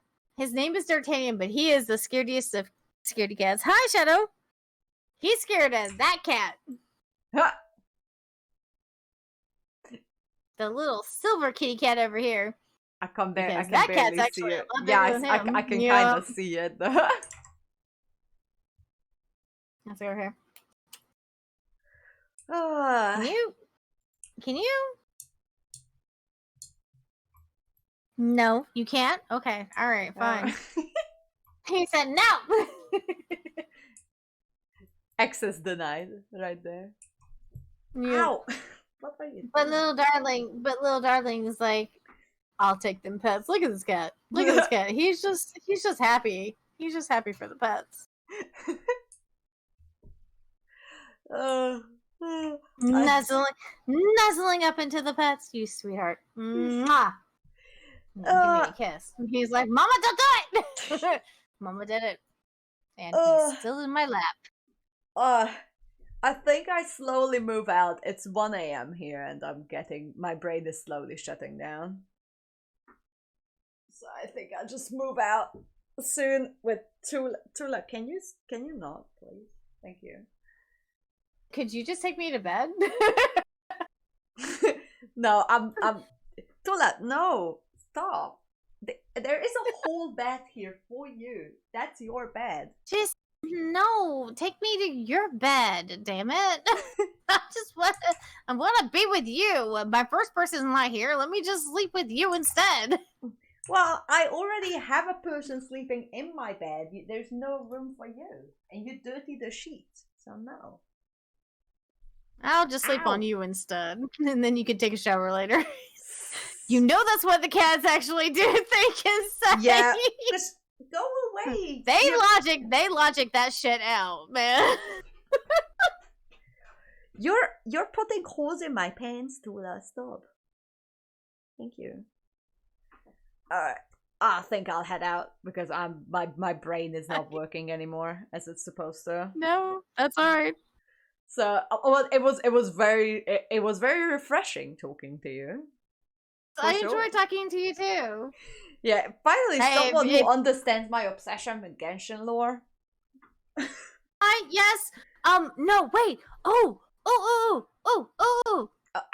Do you want to? We need to have. Could we have a session and talk about a project that I've been wanting to work on for a while for Genshin? About lore. A collaboration, maybe. Oh. Doesn't this count as a collaboration already? Just because that out of the 5-hour stream I've talked to you about 2.5. Yes. But this is a separate collaboration. A separate collaboration. I see. This is a planned collaboration. Oh my god, I just thought of something else that I've been trying to do with Sanity, and we needed somebody else as well who is obsessed with Genshin, so okay, I have two things to talk to you about. If the timelines align, if the stars and the timelines align, we'll make them align. It's all right. We'll make them align. Okay. All right. Cool. All right, I'm heading off.